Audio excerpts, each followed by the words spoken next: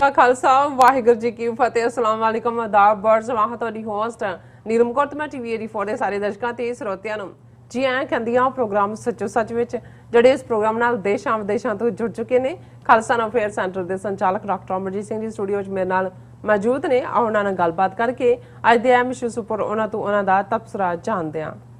ਜੀ ਡਾਕਟਰ ਸਾਹਿਬ ਵਾਹਿਗੁਰੂ ਜੀ ਕਾ ਖਾਲਸਾ ਵਾਹਿਗੁਰੂ ਜੀ ਕੀ ਫਤਿਹ। हाँ जी नीलम कौर जी ਤੁਹਾਨੂੰ ਵੀ ਤੇ ਦੁਨੀਆ ਭਰ ਚ ਬੈਠੇ ਸਾਡੇ ਬਹੁਤ ਹੀ ਪਿਆਰੇ ਸੋਹਣੇ ਸਿਆਣੇ ਟੀਵੀ 84 ਦੇ ਦਰਸ਼ਕਾਂ ਨੂੰ ਵੀ ਵਾਹਿਗੁਰੂ ਜੀ ਕਾ ਖਾਲਸਾ ਵਾਹਿਗੁਰੂ ਜੀ ਕੀ ਫਤਿਹ ਤੇ ਸਾਡੇ ਬਹੁਤ ਹੀ ਪਿਆਰੇ ਮੁਸਲਮਾਨ ਭੈਣਾਂ ਭਰਾਵਾਂ ਨੂੰ अस्सलाम वालेकुम। जी डॉक्टर साहब जी आनू प्रोग्राम सचो सच विच बहुत शुक्रिया जी। डॉक्टर साहब अज 7 सितंबर 2021 सॉरी पादू नानक शाही समत 553 ਦਾ ਦਿਨ ਹੈ ਤੇ ਡਾਕਟਰ ਸਾਹਿਬ ਪ੍ਰੋਗਰਾਮ ਸ਼ੁਰੂ ਕਰਨ ਤੋਂ ਪਹਿਲਾਂ ਅਸੀਂ ਆਪਣੇ ਦਰਸ਼ਕਾਂ ਤੇ ਸਰੋਤਿਆਂ ਨੂੰ ਹਮੇਸ਼ਾ ਤਰ੍ਹਾਂ ਦੱਸੀ ਵਿਊਅਰਸ ਜੇ ਤੁਸੀਂ ਹੱਕ ਸੱਚ ਇਨਸਾਫ ਤੇ ਪੈਰਾ ਦਿਨ ਦਾ ਇੱਕੋ ਇੱਕ ਚੈਨਲ ਟੀਵੀ 84 ਨੂੰ ਦੇਖਣਾ ਚਾਹਦੇ ਹੋ ਤਾਂ ਤੁਸੀਂ ਦੇਖ ਸਕਦੇ ਹੋ ਸਪੈਕਟਰਮ ਕੇਬਲ, ਆਸ਼ੀਨ cable, Bell Fibe cable in Canada, roku, ਚਾਦੂ ਬਾਕਸ, ਸ਼ਾਵਾ, ਫੇਸਬੁੱਕ, ਟੀਵੀ 84 ਦੀ ਐਪ ਰਾਹੀਂ online streaming and IP box ਤੇ ਤੁਸੀਂ ਟੀਵੀ 84 ਨੂੰ ਦੇਖ ਸਕਦੇ ਹੋ।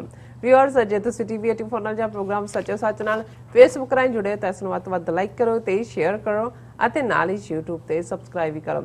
ਇਹ ਵੀ ਦੱਸ ਦਿਓ ਕਿ ਤੁਸੀਂ ਟੀਵੀ 84 ਦੀ ਐਪ ਨੂੰ ਐਂਡਰੋਇਡ ਐਂਡ ਐਪ ਸਟੋਰ ਤੇ ਡਾਊਨਲੋਡ ਕਰਕੇ ਜੋ ਟੀਵੀ 84 ਦੀ ਲਾਈਵ ਸਟ੍ਰੀਮ ਹੈ ਉਸ ਨੂੰ ਤੁਸੀਂ 24 ਆਵਰਸ ਦੇਖ ਸਕਦੇ ਹੋ। ਵਿਊਅਰਸ ਹੁਣ ਅਸੀਂ ਆਪਣੇ ਪ੍ਰੋਗਰਾਮ ਦੀ ਸ਼ੁਰੂਆਤ ਕਰਨ ਜਾ ਰਹੇ ਹਾਂ। ਪ੍ਰੋਗਰਾਮ ਦੀ ਸ਼ੁਰੂਆਤ ਦੇ ਵਿੱਚ ਆਪ ਤੁਹਾਨੂੰ ਦੱਸ ਦਈਏ ਕਿ ਅੱਜ ਦੇ ਪ੍ਰੋਗਰਾਮ ਸੱਚੋ ਸੱਚ ਨੂੰ ਸਪਾਂਸਰ ਕੀਤਾ ਗਿਆ ਹੈ ਵਰਜੀਨੀਆ ਤੋਂ ਵੀਰ ਕਰਮਬੀਰ ਸਿੰਘ ਜੀ ਵੱਲੋਂ। ਸੋ ਇਹਨਾਂ ਦਾ ਸੁਣਿਆ ਹੈ ਕਿ ਜਿਹੜੇ ਨੌਜਵਾਨ ਆ ਉਹਨਾਂ ਦੇ ਨਾਂ ਤੇ ਉਹਨਾਂ ਨੇ ਸੁਣਿਆ ਸਾਨੂੰ ਦਿੱਤਾ ਹੈ ਕਿ ਕਿਸੇ ਵੀ ਸੰਘਰਸ਼ ਵਿੱਚ ਨੌਜਵਾਨਾਂ ਦਾ ਅਹਿਮ ਜਿਹੜਾ ਯੋਗਦਾਨ ਹੁੰਦਾ ਹੈ। ਸਾਡਾ ਬਾਹਰਲੇ ਮੁਲਕਾਂ ਵਿੱਚ ਬੈਠਿਆਂ ਦਾ ਇਹ ਫਰਜ਼ ਬਣਦਾ ਹੈ ਕਿ ਅਸੀਂ ਮੋਢੀ ਭੂਮਿਕਾ ਨਿਭਾਈਏ ਅਤੇ ਸਮੇਂ ਦੇ ਹਾਣੀ ਬਣ ਕੇ ਕੌਮੀ ਸੰਘਰਸ਼ ਜਿਹੜਾ ਹੋਰ ਅਗਾਂਹ ਵਧਾਈਏ। ਸੋ ਟੀਵੀ 84 ਵੱਲੋਂ ਸਾਨੂੰ ਇਨਫੋਰਮਡ ਰੱਖਣ ਦੇ ਯਤਨਾਂ ਲਈ ਸਮੁੱਚੀ ਟੀਮ ਦਾ ਉਹਨਾਂ ਨੇ ਤਹਿ ਦਿਲੋਂ ਧੰਨਵਾਦ ਕੀਤਾ ਹੈ। ਮੈਂ ਆਪਣਾ ਦਸਵਾਂ ਜਿਹੜਾ ਕਹਿੰਦੇ ਨੇ ਕਿ ਮੈਂ ਟੀਵੀ 84 ਲਈ ਭੇਜ ਰਿਹਾ ਹਾਂ। ਸੋ ਅੱਜ ਦੀ ਸਪਾਂਸਰਸ਼ਿਪ ਲਈ ਅਸੀਂ ਕਰਮਬੀਰ ਸਿੰਘ ਜੀ ਦਾ ਤਹਿ ਦਿਲ ਤੋਂ ਸ਼ੁਕਰੀਆ ਅਦਾ ਕਰਦੇ ਹਾਂ ਔਰ ਤੁਹਾਨੂੰ ਵੀ ਅਪੀਲ ਤੇ ਬੇਨਤੀ ਕਰਦੇ ਹਾਂ ਕਿ ਤੁਸੀਂ ਵੀ ਪ੍ਰੋਗਰਾਮ ਸੱਚੋ ਸੱਚ ਨੂੰ ਵੱਧ ਤੋਂ ਵੱਧ ਸਪਾਂਸਰ ਕਰੋ। ਸਪਾਂਸਰਸ਼ਿਪ ਲਈ ਤੁਸੀਂ ਸਾਨੂੰ ਕਾਲ ਕਰ ਸਕਦੇ ਹੋ ਸਾਡੇ ਫੋਨ ਨੰਬਰ ਤੇ 5166191984 ਸੇਮ ਨੰਬਰ ਤੇ WhatsApp ਕਰ ਸਕਦੇ ਹੋ। ਤੁਸੀਂ ਸਾਨੂੰ ਈਮੇਲ ਵੀ ਕਰ ਸਕਦੇ ਹੋ info@tv84.tv ਤੇ। ਸੋ ਵਿਊਅਰਸ ਪ੍ਰੋਗਰਾਮ ਦੇ ਪਹਿਲੇ ਸੈਗਮੈਂਟ ਦੇ ਵਿੱਚ ਆਪਾਂ ਗੱਲਬਾਤ ਕਰਨ ਜਾ ਰਹੇ ਹਾਂ ਔਰ ਇਹ ਖਬਰ ਅਸੀਂ ਬੜੇ ਹੀ ਦੁਖੀ ਦਿਲ ਨਾਲ ਤੁਹਾਡੇ ਨਾਲ ਸਾਂਝੀ ਕਰਨ ਜਾ ਰਹੇ ਹਾਂ ਕਿ ਖਾਲਿਸਤਾਨੀ ਸੰਘਰਸ਼ ਵਿੱਚ ਵਿਸ਼ੇਸ਼ ਯੋਗਦਾਨ ਪਾਉਣ ਵਾਲੇ ਭੈਣ ਜੀ ਬੀਬੀ ਚਰਨਜੀਤ ਕੌਰ ਜੀ ਇਸ ਫਾਨੀ ਸੰਸਾਰ ਨੂੰ ਅਲਵਿਦਾ ਕਹਿ ਗਏ ਨੇ। ਸੋ ਉਹਨਾਂ ਦੇ ਸਮੁੱਚੇ ਪਰਿਵਾਰ ਦੀਆਂ ਜਿਹੜੀਆਂ ਖਾਲਿਸਤਾਨ ਦੇ ਸੰਘਰਸ਼ ਵਿੱਚ ਜਿਹੜੀਆਂ ਬਹੁਤ ਵੱਡੀਆਂ ਸੇਵਾਵਾਂ ਨੇ। ਸੋ ਅੱਜ ਦਾ ਜਿਹੜਾ ਸੱਚੋ ਸੱਚ ਪ੍ਰੋਗਰਾਮ ਹੈ ਉਹਨਾਂ ਦੀ ਯਾਦ ਨੂੰ ਹੀ ਸਮਰਪਿਤ ਕੀਤਾ ਜਾਏਗਾ। ਸੋ ਵਿਊਅਰਸ ਪ੍ਰੋਗਰਾਮ ਨੂੰ ਹੋਰ ਅੱਗੇ ਵਧਾਉਂਦੇ ਹਾਂ ਅੱਜ ਦੇ ਅਹਿਮ ਇਸ਼ੂ ਦੇ ਨਾਲ। ਉਸ ਦੇ ਵਿੱਚ ਆਪਾਂ ਗੱਲਬਾਤ ਕਰਨ ਜਾ ਰਹੇ ਹਾਂ ਅਫਗਾਨਿਸਤਾਨ ਦੇ ਹਵਾਲੇ ਨਾਲ ਕਿ ਤਾਲਿਬਾਨ ਨੇ ਅਫਗਾਨਿਸਤਾਨ ਵਿੱਚ ਜਿਹੜੀ ਆਰਜੀ ਸਰਕਾਰ ਦਾ ਐਲਾਨ ਕਰ ਦਿੱਤਾ ਹੈ। ਤਾਲਿਬਾਨ ਕੈਬਨਿਟ ਵਿੱਚ ਉਹ ਜੰਗਜੂ ਸ਼ਾਮਲ ਕੀਤੇ ਗਏ ਹਨ ਜਿਨ੍ਹਾਂ ਨੇ 20 ਸਾਲਾਂ ਜੰਗ ਵਿੱਚ ਮੋਹਰੀ ਕਿਰਦਾਰ ਜਿਹੜਾ ਹੈ ਉਹ ਨਿਭਾਇਆ ਹੈ। ਸੋ ਅਮਰੀਕਾ ਦੇ ਇੱਕ ਪ੍ਰਮੁੱਖ ਸੈਨੇਟਰ ਲਿੰਡਸੀ ਗ੍ਰੇਮ ਨੇ ਤਾਲਿਬਾਨ ਕੈਬਨਿਟ ਨੂੰ ਲੁੱਟ ਮਾਰ ਕਰਨ ਵਾਲੇ ਡਾਕੂਆਂ ਅਤੇ ਬੁੱਚੜਾਂ ਦੀ ਸਰਕਾਰ ਜਿਹੜਾ ਉਹ ਦੱਸਿਆ ਹੈ। ਸੋ ਇਸ ਬਾਰੇ ਆਪਾਂ ਗੱਲਬਾਤ ਕਰਨ ਜਾ ਰਹੇ ਹਾਂ। ਸੋ ਅਸੀਂ ਚਾਹਾਂਗੇ ਕਿ ਤੁਸੀਂ ਸਾਡੇ ਨਾਲ ਸਟਾਰਟਿੰਗ ਤੋਂ ਲੈ ਕੇ ਐਂਡ ਤੱਕ ਇਸੇ ਤਰ੍ਹਾਂ ਹੀ ਬਣੇ ਰਹਿਣਾ। ਦੇਖਣ ਸੁਣਨ ਲਈ ਤੁਹਾਡਾ ਸਭ ਦਾ ਬਹੁਤ ਬਹੁਤ ਸ਼ੁਕਰੀਆ ਜੀ। ਡਾਕਟਰ ਸਾਹਿਬ ਕੀ ਵਿਚਾਰਾਂ ਨੇ?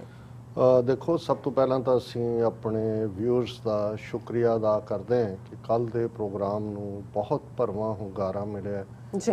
ਹਜ਼ਾਰਾਂ ਦੀ ਗਿਣਤੀ ਦੇ ਵਿੱਚ ਹਰ ਸੈਗਮੈਂਟ ਦੇ ਵਿਊਅਰ ਨੇ ਔਰ ਹਜ਼ਾਰਾਂ ਦੀ ਗਿਣਤੀ 'ਚ ਕਾਮੈਂਟ ਵੀ ਨੇ, ਸਾਨੂੰ ਲਿਖਤਾਂ ਵੀ ਵਸੂਲ ਹੋਈਆਂ। ਸੋ ਸਾਨੂੰ ਖੁਸ਼ੀ ਹੈ ਕਿ ਅਸੀਂ ਇੱਕ ਆਜ਼ਾਦਾਨਾ ਤੌਰ ਤੇ ਇਮਾਨਦਾਰੀ ਨਾਲ ਉਸ ਖਿੱਤੇ ਨੂੰ ਜਿਵੇਂ ਦੇਖਦੇ ਹਾਂ ਉਸ ਬਾਰੇ ਬਿਆਨਣ ਦੀ ਕੋਸ਼ਿਸ਼ ਕਰਦੇ ਹਾਂ ਔਰ ਸਾਡੇ ਦਰਸ਼ਕਾਂ ਵੱਲੋਂ ਕਿਉਂਕਿ ਇੰਨੀ ਜ਼ਿਆਦਾ ਮਿਸਇਨਫੋਰਮੇਸ਼ਨ ਡਿਸਇਨਫੋਰਮੇਸ਼ਨ ਹੈ।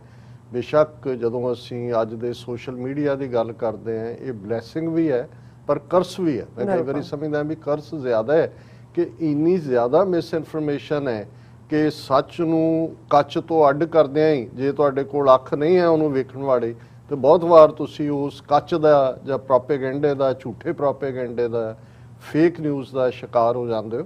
ਸਾਡੀ ਕੋਸ਼ਿਸ਼ ਹੁੰਦੀ ਹੈ ਕਿ ਅਸੀਂ ਸੱਚ ਦੀ ਤਹਿ ਤੱਕ ਪਹੁੰਚੀਏ ਔਰ ਇਸ ਪ੍ਰੋਗਰਾਮ ਜਿਸ ਦਾ ਨਾਂ ਪਿਛਲੇ 2012 ਤੋਂ ਹੀ ਜਦੋਂ ਇਹ ਪ੍ਰੋਗਰਾਮ ਸ਼ੁਰੂਆਤ ਹੋਈ 9 ਵਰੇ ਪਹਿਲਾਂ ਇਸ ਦਾ ਨਾਂ ਸੱਚੋ ਸੱਚ ਰੱਖਿਆ ਗਿਆ ਸੀ। ਜੀ ਇਹ ਵੀ ਸਾਨੂੰ ਪਤਾ ਹੈ ਕਿ ਸੱਚ ਕੌੜਾ ਹੁੰਦਾ ਹੈ। ਇਹ ਵੀ ਸਾਨੂੰ ਪਤਾ ਹੈ ਕਿ ਸੱਚ ਪੁਰਾਣਾ ਨਾ ਥੀਵੇ, ਸੱਚ ਕਦੇ ਪੁਰਾਣਾ ਨਹੀਂ ਹੁੰਦਾ। ਔਰ ਇਸ ਗੱਲ ਦਾ ਵੀ ਸਾਨੂੰ ਅਹਿਸਾਸ ਹੈ ਕਿ ਸੱਚ ਦਾ ਆਪਣਾ ਭਾਰ ਇੰਨਾ ਜ਼ਿਆਦਾ ਹੁੰਦਾ ਹੈ ਕਿ ਬਹੁਤ ਵਾਰ ਨੋ ਮੈਟਰ ਕੂੜ ਦਾ ਕਿੰਨਾ ਜ਼ੋਰ ਹੈ, ਕਿੰਨਾ ਪ੍ਰੋਪੇਗੈਂਡਾ ਹੈ, ਸੱਚ ਜਿਹੜਾ ਹੈ ਉਹ ਤੀਰ ਵਾਂਗ ਉਸ ਨੂੰ ਚੀਰ ਕੇ ਨਿਕਲ ਜਾਂਦਾ ਹੈ। ਸੋ ਅਸੀਂ ਆਪਣੇ ਦਰਸ਼ਕਾਂ ਦਾ ਸ਼ੁਕਰੀਆ ਅਦਾ ਕਰਦੇ ਹਾਂ। ਅੱਜ ਦੀ ਸਪਾਂਸਰਸ਼ਿਪ ਬੇਟਾ ਕਰਮਵੀਰ ਸਿੰਘ ਨੇ ਕੀਤੀ ਹੈ। ਬਹੁਤ ਵਾਰ ਬੇਸ਼ੱਕ ਹਿਊਮਨ ਇੰਟਰਸਟ ਸਟੋਰੀਜ਼ ਰੈਕਸ ਜਿਹਨੂੰ ਕਹਿੰਦੇ ਨੇ ਕਿ ਵੀ ਰਿਚਿਜ਼ ਟੂ ਰੈਗਸ ਔਰ ਰੈਗਸ ਟੂ ਰਿਚਿਜ਼ ਰਾਦਰ, ਦੋਨੋਂ ਤਰਫ ਦੀਆਂ ਕਹਾਣੀਆਂ ਹੁੰਦੀਆਂ ਨੇ। ਤੁਸੀਂ ਦੇਖਦੇ ਹੋ ਕਿ ਕਿਵੇਂ ਕੋਈ ਸਟਰਗਲ ਕਰਕੇ ਥੱਲਿਓਂ ਉੱਤੇ ਪਹੁੰਚਦਾ ਹੈ, ਤੇ ਕਈ ਵਾਰ ਤੁਸੀਂ ਦੇਖਦੇ ਹੋ ਕਿ ਕਿਵੇਂ ਜਿਹੜੇ ਕੋਈ ਅਸਮਾਨ ਨੂੰ ਛੂਹਣ ਵਾਲੀ ਸ਼ੋਹਰਤ ਜਾਂ ਧਨ ਦੇ ਮਾਲਕ ਨੇ ਉਹ ਕਿਵੇਂ ਹੋਮਲੈਸ ਹੋ ਜਾਂਦੇ ਨੇ, ਕਿਵੇਂ ਗਲੀਆਂ 'ਚ ਰੁਲਦੇ ਨੇ। ਪਰ ਸਭ ਤੋਂ ਇੰਪੋਰਟੈਂਟ ਮੈਂ ਦੇਖਦਾ ਹੈ ਕਿ ਜੇ ਕੋਈ ਤਾਕਤ ਹੈ, ਨਾ ਧਨ ਦੀ ਹੈ, ਨਾ ਸ਼ੋਹਰਤ ਦੀ ਹੈ, ਨਾ ਬਰਾਦਰੀ ਭਾਈਚਾਰੇ ਦੀ ਹੈ, ਨਾ ਕੋਈ ਹੋਰ ਵੱਡੇ ਵੱਡੇ ਜਿਹੜੇ ਹੈ ਤੁਹਾਡੇ ਕੋਈ ਦਾਅਵਿਆਂ ਦੀ ਹੈ, ਸਭ ਤੋਂ ਵੱਡੀ ਸਟਰੈਂਥ ਹਿਊਮਨ ਸੋਲ ਦੀ ਹੈ, ਇਨਸਾਨੀ ਰੂਹ ਦੀ ਹੈ। ਔਰ ਇਨਸਾਨੀ ਰੂਹ ਜੇ ਰੱਬ ਦੇ ਨਾਲ ਜੁੜੀ ਹੋਈ ਹੈ, ਫੇਥ ਨਿਸ਼ਚਾ ਕਿੱਥੋਂ ਨਿਕਲਦਾ ਹੈ? ਰੱਬ ਚੋਂ ਨਿਕਲਦਾ ਹੈ। ਤੁਸੀਂ ਜਦੋਂ ਰੱਬ ਦੇ ਉੱਤੇ ਇਤਕਾਦ ਕਰਦੇ ਹੋ, ਫਿਰ ਤੁਸੀਂ ਹਿੰਮਤ ਦੇ ਨਾਲ ਜਦੋਂ ਜ਼ਿੰਦਗੀ ਦੇ ਸਫ਼ਰ ਦੇ ਉੱਤੇ ਗਾਮਜ਼ਨ ਹੁੰਦੇ ਹੋ ਤੇ ਰੱਬ ਮਿਹਰਾਂ ਕਰਦਾ ਹੈ, ਬਖਸ਼ਿਸ਼ਾਂ ਕਰਦਾ ਹੈ, ਰੱਬ ਤੁਹਾਨੂੰ ਜਿਹੜਾ ਹੈ ਉਹ ਕਾਮਯਾਬ ਕਰਦਾ ਹੈ। ਕਰਮਵੀਰ ਸਿੰਘ ਉਸ ਪਰਿਵਾਰ ਨਾਲ ਸੰਬੰਧਿਤ ਨੇ ਜਿਨ੍ਹਾਂ ਦੇ ਨਾਲ ਲਗਭਗ 18 ਸਾਲ ਦੀ ਸਾਂਝ ਕੱਲੀ ਇੱਕ ਨਹੀਂ ਕਿ ਇੱਕ ਦੋਸਤਾਨਾ ਜਾਂ ਮਿੱਤਰਾਨਾ ਜਿਸ ਘਰ ਦਾ ਅਣਜਲ ਅਸੀਂ ਜਿਹੜਾ ਉਹ ਖਾਧਾ ਭਾਈ ਨਰਿੰਦਰ ਸਿੰਘ। ਔਰ ਜ਼ਾਹਰ ਹੈ ਕਿ ਉਹਨਾਂ ਦੇ ਬ੍ਰਦਰ ਇਨ ਲਾ ਸਤਵਿੰਦਰ ਸਿੰਘ ਜਿਨ੍ਹਾਂ ਨੂੰ ਪਿਆਰ ਨਾਲ ਫੂਲਾ ਸਿੰਘ ਕਿਹਾ ਜਾਂਦਾ ਸੀ, ਜਦੋਂ ਪਹਿਲੀ ਵਾਰ ਮੈਂ ਵਾਸ਼ਿੰਗਟਨ ਗਿਆ 90 ਦੇ ਮੁੱਢਲੇ ਵਰਿਆਂ ਦੀ ਗੱਲ ਹੈ, ਤੇ ਵੱਡੇ ਵੱਡੇ ਇਕੱਠ 80 90 100 ਬੰਦਾ ਕੋਈ 에ਅਰਪੋਰਟ ਤੇ ਲੈਣ ਆ ਰਹੇ ਨੇ, ਕੋਈ ਵੱਡੇ ਵੱਡੇ ਇਕੱਠ ਭਾਈ ਨਰਿੰਦਰ ਸਿੰਘ ਹੋਰਾਂ ਦੇ ਐਫਰਟ ਦੇ ਨਾਲ ਵੀ।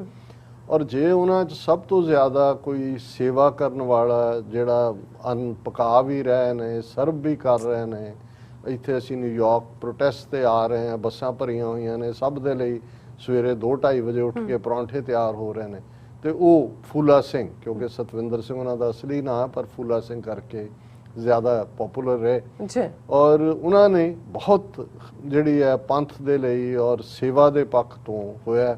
ਫਿਰ ਮੇਰੇ ਦੇਖਦਿਆਂ ਹੀ ਉਹਨਾਂ ਦੀ ਸਿੰਘਣੀ ਬੀਬੀ ਪਰਮਜੀਤ ਕੌਰ ਉਹ ਪੰਜਾਬ ਤੋਂ ਆਏ ਲੰਬੀ ਇੰਤਜ਼ਾਰ ਤੋਂ ਬਾਅਦ।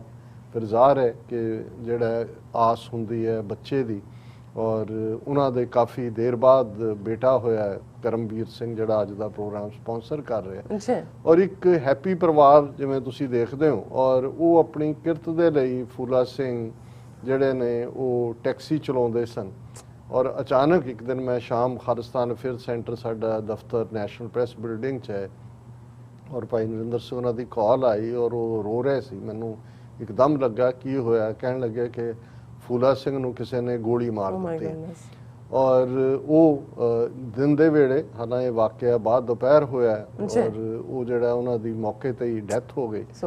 ਤੇ ਕਰਮਵੀਰ ਸਿੰਘ 16 ਮਹੀਨੇ ਦਾ ਸੀ। ਹੁਣ ਤੁਸੀਂ ਲਾਓ ਅੰਦਾਜ਼ਾ ਕਿ ਵੀ ਉਸ ਬੀਬੀ ਲਈ, ਪਰਮਜੀਤ ਕੌਰ ਲਈ, ਪਰਿਵਾਰ ਲਈ ਕਿੰਨਾ ਵੱਡਾ ਇਹ ਚੈਲੰਜ ਸੀ ਕਿ ਅਜੇ ਤਾਂ, ਔਰ ਬੱਚੇ ਲਈ ਕਿੱਥੋਂ ਉਹਨੇ ਆਪਣੀ ਜ਼ਿੰਦਗੀ ਸ਼ੁਰੂ ਕਰਨੀ ਸੀ। ਪਰ ਮੈਂ ਜਦੋਂ ਇਹ ਕਹਿੰਦਾ ਹਾਂ ਵੀ ਰੱਬ ਦੇ ਉੱਤੇ ਨਿਸ਼ਚਾ ਔਰ ਫੇਥ, ਉਦੋਂ ਪਰਮਜੀਤ ਕੌਰ ਨਾ ਉਹਨਾਂ ਨੂੰ ਡਰਾਈਵਿੰਗ ਆਉਂਦੀ ਸੀ, ਨਾ ਕੋਈ ਬਿਲਕੁਲ ਘਰ ਵਾਲਾ। ਹਾਲਾਂ ਉਹਨਾਂ ਨੇ ਗ੍ਰੈਜੂਏਸ਼ਨ ਆਪਣੀ ਕੀਤੀ ਹੋਈ ਹੈ ਉੱਥੋਂ ਜਲੰਧਰੋਂ KMV ਤੋਂ ਸ਼ਾਇਦ। ਔਰ ਉਸ ਸਾਰੇ ਪੀਰੀਅਡ 'ਚ ਮੈਂ ਇਹ ਦੇਖਦਾ ਹਾਂ ਕਿ ਕਿਵੇਂ ਇੱਕ, ਔਰ ਇਹ ਇੱਕ ਝਟਕਾ ਸੀ ਸਾਰੀ ਕੌਮ ਦੇ ਪੱਖ ਤੋਂ ਹੀ ਅਮਰੀਕਾ ਭਰ ਜਦੋਂ ਉਹਨਾਂ ਦਾ ਫੂਲਾ ਸਿੰਘ ਹੋਰਾਂ ਦੀ ਅਰਦਾਸ ਹੋਈ, ਸੈਂਕੜਿਆਂ ਦੀ ਗਿਣਤੀ 'ਚ ਦੂਰ ਦੁਰਾਡਿਓਂ ਫਲਾਈ ਕਰਕੇ ਸਾਰੇ ਪਹੁੰਚੇ। ਹਰ ਇੱਕ ਦਾ ਸੀ ਵੀ ਅਸੀਂ ਕਿਵੇਂ ਮਦਦ ਕਰਨੀ ਹੈ। ਪਰ ਮੈਂ ਸਮਝਦਾ ਹਾਂ ਵੀ ਜਿੱਥੇ ਭਾਈ ਨਰਿੰਦਰ ਸਿੰਘ ਉਹਨਾਂ ਦੇ ਪਰਿਵਾਰ ਦੀ ਹਿੰਮਤ ਸੀ, ਔਰ ਬੀਬੀ ਪਰਮਜੀਤ ਕੌਰ ਦੇ ਸਾਹਮਣੇ ਵੀ ਚੋਇਸ ਸੀ, ਉਹ ਆਪਣੀ ਨਵੀਂ ਜ਼ਿੰਦਗੀ ਸ਼ੁਰੂ ਕਰ ਸਕਦੇ ਸੀ, ਦੁਬਾਰਾ ਵਿਆਹ ਕਰਾਉਣ ਦੇ ਲਈ ਵੀ ਜਿਹੜਾ ਉਹਨਾਂ ਦੇ ਉੱਤੇ ਯੰਗ ਸੀ। ਲੇਕਿਨ ਉਹਨਾਂ ਨੇ ਕਿਹਾ ਵੀ ਨਹੀਂ, ਮੈਂ ਆਪਣੇ ਬੱਚੇ ਦੀ ਖਾਤਰ ਜੀਵਾਂਗੀ ਔਰ ਮੈਂ ਹੋਰ ਕਿਸੇ ਨੂੰ ਹੋਰ ਮੇਰੀ ਹੁਣ ਕੋਈ ਪ੍ਰਾਇੋਰਟੀ ਨਹੀਂ ਹੈ ਜੀ। ਔਰ ਜਿਵੇਂ ਉਹਨਾਂ ਨੇ ਲੱਕ ਬੰਨ ਕੇ ਫਿਰ ਡਰਾਈਵਿੰਗ ਵੀ ਸਿੱਖੀ, 7-11 ਤੇ ਕੰਮ ਸ਼ੁਰੂ ਕੀਤਾ ਔਰ ਹੌਲੀ ਹੌਲੀ ਹੌਲੀ ਬੱਚੇ ਨੂੰ ਵੀ ਪਾਲਿਆ। ਕਰਮਵੀਰ ਸਿੰਘ ਜਿਹੜਾ ਸਾਡੇ ਉਸ ਸਾਰੀ ਸੰਗਤ ਦੇ ਵਿੱਚ ਹੀ ਪਲਿਆ। ਮੇਰੇ ਨਾਲ ਸਾਥੀ ਸ਼ੇਖ ਸਾਹਿਬ, ਉਹ ਵੀ ਉਹਨੂੰ ਬਹੁਤ ਪਿਆਰ ਕਰਦੇ ਸੀ।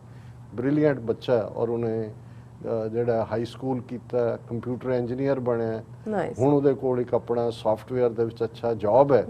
ਔਰ ਉਹਨੇ ਜਦੋਂ ਇਹ ਆਪਣਾ ਦਸਵੰਧ ਕੀਤਾ ਹੈ ਤੇ ਮੇਰੇ ਸਾਹਮਣੇ ਇਹ ਸਾਰਾ ਜਿਹੜਾ ਹੁਣ ਤਾਂ 18 ਸਾਲ ਇਕੱਲੇ ਵਾਸ਼ਿੰਗਟਨ 'ਚ ਸੀ, ਤੁਸੀਂ ਉਹਦੇ 'ਚ ਜੋੜ ਲਓ 6-7 ਸਾਲ, ਤੇ ਮੇਰੇ ਸਾਹਮਣੇ ਉਹ ਸਾਰਾ ਇੱਕ ਇੱਕ ਉਸ ਦੇ ਉਹ ਛੋਟੇ ਛੋਟੇ ਕਦਮ ਬੱਚੇ ਦੇ 16 ਮਹੀਨੇ ਦਾ ਬੱਚਾ ਤਾਂ ਕ੍ਰੋਲਿੰਗ ਚੋਂ ਹੀ ਨਿਕਲਿਆ ਹੁੰਦਾ ਅਜੇ। ਔਰ ਇਹ ਸਾਰੀ ਸਟਰਗਲ ਜਿਵੇਂ ਭਾਈ ਨਰਿੰਦਰ ਸਿੰਘ ਹੋਰਾਂ ਦੀ ਫੈਮਿਲੀ ਨੇ ਔਰ ਬੀਬੀ ਪਰਮਜੀਤ ਕੌਰ ਹੋਰਾਂ ਨੇ, ਫਿਰ ਉਹਨਾਂ ਦੇ ਮਦਰ ਇਨ ਲਾ ਗੁਰਬਾਲ ਕੌਰ ਜਿਹੜੇ ਹੁਣ ਦੁਨੀਆ ਤੋਂ ਚਲੇ ਗਏ, ਉਹ ਵੀ ਲੱਕ ਬੰਨ ਕੇ ਆ ਕੇ ਖਲੋ ਗਏ। ਔਰ ਬਾਅਦ ਦੇ ਵਿੱਚ ਹੁਣ ਪਿਛਲੇ ਪੀਰੀਅਡ ਤੋਂ ਕਰਮਵੀਰ ਦੇ ਨਾਨੀ ਜੀ, ਉਹ ਵੀ ਉਹਨਾਂ ਦੇ ਨਾਲ ਨੇ। ਔਰ ਇਸ ਸਾਰੇ ਪੀਰੀਅਡ 'ਚ ਮੈਂ ਦੇਖਿਆ ਕਿ ਹਿੰਮਤ ਔਰ ਰੱਬ ਦੇ ਉੱਤੇ ਸਿਦਕ ਭਰੋਸਾ ਕੀ ਹੁੰਦਾ ਹੈ। ਹੁਣ ਬੀਬੀ ਪਰਮਜੀਤ ਕੌਰ ਇਹੀ ਨਹੀਂ ਕਿ ਬਈ ਉਹਨਾਂ ਨੇ ਆਪਣਾ ਹੈਲਥ ਦੇ ਫੀਲਡ ਦੇ ਵਿੱਚ ਔਰ ਇਸ ਵੇਲੇ ਤਾਂ ਇੱਕ ਪੂਰਾ ਜਿਵੇਂ ਬਜ਼ੁਰਗਾਂ ਦੀ ਮੇਨਟੇਨ ਜਿਹੜਾ ਉਹਨਾਂ ਨੂੰ ਦੀ ਟੇਕ ਕੇਅਰ ਕਰਨਾ ਹੁੰਦਾ, ਉਸ ਕਿਸਮ ਦੀ ਉਹਨਾਂ ਨੇ ਆਪਣੀ ਕੰਪਨੀ ਬਣਾਈ ਹੋਈ ਹੈ ਔਰ ਸਕਸੈਸਫੁਲ ਕਾਰੋਬਾਰੀ ਨੇ। ਮੈਂ ਪਿਛਲੇ ਵਕਤ ਜਦੋਂ ਵਾਸ਼ਿੰਗਟਨ ਗਿਆ ਤੇ ਨਵੀਂ ਗੱਡੀ ਜਿਹੜੀ ਉਹਨਾਂ ਨੇ ਲਈ ਚੇਚਾ ਲੈ ਕੇ ਗਏ, ਨਹੀਂ ਸਭ ਤੋਂ ਪਹਿਲਾਂ ਤੁਹਾਨੂੰ ਦੱਸਣਾ ਹੈ। ਔਰ ਜਿਵੇਂ ਹੁੰਦਾ ਮੇਰੇ ਲਈ ਤਾਂ ਉਹ ਪਰਿਵਾਰ ਜਿਹੜਾ ਆਪਣਾ ਪਰਿਵਾਰ ਹੈ। ਸੋ ਮੈਂ ਇਹ ਮਹਿਸੂਸ ਕਰਦਾ ਕਿ ਜਿਹੜਾ ਫੇਥ ਔਰ ਭਰੋਸਾ ਬਹੁਤ ਵੱਡੀ ਤਾਕਤ ਹੈ। ਔਰ ਬਹੁਤ ਵਾਰ ਸਾਨੂੰ ਜਦੋਂ ਕੋਈ ਜ਼ਿੰਦਗੀ ਦੇ ਵਿੱਚ ਭਾਣਾ ਵਾਪਰਦਾ ਹੈ, ਸਾਨੂੰ ਲੱਗਦਾ ਹੈ ਵੀ ਅਸੀਂ ਲੁੱਟੇ ਗਏ, ਸਾਡੇ ਪੱਲੇ ਸਾਡੀ ਕਿਸਮਤ। ਪਰ ਜੇ ਹਿੰਮਤ ਰਹੇ ਤੇ ਹਿੰਮਤ ਜਿਹੜੀ ਅਲਟੀਮੇਟਲੀ ਤੁਹਾਨੂੰ ਕਿੱਥੇ ਲੈ ਕੇ, ਔਰ ਹਿੰਮਤ ਫੇਥ ਚੋਂ ਨਿਕਲਦੀ ਹੈ। ਔਰ ਮੈਂ ਬੇਟਾ ਕਰਮਵੀਰ ਸਿੰਘ ਦਾ ਜਿਹੜਾ ਹੁਣ ਥੈਂਕ ਯੂ ਕਹਾਂ ਲਫ਼ਜ਼ ਕੀ ਕਹਾਂ, ਪਰ ਜ਼ਾਹਰ ਹੈ ਕਿ ਮੇਰੇ ਲਈ ਇਹ ਇੱਕ ਕਾਮਯਾਬੀ ਦੀ ਕਹਾਣੀ ਮੈਨੂੰ ਬਹੁਤ ਸਕੂਨ ਦਿੰਦੀ ਹੈ ਕਿ ਔਰ ਕਿਵੇਂ ਉਹਨਾਂ ਨੇ ਜ਼ਿੰਦਗੀ ਦੀਆਂ ਇਹ ਸਾਰੀਆਂ ਹਾਰਡਸ਼ਿਪਸ ਨੂੰ ਫੇਸ ਕੀਤਾ ਹੈ ਸਾਰੇ ਪਰਿਵਾਰ ਨੇ। ਔਰ ਅਸੀਂ ਸਾਰੇ ਹੀ ਪਰਿਵਾਰ ਦਾ ਸ਼ੁਕਰੀਆ ਅਦਾ ਕਰਦੇ ਹਾਂ। ਦੂਸਰਾ, ਜਦੋਂ ਅਸੀਂ ਸੋਗਵਾਰ ਗੱਲ ਕਰਦੇ ਹਾਂ, ਵੀਰ ਸਤਨਾਮ ਸਿੰਘ ਹੋਰਾਂ ਦੀ ਕਾਲ ਟੋਰਾਂਟੋ ਤੋਂ ਆਈ ਔਰ ਆਮ ਗੱਲਬਾਤ ਕਰਕੇ ਉਹਨਾਂ ਨੇ ਕਿਹਾ ਜੀ ਇੱਥੇ ਪੰਥਕ ਹਲਕਿਆਂ ਦੇ ਵਿੱਚ ਬੜੀ ਸੋਗ ਦੀ ਲਹਿਰ ਹੈ ਕਿ ਬੀਬੀ ਚਰਨਜੀਤ ਕੌਰ ਚੜਾਈ ਕਰ ਗਏ ਨੇ। ਔਰ ਉਹਨਾਂ ਨੇ ਜਦੋਂ ਮੈਂਸ਼ਨ ਕੀਤਾ, ਜ਼ਾਹਰ ਹੈ ਮੈਂ ਖਬਰ ਤਾਂ ਸਵੇਰੇ ਦੇਖ ਲਈ ਸੀ, ਮੈਂ ਕਿਹਾ ਵੀ ਮੈਂ ਸੋਸ਼ਲ ਮੀਡੀਆ ਤੇ ਦੇਖਿਆ ਔਰ ਹੁਣ ਸਾਡੀਆਂ ਬਹੁਤ ਸਾਰੀਆਂ ਮਜਬੂਰੀਆਂ ਨੇ। ਬਿਲਕੁਲ ਕਿ ਬਹੁਤ ਸਾਰੇ ਉਹ ਵੱਡੇ ਕਿਰਦਾਰ ਜਿਨ੍ਹਾਂ ਦਾ ਬਹੁਤ ਵੱਡਾ ਯੋਗਦਾਨ ਹੈ, ਉਹਨਾਂ ਨੂੰ ਅਸੀਂ ਪਬਲਿਕ ਪਲੇਟਫਾਰਮ ਤੋਂ ਡਿਸਕਸ ਵੀ ਨਹੀਂ ਕਰ ਸਕਦੇ। ਉਹਦਾ ਕਾਰਨ ਸਿਕਿਉਰਿਟੀ ਰੀਜ਼ਨਸ ਵੀ, ਅਸੀਂ ਦੂਸਰਿਆਂ ਨੂੰ ਵੀ ਜਿਹੜੇ ਨੇ ਉਹਨਾਂ ਨੂੰ ਉਸ ਕਿਸੇ ਹੋਰ ਮੁਸ਼ਕਲ 'ਚ ਨਹੀਂ ਪਾਉਣਾ ਚਾਹੁੰਦੇ। ਪਰ ਮੈਂ ਇੰਨਾ ਕੁ ਦੱਸ ਸਕਦਾ ਕਿ ਮੈਂ ਇੱਕ ਵਾਰ ਉਹਨਾਂ ਨਾਲ ਜਦੋਂ ਕੈਨੇਡਾ ਦੇ ਵਿੱਚ ਮੁਲਾਕਾਤ ਹੋਈ, ਉਹਨਾਂ ਦੇ 2 ਛੋਟੇ ਬੱਚੇ ਸੀ ਔਰ ਕਿੰਨੀ ਡੈਡੀਕੇਸ਼ਨ ਦੇ ਨਾਲ ਬੀਬੀ ਚਰਨਜੀਤ ਕੌਰ ਔਰ ਉਹਨਾਂ ਦੀ ਫੈਮਿਲੀ ਦਾ ਬਹੁਤ ਵੱਡਾ ਯੋਗਦਾਨ ਹੈ। ਉਹਨਾਂ ਦੇ ਦੋਨੋਂ ਹੀ ਜੀਆਂ ਨੇ, ਹੁਣ ਤਾਂ ਉਹ ਜਲਾਵਤਨੀ ਦੇ ਵਿੱਚ ਹੀ ਮੁਲਕੋਂ ਦੂਰ, ਕੈਨੇਡਾ ਤੋਂ ਵੀ ਦੂਰ, ਜਿੱਥੇ ਉਹਨਾਂ ਨੇ ਚੜ੍ਹਾਈ ਕੀਤੀ ਹੈ। ਲੇਕਿਨ ਕਿਵੇਂ ਇਹਨਾਂ ਦਾ ਜਿਹੜਾ ਪਿੰਡ ਜੰਮੂ ਦੇ ਨੇੜੇ ਸਿੰਬਲ ਕੈਂਪ, ਔਰ ਇਹ ਸਿੰਬਲ ਕੈਂਪ ਲਫ਼ਜ਼ ਆਪਣੇ ਆਪ 'ਚ ਹੀ ਦੱਸਦਾ ਹੈ ਕਿ 47 ਦੇ ਪੀਰੀਅਡ 'ਚ ਜਿਹੜੇ ਜਿੱਥੇ ਅੱਜ ਆਜ਼ਾਦ ਕਸ਼ਮੀਰ ਹੈ, ਉਹਨਾਂ ਇਲਾਕਿਆਂ 'ਚੋਂ ਜਿਹੜੇ ਉਜੜ ਕੇ ਸਿੱਖ ਆਏ, ਜਿਨ੍ਹਾਂ ਦੇ ਵਿੱਚ ਮੁਜ਼ੱਫਰਾਬਾਦ ਤੋਂ, ਬਾਗ ਤੋਂ, ਰਾਵਲਾਕੋਟ ਤੋਂ, ਪੁੰਛ ਤੋਂ, ਉਹ ਬਹੁਤ ਸਾਰੇ ਜਿਹੜੇ ਨੇ ਜੰਮੂ ਦੇ ਨੇੜੇ ਤੇੜੇ ਕੈਂਪਾਂ ਦੇ ਵਿੱਚ ਸੈਟਲ ਕੀਤੇ ਗਏ। ਔਰ ਇਹ ਸਿੰਬਲ ਕੈਂਪ ਨਾਂ ਦੀ ਥਾਂ ਜਿੱਥੇ ਕਿ ਇਹਨਾਂ ਦਾ ਪਰਿਵਾਰ ਵੀ ਸੈਟਲ ਹੋਇਆ। ਔਰ ਮੈਨੂੰ ਵੀ ਸਿੰਬਲ ਕੈਂਪ ਮੈਨੂੰ ਜਾਣ ਦਾ ਮੌਕਾ ਆਪਣੇ ਅਰਲੀ ਡੇਜ਼ 'ਚ ਮਿਲਿਆ ਹੋਇਆ ਔਰ ਬੜੀ ਡੈਡੀਕੇਸ਼ਨ ਵਾਲੇ, ਕਿਉਂਕਿ ਜਿਹੜੇ ਸਾਰੇ ਆਜ਼ਾਦ ਕਸ਼ਮੀਰ 'ਚੋਂ ਆਏ ਸਿੱਖ ਜਾਂ ਅੱਜ ਵੀ ਜਿਹੜੇ ਕਸ਼ਮੀਰ 'ਚ ਸਿੱਖ ਨੇ, ਉਹ ਗੁਰੂ ਨਾਲ ਜੁੜੇ ਹੋਏ ਪੂਰੇ 5 ਕਕਾਰੀ ਰੂਪ ਸਿੱਖੀ ਸਰੂਪ ਦੇ ਵਿੱਚ ਉਹਨਾਂ ਦਾ। ਲੇਕਿਨ ਉਹਨਾਂ 'ਚੋਂ ਅੱਗੋਂ ਜੇ ਅਸੀਂ ਖਾਲਿਸਤਾਨ ਦੀ ਸਟਰਗਲ ਦੀ ਗੱਲ ਕਰੀਏ ਤੇ ਜੰਮੂ ਕਸ਼ਮੀਰ ਦੇ ਸਿੱਖ ਨੌਜਵਾਨਾਂ ਦੀ ਬਹੁਤ ਵੱਡੀ ਉਹਦੇ 'ਚ ਕੰਟਰੀਬਿਊਸ਼ਨ ਹੈ। ਬਰਾਬਰ ਉਹ ਇਸ ਸੰਘਰਸ਼ ਦਾ ਸਿਰਫ ਹਿੱਸਾ ਹੀ ਨਹੀਂ, ਜੇ 2-3 ਏਅਰ ਹਾਈਜੈਕਿੰਗ ਜਿਹੜੀਆਂ ਹੋਈਆਂ, ਜਿਹੜੇ ਜਹਾਜ਼ ਉਹ ਲੈ ਕੇ ਪਾਕਿਸਤਾਨ ਗਏ, ਉਹਦੇ 'ਚ 2 'ਚ ਐਕਸਕਲੂਸਿਵਲੀ ਜੰਮੂ ਕਸ਼ਮੀਰ ਦੇ ਹੀ ਸਿੱਖ ਨੌਜਵਾਨ ਸੀ ਜੀ। ਔਰ ਇਵੇਂ ਹੀ ਜਿਹੜੇ ਬੀਬੀ ਚਰਨਜੀਤ ਕੌਰ ਉਹਨਾਂ ਦੇ ਹਸਬੈਂਡ ਜਿਹੜੇ ਉੱਥੇ ਵੀ ਉਹਨਾਂ ਦੀ ਵੱਡੀ ਕੰਟਰੀਬਿਊਸ਼ਨ ਸੀ। ਬਾਅਦ ਦੇ ਵਿੱਚ ਇੱਕ ਬੰਬੇ ਦੀ ਜੇਲ੍ਹ 'ਚ ਉਹਨਾਂ ਨੂੰ ਕਿਤੇ ਰੱਖਿਆ ਸੀ, ਕਿਵੇਂ ਜੇਲ੍ਹ ਤੋੜ ਕੇ ਉਹ ਦੌੜੇ ਔਰ ਫਿਰ ਉਹਨਾਂ ਨੇ ਕਿਵੇਂ ਆਪਣੀਆਂ ਸੇਵਾਵਾਂ ਨਿਭਾਈਆਂ, ਉਹ ਮੈਨੂੰ ਇਜਾਜ਼ਤ ਨਹੀਂ ਹੈ ਕਿ ਮੈਂ ਉਹਨਾਂ ਨੂੰ ਡਿਸਕਸ ਕਰ ਸਕਾਂ। ਲੇਕਿਨ ਇਸ ਸਾਰੇ ਪੀਰੀਅਡ 'ਚ ਜਿਵੇਂ ਪਰਿਵਾਰ ਸਫ਼ਰ ਕਰਦੇ ਨੇ, ਛਾਪਿਆਂ ਤੇ ਛਾਪੇ ਪੁਲਿਸ ਦੇ, ਔਰ ਇਹਨਾਂ ਨੇ ਬੀਬੀ ਚਰਨਜੀਤ ਕੌਰ ਜਿੱਥੇ ਉਹਨਾਂ ਨੇ ਆਪਣੇ ਹਸਬੈਂਡ ਦਾ ਸਾਥ ਦਿੱਤਾ, ਬੱਚਿਆਂ ਨੂੰ ਲੈ ਕੇ ਕਿਸ ਕਿਸਮ ਦੀਆਂ ਤੰਗਦਸਤੀਆਂ ਦੀ ਜ਼ਿੰਦਗੀ ਗੁਜ਼ਾਰੀ। ਔਰ ਇਹੀ ਨਹੀਂ, ਜਦੋਂ ਭਾਈ ਹਰਜਿੰਦਰ ਸਿੰਘ ਜਿੰਦਾ, ਭਾਈ ਸੁਖਦੇਵ ਸਿੰਘ ਸੁੱਖਾ ਪੂਨਾ ਜੇਲ੍ਹ ਵਿੱਚ ਸਨ, ਬਿਲਕੁਲ ਉਹਨਾਂ ਦੇ ਨਾਲ ਰਾਬਤਾ ਕਾਇਮ ਕੀਤਾ, ਚਿੱਠੀ ਪੱਤਰ, ਮੇਲ ਮੁਲਾਕਾਤ। ਔਰ ਇਹ ਜਨਰਲ ਵੈਦਿਆ ਕੇਸ ਦੇ ਵਿੱਚ ਜਿੰਦੇ ਸੁੱਖੇ ਦੇ ਨਾਲ ਇੱਕ ਹੋਰ ਭਾਈ ਨਿਰਮਲ ਸਿੰਘ ਨਿੰਮਾ ਨੌਜਵਾਨ, ਜਿਨ੍ਹਾਂ ਦੀ ਜ਼ਾਹਰਾ ਤੌਰ ਤੇ ਇੱਕ ਵੱਡੀ ਦੇਣ ਹੈ, ਲੇਕਿਨ ਉਹਨਾਂ ਨੂੰ ਪਹਿਲੇ ਸੈਸ਼ਨ ਜੱਜ ਜਿਹੜੀ ਹੀਅਰਿੰਗ 'ਚ ਤਾਂ ਉਹਨਾਂ ਨੂੰ ਵੀ ਜਿਹੜੀ ਹੈ ਸਜ਼ਾਏ ਮੌਤ ਦਿੱਤੀ ਗਈ ਸੀ, ਲੇਕਿਨ ਉੱਪਰ ਅਪੀਲ ਕੋਰਟ ਦੇ ਵਿੱਚ ਉਹ ਬਰੀ ਹੋ ਗਏ। ਔਰ ਉਹਨਾਂ ਨੇ ਬੀਬੀ ਚਰਨਜੀਤ ਕੌਰ ਉਹਨਾਂ ਦੀ ਭੈਣ ਜਿਹੜੀ ਹੈ ਉਸ ਦਾ ਵਿਆਹ ਉਹਨਾਂ ਦੇ ਨਾਲ ਨਿਰਮਲ ਸਿੰਘ ਨਿੰਮਾ ਨਾਲ ਕੀਤਾ, ਕਿਉਂਕਿ ਇਹ ਜਦੋਂ ਅਸੀਂ ਇਸ ਜੁਝਾਰੂ ਲਹਿਰ ਦੇ ਬਹੁਤ ਸਾਰੇ ਵਾਕਿਆ ਦੇਖਾਂਗੇ ਔਰ ਆਉਣ ਵਾਲੇ ਪੀਰੀਅਡ ਜਦੋਂ ਇਹ ਹਿਸਟਰੀ ਲਿਖੀ ਜਾਏਗੀ ਕਿ ਕਿਵੇਂ ਕਿਸ ਕਿਸਮ ਦੇ ਜਫਰ ਜਾਲੇ ਨੇ ਔਰ ਕਿਵੇਂ ਭੈਣ ਜੀ ਚਰਨਜੀਤ ਕੌਰ ਆਪਣੇ ਬੱਚਿਆਂ ਦੇ ਨਾਲ ਕੈਨੇਡਾ ਪਹੁੰਚੇ। ਪਰ ਜਿਹੜਾ ਤੁਹਾਡਾ ਇਸ਼ਕ ਹੁੰਦਾ ਹੈ, ਜਿਹਦੇ ਨਾਲ ਜਿਸ ਕਾਜ਼ ਲਈ ਤੁਸੀਂ ਤੁਰਦੇ ਹੋ, ਉਹਦੇ ਨਾਲ ਤੁਸੀਂ ਹਮੇਸ਼ਾ ਜੁੜੇ ਰਹਿੰਦੇ ਹੋ, ਤੇ ਫਿਰ ਉਹ ਹਕੂਮਤਾਂ ਅਮਰੀਕਾ ਹੋਏ, ਕੈਨੇਡਾ ਹੋਏ, ਉਸ ਸਾਰੇ 'ਚੋਂ ਤੁਹਾਨੂੰ ਟਿਕਣ ਨਹੀਂ ਦਿੰਦੀਆਂ। ਔਰ ਜ਼ਾਹਰ ਹੈ ਕਿ ਉਹ ਆਪਣਾ ਸੇਵਾਵਾਂ ਵੀ ਨਿਭਾ ਰਹੇ ਸੀ, ਜਿਨ੍ਹਾਂ ਨੂੰ ਮੈਂ ਸਮਝਦਾ ਵੀ ਜਿਹੜਾ ਇੱਕ ਯੂਨੀਕ ਪਾਰਟ ਹੈ।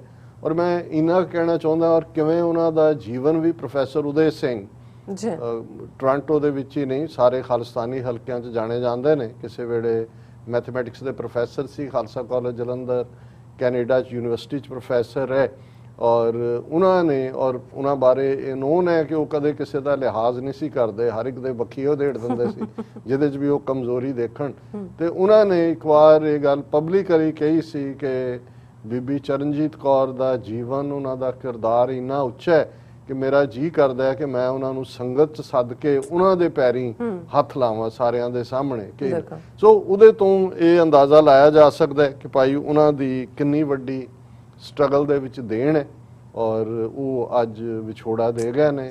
ਔਰ ਅਸੀਂ ਅੱਜ ਦਾ ਸਮੁੱਚਾ ਪ੍ਰੋਗਰਾਮ, ਔਰ ਦੇਖੋ ਹਾਲਾਤ ਇਹ ਹੁੰਦੇ ਨੇ ਵੀ ਅਸੀਂ ਪਹੁੰਚ ਵੀ ਨਹੀਂ ਕਰ ਸਕਦੇ ਕਿ ਉਹ ਕਿੱਥੇ ਉਹਨਾਂ ਨੇ ਚੜ੍ਹਾਈ ਕੀਤੀ, ਉਹਨਾਂ ਦਾ ਬੇਟਾ ਬੇਟੀ ਜਿਨ੍ਹਾਂ ਨੂੰ ਫਾਈਨਲੀ ਕੈਨੇਡਾ ਛੱਡਣਾ ਪਿਆ, ਔਰ ਕਿਸ ਹਾਲ 'ਚ ਪਲੇ ਜਾਂ ਪਲ ਰਹੇ ਨੇ, ਹੁਣ ਤਾਂ ਜ਼ਾਹਰ ਹੈ ਵੱਡੇ ਹੋ ਗਏ ਨੇ, ਔਰ ਉਹਨਾਂ ਦੇ ਨਾਲ ਵੀ ਤੁਸੀਂ ਕੋਈ ਅਫਸੋਸ ਜਾਂ ਗਮ ਦਾ ਇਜ਼ਹਾਰ ਨਹੀਂ ਕਰ ਸਕਦੇ। ਔਰ ਇਹ ਮੈਂ ਪਾਰਟ ਅੱਜ ਸੋਸ਼ਲ ਮੀਡੀਆ ਤੇ ਦੇਖ ਰਿਹਾ ਸੀ ਕਿ ਟ੍ਰਿਬਿਊਟ ਸਾਰਿਆਂ ਨੇ ਦਿੱਤੀ, ਅਸੀਂ ਉਹੀ ਦੱਬੇ ਕੁੱਟੇ, ਸਾਡੇ ਕੋਲ ਲਫ਼ਜ਼ ਹੀ ਨੇ, ਹੋਰ ਅਸੀਂ ਕੀ ਕਹਿ ਸਕਦੇ ਹਾਂ, ਕੀ ਕਰ ਸਕਦੇ ਹਾਂ। ਪਰ ਮੈਂ ਜਿਹੜੀ ਉਹਨਾਂ ਨਾਲ ਮਿਲਣੀ ਸੀ, ਮੈਂ ਜਦੋਂ ਤੱਕ ਉਹਨਾਂ ਨੂੰ ਮਿਲ ਕੇ ਜਿਸ ਹਾਲ 'ਚ ਉਹ ਰਹਿ ਰਹੇ ਸੀ, ਬਾਹਰ ਨਿਕਲਦੇ ਆ ਫਿਰ ਜਿਵੇਂ ਤੁਸੀਂ ਤਰ ਅੱਖਾਂ ਦੇ ਨਾਲ ਜਿਹੜਾ ਉਹ ਹੰਝੂ ਵਹਾਉਂਦੇ ਹੋ ਔਰ ਸਲੂਟ ਵੀ ਕਰਦੇ ਹੋ ਕਿ ਵੀ ਬਹੁਤ ਵਾਰ ਅਸੀਂ ਜਿਹੜੇ ਨੌਨ ਸਿੰਘ ਨੇ ਜਿਨ੍ਹਾਂ ਨੇ ਬਹਾਦਰੀ ਕੀਤੀ, ਉਹਨਾਂ ਦੇ ਭੋਗ ਵੀ ਨੇ, ਸ਼ਹੀਦੀ ਸਮਾਗਮ ਵੀ ਨੇ, ਉਹਨਾਂ ਦੀਆਂ ਗਾਥਾਵਾਂ ਵੀ ਨੇ, ਪਰ ਇਹ ਜਿਹੜੇ ਅਨਸੰਗ ਹੀਰੋ ਨੇ ਸਾਡੇ, ਔਰ ਖਾਸ ਤੌਰ ਤੇ ਸਿੰਘਣੀਆਂ, ਜਿਨ੍ਹਾਂ ਨੇ ਕਿਸ ਕਦਰ ਜਿਹੜਾ ਉਸ ਖਾਲਿਸਤਾਨ ਦੇ ਸੰਘਰਸ਼ ਯੋਗਦਾਨ ਪਾਇਆ।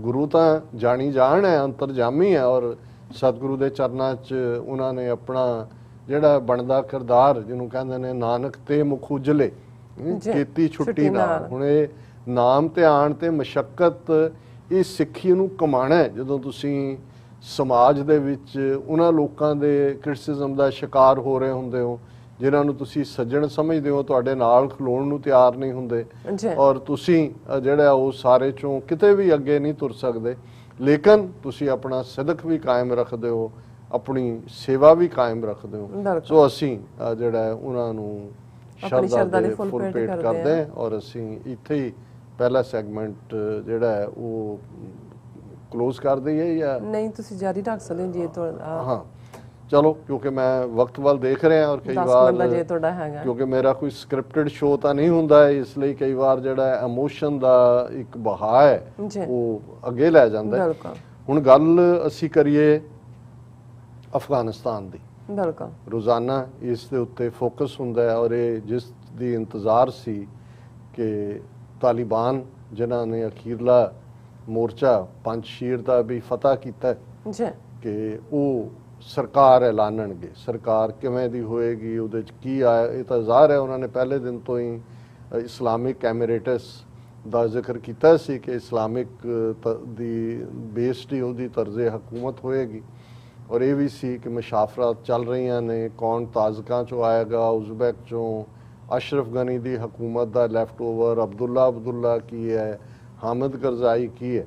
ਪਰ ਅੱਜ ਜਦੋਂ ਉਹਨਾਂ ਨੇ ਆਪਣੀ, ਬੇਸ਼ੱਕ ਇੰਟਰਿਮ ਗਵਰਨਮੈਂਟ ਹੈ, ਇਸ ਗੱਲ ਦਾ ਧਿਆਨ ਰਹੇ ਕਿ ਇਹ ਜਿਹੜੀ ਹੈ ਟੈਂਪਰੇਰੀ ਹੈ, ਉਸ ਤੋਂ ਬਾਅਦ ਉਹਨਾਂ ਨੇ ਕੀ ਸਿਸਟਮ ਕਿਵੇਂ ਉਹ ਸਾਰੇ ਨੂੰ ਰੱਖਣਾ ਹੈ। ਮੋਸਟ ਲਾਈਕਲੀ ਈਰਾਨ ਵਾਂਗ ਉਹਨਾਂ ਦਾ ਤਰਜ਼ੇ ਹਕੂਮਤ ਹੋਏਗਾ, ਭਾਵੇਂ ਦੋਨੋਂ ਇੱਕ ਸੁੰਨੀ ਔਰ ਸ਼ੀਆ ਇੱਕ ਵੱਖਰੀ ਸੋਚ ਹੈ, ਲੇਕਿਨ ਜਿਸ ਪਾਸੇ ਵੱਲ ਇਸ ਦਾ ਹੈ। ਲੇਕਿਨ ਜਿਵੇਂ ਇੱਕ ਇਹ ਕਿਹਾ ਜਾ ਰਿਹਾ ਸੀ ਕਿ ਪ੍ਰੈਜ਼ੀਡੈਂਟ ਹੋਣਗੇ ਜਾਂ ਪ੍ਰੈਜ਼ੀਡੈਂਟ ਵਾਲਾ ਸਿਸਟਮ ਜਿਹਨੂੰ ਸਦਰ ਜਾਂ ਅਮੀਰੁਲ ਮੋਮਨੀਨ ਦੇ ਥੱਲੇ ਹੋਏਗਾ, ਉਹ ਉਹਨਾਂ ਨੇ ਪ੍ਰਾਈਮ ਮਿਨਿਸਟਰ ਕਰਕੇ ਕਿਹਾ। ਔਰ ਜਦੋਂ ਅਸੀਂ ਇਹ ਗੱਲਬਾਤ ਕਰ ਰਹੇ ਹਾਂ ਉਹਨਾਂ ਦੇ ਵਿੱਚ ਜਿਹੜੀ ਇਹ ਪਹਿਲਾਂ ਤਾਂ ਮੁੱਲਾ ਬਰਾਦਰ ਦਾ ਜ਼ਿਕਰ ਸੀ ਕਿ ਵੀ ਉਹ ਟੌਪ ਪੋਜੀਸ਼ਨ ਤੇ ਹੋਣਗੇ, ਪਰ ਜਿਹੜੀ ਅਨਾਉਂਸਮੈਂਟ ਇੰਟਰਿਮ ਗਵਰਨਮੈਂਟ ਦੀ ਹੋਈ ਹੈ, ਅਜੇ ਇਹਨਾਂ ਦੀ ਜਿਹੜੀ ਫਾਰਮਲ ਸੈਰੇਮਨੀ ਹੈ ਮੋਸਟ ਲਾਈਕਲੀ ਸਪਟੈਂਬਰ 11 ਦਾ ਜ਼ਿਕਰ ਹੋ ਰਿਹਾ ਕਿ ਉਸ ਦਿਨ ਹੋਏਗੀ, ਕਿਉਂਕਿ ਇਸ ਦਾ ਵੀ ਇੱਕ ਆਪਣਾ ਸਿੰਬੋਲਿਜ਼ਮ ਹੈ।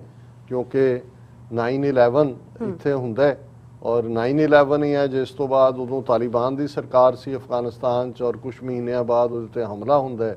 ਸੋ 20 ਸਾਲ ਬਾਅਦ ਉਹ ਇਹ ਮੈਸੇਜ ਵੀ ਦੇਣਾ ਚਾਹੁੰਦੇ ਨੇ, ਉਹਨਾਂ ਨੇ ਵੀ ਡਿਲੇ ਕਰੀ ਗਏ, ਉਹਨਾਂ ਦਾ ਡਾਇਲੌਗ ਵੀ ਚੱਲ ਰਿਹਾ ਸੀ, ਪਰ ਮੈਨੂੰ ਲੱਗਦਾ ਕਿ ਵੀ ਇਹ ਜਿਹੜਾ ਮੈਸੇਜ ਵੀ ਦੇਣਾ ਚਾਹੁੰਦੇ ਸੀ ਕਿ ਵੀ ਆਰ ਬੈਕ, ਲੇਕਿਨ ਨਾਟ ਬੈਕ। ਅਸੀਂ ਹੋਪ ਕਰਦੇ ਹਾਂ ਵੀ ਇਹ 96 ਵਾਲੀ ਜਿਹੜੀ ਤਾਲਿਬਾਨੀ ਸੋਚ ਵਾਲੇ ਜਿਹੜੇ ਨੇ ਉਸ ਤੋਂ ਗੁਰੇਜ਼ ਕਰਨਗੇ। ਲੇਕਿਨ ਇਸ ਨੂੰ ਮੁੱਲਾ ਮੁਹੰਮਦ ਹਸਨ ਅਖੁੰਡ ਜਿਹੜੇ ਨੇ ਇਹ ਲੀਡ ਕਰਨਗੇ ਇਸ ਹਕੂਮਤ ਨੂੰ। ਔਰ ਇਸ ਗੱਲ ਦਾ ਧਿਆਨ ਰਿਹਾ ਕਿ ਮੁੱਲਾ ਮੁਹੰਮਦ ਹਸਨ ਅਖੁੰਡ ਜਿਹੜੇ ਨੇ ਇਹ ਯੂਨਾਈਟਿਡ ਨੇਸ਼ਨਸ ਦੀ ਬਲੈਕ ਲਿਸਟ ਵਿੱਚ ਨੇ। ਸੋ ਇੱਥੋਂ ਅਸੀਂ ਗੱਲ ਸ਼ੁਰੂ ਕਰਦੇ ਹਾਂ। ਔਰ ਉਹਨਾਂ ਦੇ ਜਿਹੜੇ ਇੰਟੀਰੀਅਰ ਮਿਨਿਸਟਰ ਉਹਨਾਂ ਨੇ ਬਣਾਏ, ਜਿਹਨੂੰ ਅਸੀਂ ਹੋਮ ਮਿਨਿਸਟਰ ਕਹਿੰਦੇ ਹਾਂ, ਸਰਾਜੁਦੀਨ ਹਕਾਨੀ, ਇਹਨਾਂ ਦਾ ਨਾਮ ਵੀ ਫੋਰਨ ਟੈਰਰਿਸਟ ਗਰੁੱਪ ਦੇ ਵਿੱਚ ਹੈ। ਔਰ ਅਮਰੀਕਾ ਨੇ ਇਹਨਾਂ ਦੇ ਸਿਰ ਤੇ, ਕਿਉਂਕਿ ਹਕਾਨੀ ਨੈਟਵਰਕ ਨੂੰ ਇਹਨਾਂ ਨੇ ਦਹਿਸ਼ਤਗਰਦੀ ਗਰੁੱਪ ਐਲਾਨਿਆ ਹੋਇਆ, ਔਰ ਇਹਨਾਂ ਦੇ ਸਿਰ ਦੇ ਉੱਤੇ ਜਿਹੜਾ ਹੈ ਉਹ $5 ਮਿਲੀਅਨ ਦਾ ਇਨਾਮ ਵੀ ਹੈ। ਔਰ ਜਿਹੜੇ ਮੁੱਲਾ ਅਬਦੁਲ ਗਨੀ ਬਰਾਦਰ ਜਿਨ੍ਹਾਂ ਬਾਰੇ ਪਹਿਲਾਂ ਇਹ ਲੱਗਦਾ ਸੀ ਵੀ ਉਹ ਹੈਡ ਕਰਨਗੇ, ਉਹਨਾਂ ਨੂੰ ਡਿਪਟੀ ਪ੍ਰਾਈਮ ਮਿਨਿਸਟਰ, 2 ਡਿਪਟੀ ਉਹਨਾਂ ਨੇ ਬਣਾਏ ਨੇ। ਉਹਨਾਂ ਦੇ ਵਿੱਚ ਮੁੱਲਾ ਅਬਦੁਲ ਗਨੀ ਬਰਾਦਰ, ਕਿਉਂਕਿ ਇਹ ਚਿਹਰਾ ਬਹੁਤ ਸਾਰਾ ਇੰਟਰਨੈਸ਼ਨਲ ਮੀਡੀਆ ਵੀ ਜਾਣਦਾ ਹੈ, ਔਰ ਉਸ ਸਾਰੇ ਦੇ ਨਾਲ ਜਿਹੜਾ ਪਾਰਟ ਜਦੋਂ ਕਿ ਇਹ ਸਾਰੀ ਨੈਗੋਸ਼ੀਏਸ਼ਨ ਲੀਡ ਕੀਤੀ ਜਾਂ ਉਦੋਂ ਵੀ ਉਹਨਾਂ ਦਾ ਨਾਂ ਪ੍ਰੋਮੀਨੈਂਸ ਦੇ ਵਿੱਚ ਰਿਹਾ। ਔਰ ਇਹ ਜਿਹੜਾ ਉਹਨਾਂ ਦੇ ਪਹਿਲੇ ਐਲਾਨਨਾਮੇ ਤੋਂ ਜ਼ਾਹਰ ਹੈ ਕਿ ਇਸਲਾਮਿਕ ਲਾਅ ਉਹ ਇੰਪਲੀਮੈਂਟ ਕਰਨਗੇ। ਔਰ ਇਸ ਸਾਰੇ ਦੇ ਨਾਲ ਜਿਹੜੇ ਉਹਨਾਂ ਦੇ ਦੂਸਰੇ ਕੀ ਲੀਡਰ ਉਹਨਾਂ ਨੇ ਇਸ ਗਵਰਨਮੈਂਟ ਦੇ ਵਿੱਚ ਲਿਆਂਦੇ ਨੇ, ਮੁੱਲਾ ਉਮਰ, ਜਿਨ੍ਹਾਂ ਨੇ ਤਾਲਿਬਾਨ ਜਿਹੜੀ ਹੈ ਮੂਵਮੈਂਟ ਉਹਨੂੰ ਫਾਊਂਡ ਕੀਤਾ। ਇੱਕ ਅੱਖ ਸੀ ਉਹਨਾਂ ਦੀ, ਉਹ ਲੜੇ ਵੀ ਸੋਵੀਅਤ ਯੂਨੀਅਨ ਦੇ ਖਿਲਾਫ 1999 ਵਾਲੀ, ਉਹ ਸਾਰੇ ਉਹਨਾਂ ਦਾ ਬੇਟਾ ਜਿਹੜਾ ਹੈ ਉਹ, ਉਹਨਾਂ ਦਾ ਨਾਂ ਜਿਹੜਾ ਤਾਲਿਬਾਨ ਕੋ ਫਾਊਂਡਰ ਮੁੱਲਾ ਅਬਦੁਲ ਗਨੀ ਬਰਾਦਰ, ਮੈਂ ਜਿਵੇਂ ਦੱਸਿਆ ਉਹ ਡਿਪਟੀ ਹੋਣਗੇ। ਲੇਕਿਨ ਮੁੱਲਾ ਯਾਕੂਬ ਜਿਹੜੇ ਨੇ ਉਹ ਡਿਫੈਂਸ ਮਿਨਿਸਟਰ ਹੋਣਗੇ। ਸੋ ਉਹਨਾਂ 'ਚ ਇਹ ਜਿੰਨੇ ਇਹਦੇ 'ਚ ਹੁਣ ਹਾਲਾਂ ਉਹਨਾਂ ਨੇ ਇਹ ਵੀ ਕਿਹਾ ਵੀ ਇਹ ਕੋਈ ਫਾਈਨਲ ਲਿਸਟ ਨਹੀਂ ਹੈ, ਇਹਦੇ 'ਚ ਐਕਸਟੈਂਸ਼ਨ ਹੋਏਗੀ, ਕਿਉਂਕਿ ਅਜੇ ਤੱਕ ਕੋਈ ਵੀ ਤਾਜ਼ਕ ਜਾਂ ਉਜ਼ਬੇਕ ਚਿਹਰਾ ਜਾਂ ਹਜ਼ਾਰਾ ਚਿਹਰਾ ਸਾਹਮਣੇ ਨਹੀਂ ਹੈ। ਔਰਤਾਂ ਦੀ ਰਿਪਰੈਜ਼ੈਂਟੇਸ਼ਨ ਦੀ ਵੀ ਗੱਲ ਨਹੀਂ। ਔਰ ਉਹਨਾਂ ਨੇ ਇਹ ਗੱਲ ਬੜੀ ਕਲੀਅਰ ਕੀਤੀ ਉਹਨਾਂ ਦੇ ਜਿਹੜੇ ਸਪੋਕਸਮੈਨ ਨੇ ਕਿ ਵੀ ਕੈਬਨਿਟ ਹੈਡ ਨਾਟ ਬਿਨ ਫਿਨਿਸ਼ ਯੈਟ। ਸੋ ਆਉਣ ਵਾਲੇ ਦਿਨਾਂ 'ਚ ਹੋਰ ਵੀ ਜਿਹੜੀਆਂ ਨੇ ਉਹ ਅਨਾਉਂਸਮੈਂਟਸ ਹੋਣਗੀਆਂ, ਔਰ ਉਹਨਾਂ ਦੇ ਵਿੱਚ ਜਿਹੜੇ ਹੋਰ ਸਾਰੇ ਨਾਂ ਨੇ ਉਹਨਾਂ ਦਾ ਲੈਣ ਦਾ ਫਾਇਦਾ ਨਹੀਂ ਹੈ, ਕਿਉਂਕਿ ਅਸੀਂ ਉਹਨਾਂ ਤੋਂ ਬਹੁਤਿਆਂ ਤੋਂ ਵਾਕਿਫ ਵੀ ਨਹੀਂ ਹੈ, ਔਰ ਉਹ ਸਾਰੇ ਮੀਡੀਆ 'ਚ ਅਵੇਲੇਬਲ ਨੇ। ਹੁਣ ਇਹ ਤਾਂ ਉਹਨਾਂ ਦਾ ਅਮਲ ਹੈ ਜਿਹੜਾ ਉਹਨਾਂ ਨੇ ਕੀਤਾ। ਹੁਣ ਦੂਸਰੇ ਪਾਸੇ ਜਿਹੜਾ ਭਾਰਤ ਦੇ ਮੀਡੀਆ ਦਾ ਜਾਂ ਉਹਨਾਂ ਦੀ ਹਕੂਮਤ ਨੇ ਤਾਂ ਬੁੱਲ ਸੀਤੇ ਹੋਏ ਨੇ, ਜਿਵੇਂ ਨਾ ਚੀਨ ਦੇ ਖਿਲਾਫ ਆਵਾਜ਼ ਕੱਢੀ, ਨਾ ਅਦਰ ਵੇ ਰਾਉਂਡ ਕੀਤੀ। ਲੇਕਿਨ ਬਾਹਰ ਕੀ ਹੈ, ਅਮਰੀਕਾ ਦੇ ਵਿੱਚ ਇੱਕ ਬੜੇ ਵੋਕਲ ਸੈਨੇਟਰ ਲਿੰਡਜ਼ੀ ਗ੍ਰੈਮ ਨੇ, ਰਿਪਬਲਿਕਨ, ਬਹੁਤ ਸ਼ਾਰਪ ਟੰਗ, ਜਿਹਨੂੰ ਐਸਿਡ ਟੰਗ ਕਹਿੰਦੇ ਨੇ, ਵੀ ਜੀਭ ਦੇ ਉੱਤੇ ਵੀ ਤੇਜ਼ਾਬ ਲਾਇਆ ਹੋਇਆ। ਈਵਨ ਪ੍ਰੈਜ਼ੀਡੈਂਟ ਟਰੰਪ ਨੇ ਜਦੋਂ ਤਾਲਿਬਾਨ ਦੇ ਨਾਲ ਗੱਲਬਾਤ ਦਾ ਜਿਹੜਾ ਚੈਨਲ ਖੋਲ੍ਹਿਆ ਸੀ ਉਦੋਂ ਵੀ ਇਹਨਾਂ ਨੇ ਜਿਹੜਾ ਸੈਨੇਟਰ ਨੇ ਕ੍ਰਿਟਿਸਾਈਜ਼ ਕੀਤਾ ਸੀ। ਜੂਨੀਅਰ ਬੁਸ਼ ਨੇ ਜਦੋਂ ਅਫਗਾਨਿਸਤਾਨ ਤੇ ਧਾਵਾ ਬੋਲਿਆ ਸੀ 2001 ਚ, ਵੱਡੇ ਸਪੋਰਟਰਾਂ ਚੋਂ ਇਸ ਕਿਸਮ ਦੇ ਲੋਕ ਸੀ ਜਿਹੜੇ ਉਦੋਂ ਲਫ਼ਜ਼ ਕਰੂਸੇਡ ਇਸਤੇਮਾਲ ਕਰਦੇ ਸੀ। ਔਰ ਜਦੋਂ ਤੁਸੀਂ ਕਰੂਸੇਡਸ ਦੀ ਹਿਸਟਰੀ ਦੇਖਦੇ ਹੋ ਤੇ ਫਿਰ ਇਹ ਲਫ਼ਜ਼ ਹੀ, ਹਾਲਾਂ ਜੂਨੀਅਰ ਬੁਸ਼ ਨੇ ਆਪਣੀ ਪਹਿਲੀ ਸਪੀਚ ਦੇ ਵਿੱਚ ਹੀ ਇਹ ਅਨਾਉਂਸ ਕੀਤਾ ਸੀ, ਹਾਲਾਂ ਹੁਣ ਅੰਗਰੇਜ਼ੀ ਦਾ ਲਫ਼ਜ਼ ਬਣ ਚੁੱਕਾ ਹੈ, ਲੇਕਿਨ ਇਹ ਕਿਤੇ ਨਾ ਕਿਤੇ ਸਾਈਕੋ ਹਿਸਟਰੀ ਨੂੰ ਟ੍ਰਿਗਰ ਕਰਦਾ ਹੈ। ਔਰ ਇਹ ਸੈਨੇਟਰ ਲਿੰਡਜ਼ੀ ਗ੍ਰੈਹਮ ਜਿਹੜੇ ਨੇ ਇਸ ਕਿਸਮ ਦੇ ਜਿਹੜੇ ਨੇ ਵੋਕਲ ਹਮੇਸ਼ਾ ਹੀ ਐਂਟਾਈ ਲਾਈਨ ਰਹੀ ਹੈ, ਪਰ ਹੁਣ ਜਿਉਂ ਹੀ ਇਹ ਹਕੂਮਤ ਦੀ ਅਨਾਉਂਸਮੈਂਟ ਹੁੰਦੀ ਹੈ ਤੇ ਇਸ ਦੇ ਲਈ ਜੋ ਲਫ਼ਜ਼ ਸੈਨੇਟਰ ਗ੍ਰੈਹਮ ਨੇ ਵਰਤੇ ਕਿ this is line up of thugs and butchers, ਕਿ ਵੀ ਇਹ ਜਿਹੜੀ ਹੈ ਉਹਨਾਂ ਦਾ ਹੀ ਜਮਘਟ ਹੈ ਜਿਹਦੇ 'ਚ ਠੱਗ ਜਿਹਨਾਂ 'ਚ ਔਰ ਬੁੱਚੜ ਇਹੀ ਇਕੱਠੇ ਕੀਤੇ ਨੇ। ਔਰ ਉਹ ਇੱਥੇ ਹੀ ਨਹੀਂ ਰੁਕਿਆ। ਲਿੰਡਜ਼ੀ ਗ੍ਰੈਹਮ ਉਹਨੇ ਕਿਹਾ ਕਿ ਵੀ Taliban R not reformed, they are not new, they have a view of world out of sync with modern times. ਔਰ ਉਹਨੇ ਕਿਹਾ ਕਿ ਵੀ ਸਾਨੂੰ ਜਿਹੜਾ ਅਲਟੀਮੇਟਲੀ ਇਹ ਮਿਲਟਰੀ ਇੰਟਰਵੈਂਸ਼ਨ, ਉਹ ਕਿਉਂਕਿ ਫੌਜ ਉੱਥੋਂ ਕੱਢਣ ਦੇ ਵੀ ਖਿਲਾਫ ਸੀ, ਬਾਈਡਨ ਦੇ ਉੱਤੇ ਵੀ ਉਹਨਾਂ ਨੇ ਪ੍ਰੈਸ਼ਰ ਬਣਾਇਆ ਹੋਇਆ ਸੀ। ਔਰ ਉਹਨਾਂ ਨੇ ਹੁਣ ਵੀ ਇਹ ਗੱਲ ਕਹੀ ਹੈ ਕਿ ਵੀ ਇਹ ਜੋ ਕੁਝ ਉੱਥੇ ਹੋਣ ਜਾ ਰਿਹਾ ਹੈ ਉੱਥੇ there is going to be resistance rise, ISIS will come after the Taliban, entire country is going to fracture। ਔਰ ਉਹਨੇ ਕਿਹਾ ਕਿ ਵੀ ਪਿਛਲੇ ਦਿਨਾਂ 'ਚ ਉਹਨਾਂ ਨੇ ਕਿਹਾ ਸੀ ਕਿ we'll have to go again in Afghanistan, ਕਿ ਅਸੀਂ ਉੱਥੇ ਦੁਬਾਰਾ ਜਾਵਾਂਗੇ। ਔਰ ਇਸ ਸਾਰੇ ਦੇ ਵਿੱਚ ਜਿਹੜਾ ਇਹ ਉਹਨਾਂ ਦਾ ਰਿਐਕਸ਼ਨ ਹੈ। ਹਜੇ ਬਾਈਡਨ ਐਡਮਿਨਿਸਟ੍ਰੇਸ਼ਨ ਨੇ ਸਰਕਾਰੀ ਤੌਰ ਤੇ ਤਾਂ ਕੋਈ ਨਹੀਂ ਰਿਐਕਟ ਕੀਤਾ, ਲੇਕਿਨ ਇਹਦੇ 'ਚ ਕੋਈ ਸ਼ੱਕ ਨਹੀਂ ਹੈ ਕਿ ਉਹਨਾਂ ਨੇ ਐਨਗੇਜ ਕੀਤਾ ਹੋਇਆ ਜਿਹੜੇ 100 ਦੇ ਕਰੀਬ ਅਮਰੀਕਨ ਉੱਥੇ ਅਜੇ ਨੇ, ਇਹਨਾਂ ਦੇ ਕਹਿਣ ਮੁਤਾਬਕ ਉਹਨਾਂ ਨੂੰ ਕਿਵੇਂ ਕੱਢਣਾ ਹੈ ਜਾਂ ਕੀ ਹੈਗਾ। ਔਰ ਇਹ ਇੱਕ ਗੱਲ ਦਾ ਧਿਆਨ ਰਹੇ ਕਿ ਇਹ ਜਿਹੜੀ ਗੱਲ ਉਹਨਾਂ ਦੀ ਲਾਈਨ ਹਕੂਮਤ ਨੂੰ line up of thugs and ਬੁਚਰਸ ਕਹਿਣਾ, ਜੇ ਇੱਕ ਬਰੀਫ ਪੰਛੀ ਝਾਤ ਅਸੀਂ ਮਾਰੀਏ ਪਿਛਲੀ 20ਵੀਂ ਸਦੀ ਦੇ ਮੁਕਾਮ ਦੇ ਉੱਤੇ ਹੀ ਕਿ ਵੀ ਅਮਰੀਕਾ ਕਦੋਂ ਥਗਸ ਔਰ ਲੂਟਰਸ ਜਾਂ ਬੁਚਰਸ ਜਿਹਨਾਂ ਨੂੰ ਇਹ ਕਹਿੰਦੇ ਨੇ ਅੱਜ, ਉਸ ਕਿਸਮ ਦੇ ਲੋਕਾਂ ਦਾ ਅਮਰੀਕਾ ਹਮੇਸ਼ਾ ਸਹਿਯੋਗੀ ਰਿਹਾ। ਔਰ ਇਹ ਵੈਲਿਊਜ਼ ਬੇਸ਼ੱਕ ਡੈਮੋਕ੍ਰੇਸੀ ਦੀ ਗੱਲ ਕਰਦੇ ਨੇ, ਔਰ ਇਹ ਗੱਲ ਜਿਹੜੇ ਇਹਨਾਂ ਦੇ ਇੱਕ ਐਕਸਟ੍ਰੀਮ ਰਾਈਟ ਤੇ ਬੈਠੇ ਲੋਕ ਨੇ ਉਹਨਾਂ ਦਾ ਵੀ ਕਹਿਣਾ, ਹੁਣ ਜਦੋਂ ਫਸਟ ਵਰਲਡ ਵਾਰ 'ਚ ਅਮਰੀਕਾ ਨੇ ਜੁਆਇਨ ਕੀਤਾ ਤੇ ਅਮਰੀਕਾ ਨੇ ਕਿਹਨਾਂ ਤਾਕਤਾਂ ਦੀ ਮਦਦ ਕੀਤੀ? Britain, French, Russia and Japanese, ਸਾਰੇ ਐਮਪਾਇਰ ਸੀ। ਔਰ ਜਦੋਂ ਗੇਮ ਖਤਮ ਹੋਈ ਇਹੀ ਜਿਹੜੇ ਚਾਰੋਂ ਐਮਪਾਇਰ ਵਾਲੇ ਸੀ ਇਹਨਾਂ ਨੇ ਫਰਦਰ ਲੋਕਾਂ ਨੂੰ ਕੋਲੋਨਾਈਜ਼ ਕੀਤਾ। ਸੋ ਇਹਨਾਂ 'ਚ ਡੈਮੋਕ੍ਰੇਸੀ ਤਾਂ ਨਹੀਂ ਸੀ, ਨਾ ਫ੍ਰੈਂਚ ਜਿਹੜੀਆਂ ਕਾਲੋਨੀ ਸੀ ਉਹਨਾਂ 'ਚ ਡੈਮੋਕ੍ਰੇਸੀ ਸੀ, ਨਾ ਬ੍ਰਿਟਿਸ਼ ਵਾਲੀਆਂ 'ਚ ਸੀ, ਨਾ ਰਸ਼ੀਅਨ 'ਚ ਸੀ, ਨਾ ਜੈਪਨੀਜ਼ ਸੀ। ਫਿਰ ਤੁਸੀਂ ਦੇਖੋ ਵੀ ਇਸ ਸਾਰੇ ਪੀਰੀਅਡ ਦੇ ਵਿੱਚ ਸੈਕੰਡ ਵਰਲਡ ਵਾਰ ਦੀ ਗੱਲ ਕਰ ਲਓ ਕਿ ਵੀ ਉਹਨਾਂ ਦੀ ਮਦਦ ਸਟਾਲਨ ਦੀ ਕੀਤੀ, ਜਿਹਨੇ ਬਾਅਦ 'ਚ ਅੱਧਾ ਯੂਰਪ ਜਿਹੜਾ ਵੈਸਟਰਨ ਯੂਰਪ ਹੈ, ਈਸਟਰਨ ਯੂਰਪ, ਉਹ ਸਾਰਾ ਕਮਿਊਨਿਸਟ ਬਣਾ ਲਿਆ।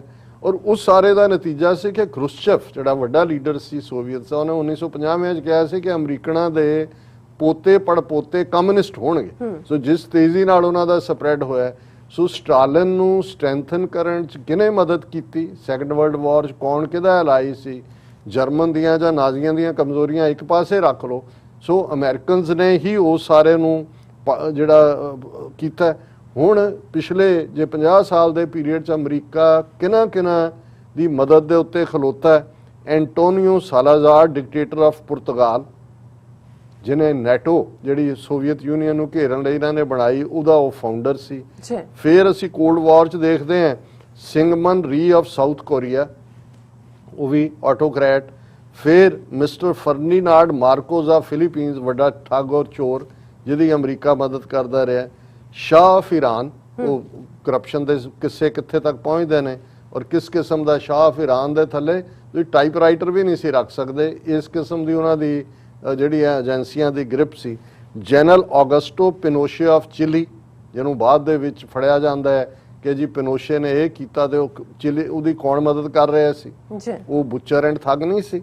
ਫਿਰ ਜਿਹੜੀ ਹੈ ਉਸ ਦੇ ਥੱਲੇ ਈਵਨ ਜੇ ਤੁਸੀਂ ਇਸ ਗੱਲ ਨੂੰ ਵੀ, ਜੇ ਅਸੀਂ ਅਮਰੀਕਾ ਦਾ ਪਾਰਟ ਤਾਂ ਦੇਖ ਹੀ ਲਿਆ, ਹੁਣ ਇਜ਼ਰਾਈਲ ਜਿਹਦਾ ਅਮਰੀਕਾ ਐਲਾਈ ਬਣਿਆ, ਬਹੁਤ ਘੱਟ ਲੋਕਾਂ ਨੂੰ ਪਤਾ ਹੈ ਕਿ ਵੀ ਇਜ਼ਰਾਈਲ ਦੇ ਜਿਹੜੇ ਆਲਮੋਸਟ ਅਗਲੇ 30 ਸਾਲ 1948 ਚ ਇਜ਼ਰਾਈਲ ਹੋਣ ਚ ਆਉਂਦਾ ਹੈ, ਜਿਹੜੇ ਪ੍ਰਾਈਮ ਮਿਨਿਸਟਰ ਬਣਦੇ ਰਹੇ, ਬੈਨ ਗੁਰਿਓਨ ਜਿਹੜਾ ਉਹਨਾਂ ਦਾ ਫਾਊਂਡਿੰਗ ਫਾਦਰ ਸੀ, ਗੋਲਡਾ ਮਾਇਰ, ਇਹ ਆਲਮੋਸਟ 30-35 ਸਾਲ ਉਹ ਪ੍ਰਾਈਮ ਮਿਨਿਸਟਰ ਬਣੇ ਜਿਨ੍ਹਾਂ ਨੂੰ ਯੂਕੇ ਨੇ ਟੈਰਰਿਸਟ ਐਲਾਨਿਆ ਹੋਇਆ ਸੀ, ਕਿਉਂਕਿ ਇਹਨਾਂ ਦੀ ਇੱਕ ਅੰਡਰ ਕਵਰ ਕਿਸਮ ਦੀ ਇੱਕ ਜਿਹੜੀ ਹੈ ਬੜੀ ਕਿਲਿੰਗ ਗੈਂਗ ਸੀ ਇਹਨਾਂ ਦੀ ਯਹੂਦੀਆਂ ਦੀ, ਜਿਹਦਾ ਨਾਂ ਸੀ ਹੈਗਨਾ, HAGNAH, ਔਰ ਇਹਨਾਂ ਸਾਰਿਆਂ ਦਾ ਇਹ ਹਗਨਾ ਦਾ ਹਿੱਸਾ ਸੀ। ਇਹਨਾਂ ਨੇ ਇਸ ਕਿਸਮ ਦੀ ਬੁਚਰਿੰਗ ਕੀਤੀ ਫਲਸਤੀਨੀਆਂ ਦੀ, ਉਹਨਾਂ ਦੀ ਪੋਪੂਲੇਸ਼ਨ ਉੱਥੋਂ ਉਡਾਉਣ ਦੇ ਲਈ, ਕਿਉਂਕਿ ਯਹੂਦੀ ਉੱਥੇ 20% ਵੀ ਨਹੀਂ ਸੀਗੇ 1930 ਤੱਕ ਪਹੁੰਚਦੇ ਆ, ਤੇ ਉਹਨਾਂ ਨੂੰ ਕਿਵੇਂ ਭਜਾਣਾ ਹੈ, ਇਸ ਕਿਸਮ ਦੇ ਉਹਨਾਂ ਨੇ ਐਕਟ ਹਗਨਾ ਨੇ ਕੀਤੇ, ਜਿਹਦੇ 'ਚ ਬੇਗੁਨਾਹ ਬੱਚੇ, ਔਰਤਾਂ, ਪੀਸਫੁਲ ਆਬਾਦੀਆਂ ਦੇ ਉੱਤੇ ਬੰਬਾਰਡਮੈਂਟ। ਲੇਕਿਨ ਉਹਨਾਂ ਸਾਰਿਆਂ ਦੀ ਸਪੋਰਟ ਕਰਦੇ ਆ, ਔਰ ਉਹਨਾਂ 'ਚੋਂ ਬਹੁਤ ਸਾਰੇ ਯੂਕੇ ਨਹੀਂ ਵਿਜ਼ਿਟ ਕੀਤਾ ਪ੍ਰਾਈਮ ਮਿਨਿਸਟਰ ਬਣਨ ਤੋਂ ਬਾਅਦ ਵੀ ਉਹਨਾਂ ਨੇ, ਕਿਉਂਕਿ ਉਹਨਾਂ ਨੇ ਦਹਿਸ਼ਤਗਰਦ ਐਲਾਨੇ ਹੋਏ ਸੀ। ਪਰ ਇਜ਼ਰਾਈਲ ਤਾਂ ਅਮਰੀਕਾ ਦਾ ਮੋਸਟ ਫੇਵਰੇਟ ਰਿਹਾ, ਉਹਨਾਂ ਨੂੰ ਹੀ ਜਿਹੜਾ 1948 ਚ ਅਲਟੀਮੇਟਲੀ UN ਰੈਜ਼ੋਲੂਸ਼ਨ ਵੀ ਅਮਰੀਕਾ ਦੀ ਮਦਦ ਨਾਲ ਪਾਸ ਹੋਇਆ। ਔਰ ਇਹ ਜੇ ਅਸੀਂ ਕਹਾਣੀ ਦੇਖੀਏ ਵੀ ਅੱਖਾਂ ਬੰਦ ਕਰਕੇ, ਇਹੀ ਨਹੀਂ ਕਿ ਜੋ ਉਹ ਜ਼ੁਲਮ ਅੱਜ ਹੁਣ ਕਰਦੇ ਨੇ ਫਲਸਤੀਨੀਆਂ ਦੀ, ਉਹਦੀ ਅਮਰੀਕਾ ਹਮਾਇਤ ਕਰਦਾ। ਉਹਨਾਂ ਸਾਰਿਆਂ ਦੀ, ਬੈਨ ਗੁਰਿਓਨ ਤੋਂ ਲੈ ਕੇ ਗੋਲਡਾ ਮਾਇਰ ਔਰ ਇਹ ਸਾਰੇ ਜਿਹੜੇ ਕਿ ਇੰਟਰਨੈਸ਼ਨਲ ਦਹਿਸ਼ਤਗਰਦ ਸੀ ਯੂਕੇ ਵਾਲਿਆਂ ਦੀ ਲਿਸਟ ਦੇ ਵਿੱਚ, ਤੇ ਜੇ ਉਹਨਾਂ ਦੀ ਮਦਦ ਹੋ ਸਕਦੀ ਹੈ ਤੇ ਅਮਰੀਕਾ ਨੂੰ ਇਹ ਵੀ ਪਤਾ ਹੈ, ਜਦੋਂ ਤਾਲਿਬਾਨ ਦੇ ਨਾਲ ਗੱਲਬਾਤ ਸ਼ੁਰੂ ਕੀਤੀ, ਜਾਂ ਮੁੱਲਾ ਬਰਾਦਰ ਜਿਹੜਾ ਉਹਨਾਂ ਦੇ ਵਿੱਚ ਉਹ ਪਾਕਿਸਤਾਨ ਦੀ ਜੇਲ੍ਹ 'ਚ 7-8 ਸਾਲ ਰਿਹਾ, ਉਹਨਾਂ 'ਚੋਂ 1-2 ਜਿਹੜੇ ਉਹਦੇ ਗੁਆਟਾਨਾਮਾ ਬੇ ਦੇ ਵਿੱਚ ਪ੍ਰਿਜ਼ਨਰ ਰਹੇ, ਜਾਂ ਜੋ ਤਾਲਿਬਾਨ ਬਾਰੇ ਉਹਨਾਂ ਨੂੰ ਪਤਾ ਨਹੀਂ ਸੀ ਵੀ ਕੌਣ ਨੇ, already as a terrorist group ਹੈ, ਫਿਰ ਉਹਨਾਂ ਨਾਲ ਨੈਗੋਸ਼ੀਏਸ਼ਨ ਕਿਉਂ ਕੀਤੀ? ਉਹਨਾਂ ਦੇ ਨਾਲ ਤੁਹਾਡਾ ਸੈਕਟਰੀ ਆਫ ਸਟੇਟ ਜਾ ਕੇ ਬਰਾਬਰ ਬੈਠ ਕੇ ਫੈਬਰੂਰੀ 2020 ਦੇ ਵਿੱਚ ਐਲਾਨ ਕਰਦਾ ਕਿ ਵੀ ਅਸੀਂ ਇਹ ਬਣ ਗਏ। ਸੋ ਮੈਂ ਸਮਝਦਾ ਵੀ ਇਹ ਹਾਲਾਂਕਿ ਇਹ ਕੋਈ ਅਜੇ ਸਰਕਾਰੀ ਲਾਈਨ ਨਹੀਂ ਹੈ, ਪਰ ਇਹ ਤਾਂ ਅਜੇ ਕੌਸ਼ਨ ਰੱਖ ਰਹੇ ਨੇ ਕਿ ਵੀ ਇਹਨਾਂ ਨੇ ਕੀ ਕਰਨਾ ਹੈ। ਪਰ ਇਹ ਲੱਗਦਾ ਹੈ ਕਿ ਵੀ ਜਦੋਂ ਇਹ ਕਿਹਾ ਜਾਂਦਾ ਵੀ ਗ੍ਰੇਟ ਗੇਮ ਦੇ ਕੌਣ ਪਾਤਰ ਨੇ, ਔਰ ਇਹ ਡਿਬੇਟ ਵੀ ਹੈ ਕਿ ਅਮਰੀਕਾ ਨੇ ਇੰਨੀ ਇਨਵੈਸਟਮੈਂਟ ਕਰਕੇ ਆਲ ਆਫ ਏ ਸਡਨ ਉਹ ਅਫਗਾਨਿਸਤਾਨ ਚੋਂ ਕਿਉਂ ਨਿਕਲ ਗਿਆ, ਕਿਵੇਂ ਨਿਕਲ ਗਿਆ। ਇਹ ਵੀ ਹੈ ਵੀ ਆਉਣ ਵਾਲੇ ਪੀਰੀਅਡ ਜੇ ਚਾਈਨਾ ਨਾਲ ਐਨਮਿਟੀ ਹੈ ਤੇ ਉੱਥੇ ਅਮਰੀਕਾ ਦਾ ਕੀ ਰੋਲ ਹੋਏਗਾ। ਔਰ ਅਸੀਂ ਡਿਸਕਸ ਕਰਾਂਗੇ ਅਗਲੇ ਸੈਗਮੈਂਟ 'ਚ ਕਿ ਜਿਵੇਂ ਇੰਡੀਆ ਨੇ ਇੱਕ ਮੋਢਾ ਦਿੱਤਾ ਚਾਈਨਾ ਦੇ ਖਿਲਾਫ ਕੁਆਡ ਦਾ ਹਿੱਸਾ ਬਣ ਕੇ, ਹੁਣ ਦੂਸਰਾ ਮੋਢਾ ਉਹ ਦੇ ਰਿਹਾ ਹੈ, ਔਰ ਇਹ ਲੱਗਦਾ ਵੀ ਦਿੱਲੀ ਸੈਂਟਰ ਬਣੇਗਾ, ਇੰਡੀਆ ਸੈਂਟਰ ਬਣੇਗਾ ਫਰਦਰ ਅਫਗਾਨਿਸਤਾਨ ਨੂੰ ਡੀਸਟੈਬਲਾਈਜ਼ ਕਰਨ ਦੇ ਲਈ।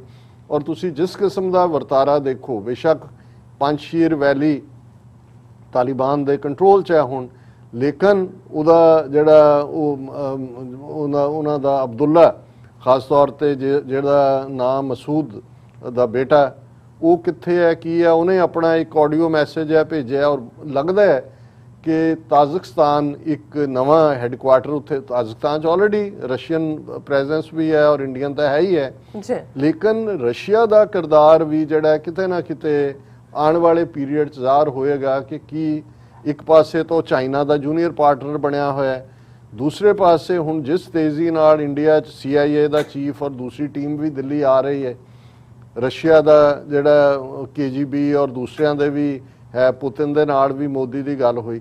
ਪਰ ਕੁਛ ਨਾ ਕੁਛ ਐਸਾ ਕੁੱਕ ਹੋ ਰਿਹਾ ਹੈ ਕਿ ਇਹ ਅਫਗਾਨਿਸਤਾਨ ਨੂੰ ਜੇ ਪੀਸਫੁਲੀ, ਦੇਖੋ ਅਜੇ ਤੱਕ ਤਾਲਿਬਾਨ ਨੇ ਬਹੁਤ ਧੰਮਲ ਔਰ ਬਹੁਤ ਪੇਸ਼ੈਂਸ ਦਿਖਾਈ ਹੈ, ਪਰ ਜੇ ਇਹਨਾਂ ਦਾ ਐਟੀਟਿਊਡ ਇਸ ਕਿਸਮ ਦਾ ਰਿਹਾ ਜੋ ਸੈਨੇਟਰ ਗ੍ਰੈਮ ਨੇ ਕਿਹਾ, ਜਾਂ ਲਾਈਨ ਉਸ ਪਾਸੇ ਤੁਰ ਪੈਂਦੀ ਹੈ, ਜਾਂ ਇੰਡੀਆ ਉਸ ਕਿਸਮ ਦਾ ਪਾਰਟ ਕਰਦਾ ਹੈ। ਔਰ ਕਾਬਲ ਦੇ ਵਿੱਚ ਵੀ ਅੱਜ ਪ੍ਰੋਟੈਸਟ ਜਿਹੜਾ ਹੈ ਉਹ ਪਾਕਿਸਤਾਨ ਦੇ ਜਿਹੜੀ ਹੈ ਉਹ ਐਮਬੈਸੀ ਜਾਂ ਹਾਈ ਕਮਿਸ਼ਨ ਜੋ ਵੀ ਉੱਥੇ ਕਹਿੰਦੇ ਨੇ, ਉਹਦੇ ਬਾਹਰ ਔਰਤਾਂ ਨੇ ਔਰ ਦੂਜਿਆਂ ਦਾ ਹੋਇਆ ਕਿ ਜੀ ਡੈਥ ਟੂ ਪਾਕਿਸਤਾਨ ਔਰ ਇੰਟਰਫੀਰੈਂਸ। ਔਰ ਇੰਡੀਆ ਤਾਂ ਇਸ ਹੱਦ ਤੱਕ ਉਹਨਾਂ ਦੇ ਸਾਰੇ TV ਚੈਨਲ 2 ਦਿਨ ਪਹਿਲਾਂ ਇੱਕ ਉਹ ਵੀਡੀਓ ਗੇਮ ਦੀ ਜਿਹੜੀ ਹੈ ਉਹ ਫੁਟਿੰਗ ਦਿਖਾ ਕੇ ਕਹਿੰਦੇ ਰਹੇ, ਆ ਦੇਖੋ ਪੰਜਸ਼ੀਰ ਵੈਲੀ 'ਚ ਪਾਕਿਸਤਾਨ ਦੇ ਡਰੋਨ ਜਾ ਰਹੇ ਨੇ, ਉਹਨਾਂ ਡਰੋਨਾਂ ਨੇ ਬੰਬ ਸਾਰੇ ਉਹਨਾਂ ਦੇ ਜਿੰਨੇ ਵੱਡੇ ਸਾਰਾ ਜਿਹਨੂੰ ਗੋਦੀ ਮੀਡੀਆ ਕਹਿੰਦੇ ਨੇ। ਔਰ ਉਹ ਬਾਅਦ ਦੇ ਵਿੱਚ ਜਿਹੜੀ ਫੈਕਟ ਫਾਈਂਡਿੰਗ ਦੂਸਰੇ ਅੱਜ ਕੱਲ੍ਹ ਇੱਦਾਂ ਦੇ ਗਰੁੱਪ ਉਹਨਾਂ ਨੇ ਕੱਢਿਆ ਕਿ ਉਹ ਵੀਡੀਓ ਗੇਮ ਹੈ ਜਿਸ 'ਚੋਂ ਦਿਖਾਇਆ ਹੋਇਆ।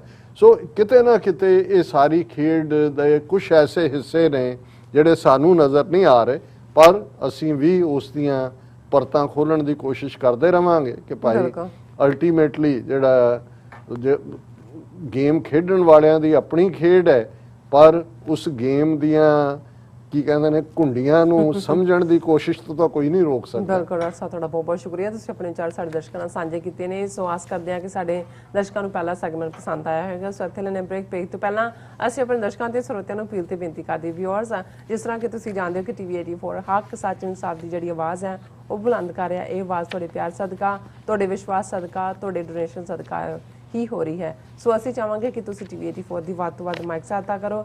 ਤੁਸੀਂ ਆਪਣੀ ਮਾਈਕ ਸਹਾਇਤਾ ਸਾਡੀ ਵੈਬਸਾਈਟ tv84.tv ਤੇ ਜਾ ਕੇ ਪੇਪਲ ਦੀ ਵਰਤੋਂ ਕਰਕੇ ਵਨ ਟਾਈਮ ਡੋਨੇਟ ਕਰ ਸਕਦੇ ਹੋ, ਮੰਥਲੀ ਡੋਨੇਟ ਵੀ ਕਰ ਸਕਦੇ ਹੋ। ਤੁਸੀਂ ਟੀਵੀ 84 ਦੇ ਨਾਮ ਤੇ ਚੈੱਕ ਬਣਾ ਕੇ ਸਾਨੂੰ ਮੇਲ ਵੀ ਕਰ ਸਕਦੇ ਹੋ ਸਾਡੇ ਇਸ ਪਤੇ ਤੇ 36-01 37th Avenue Long Island City, New York 11101 USA, ਜਾਂ ਫਿਰ ਤੁਸੀਂ ਸਾਨੂੰ ਫੋਨ ਰਾਹੀਂ ਵੀ ਸੰਪਰਕ ਕਰ ਸਕਦੇ ਸਾਡੇ ਫੋਨ ਨੰਬਰ ਤੇ 5166191984। ਤੁਸੀਂ ਸਾਨੂੰ ਈਮੇਲ ਵੀ ਕਰ ਸਕਦੇ ਹੋ info@tv84.tv ਤੇ। ਅਸੀਂ ਤੁਹਾਡੇ ਤਹਿ ਦਿਲ ਤੋਂ ਸ਼ੁਕਰਗੁਜ਼ਾਰ ਹੋਵਾਂਗੇ। ਸੋ ਇੱਥੇ ਲੈਣੇ ਬ੍ਰੇਕ। ਵਿਊਅਰਸ, ਤੁਸੀਂ ਸਾਨੂੰ ਇਸੇ ਤਰ੍ਹਾਂ ਹੀ ਬਣੇ ਰਹਿਣਾ। ਮਿਲਦੇ ਹਾਂ ਛੋਟੇ ਜਿਹੇ ਵਕਫੇ ਤੋਂ ਬਾਅਦ।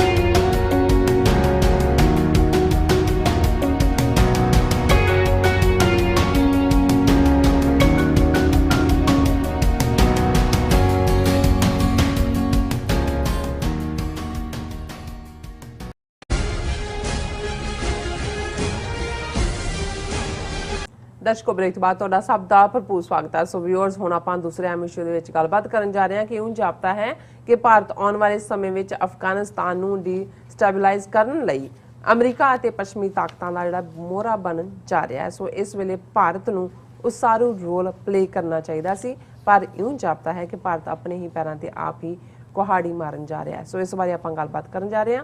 ਸੋ ਅਸੀਂ ਚਾਹਾਂਗੇ ਕਿ ਤੁਸੀਂ ਇਸੇ ਤਰ੍ਹਾਂ ਬਣੇ ਰਹਿਣਾ। ਦੇਖਣ ਸੁਣ ਲਈ ਐਂਡ ਲਿਖਣ ਲਈ ਤੁਹਾਡਾ ਸਭ ਦਾ ਬਹੁਤ ਬਹੁਤ ਸ਼ੁਕਰੀਆ। ਜੀ ਡਾਕਟਰ ਸਾਹਿਬ, ਕੀ ਕਹਿਣਾ ਚਾਹੋਗੇ ਇਸ ਮੁੱਦੇ ਬਾਰੇ? ਦੇਖੋ, ਮੁਲਕਾਂ ਦੇ ਕੋਲ ਜਦੋਂ ਚਾਰ ਚੁਫੇਰੇ ਖਤਰੇ ਮੰਡਰਾ ਰਹੇ ਹੁੰਦੇ ਨੇ ਜੀ, ਤੇ ਜੇ ਲੀਡਰਸ਼ਿਪ ਵਾਈਜ਼ ਹੈ, ਠੀਕ ਫੈਸਲਾ ਲੈਂਦੀ ਹੈ, ਤੇ ਕਈ ਵਾਰ ਜਿਹੜੇ ਡੁੱਬਦੇ ਮੁਲਕ ਨੇ ਉਹ ਤਰਨ ਲੱਗ ਜਾਂਦੇ ਨੇ, ਨਿਕਲ ਜਾਂਦੇ ਨੇ ਉਸ ਭੰਵਰ ਚੋਂ, ਉਸ ਘੁੰਮਣ ਘੇਰੀ ਚੋਂ।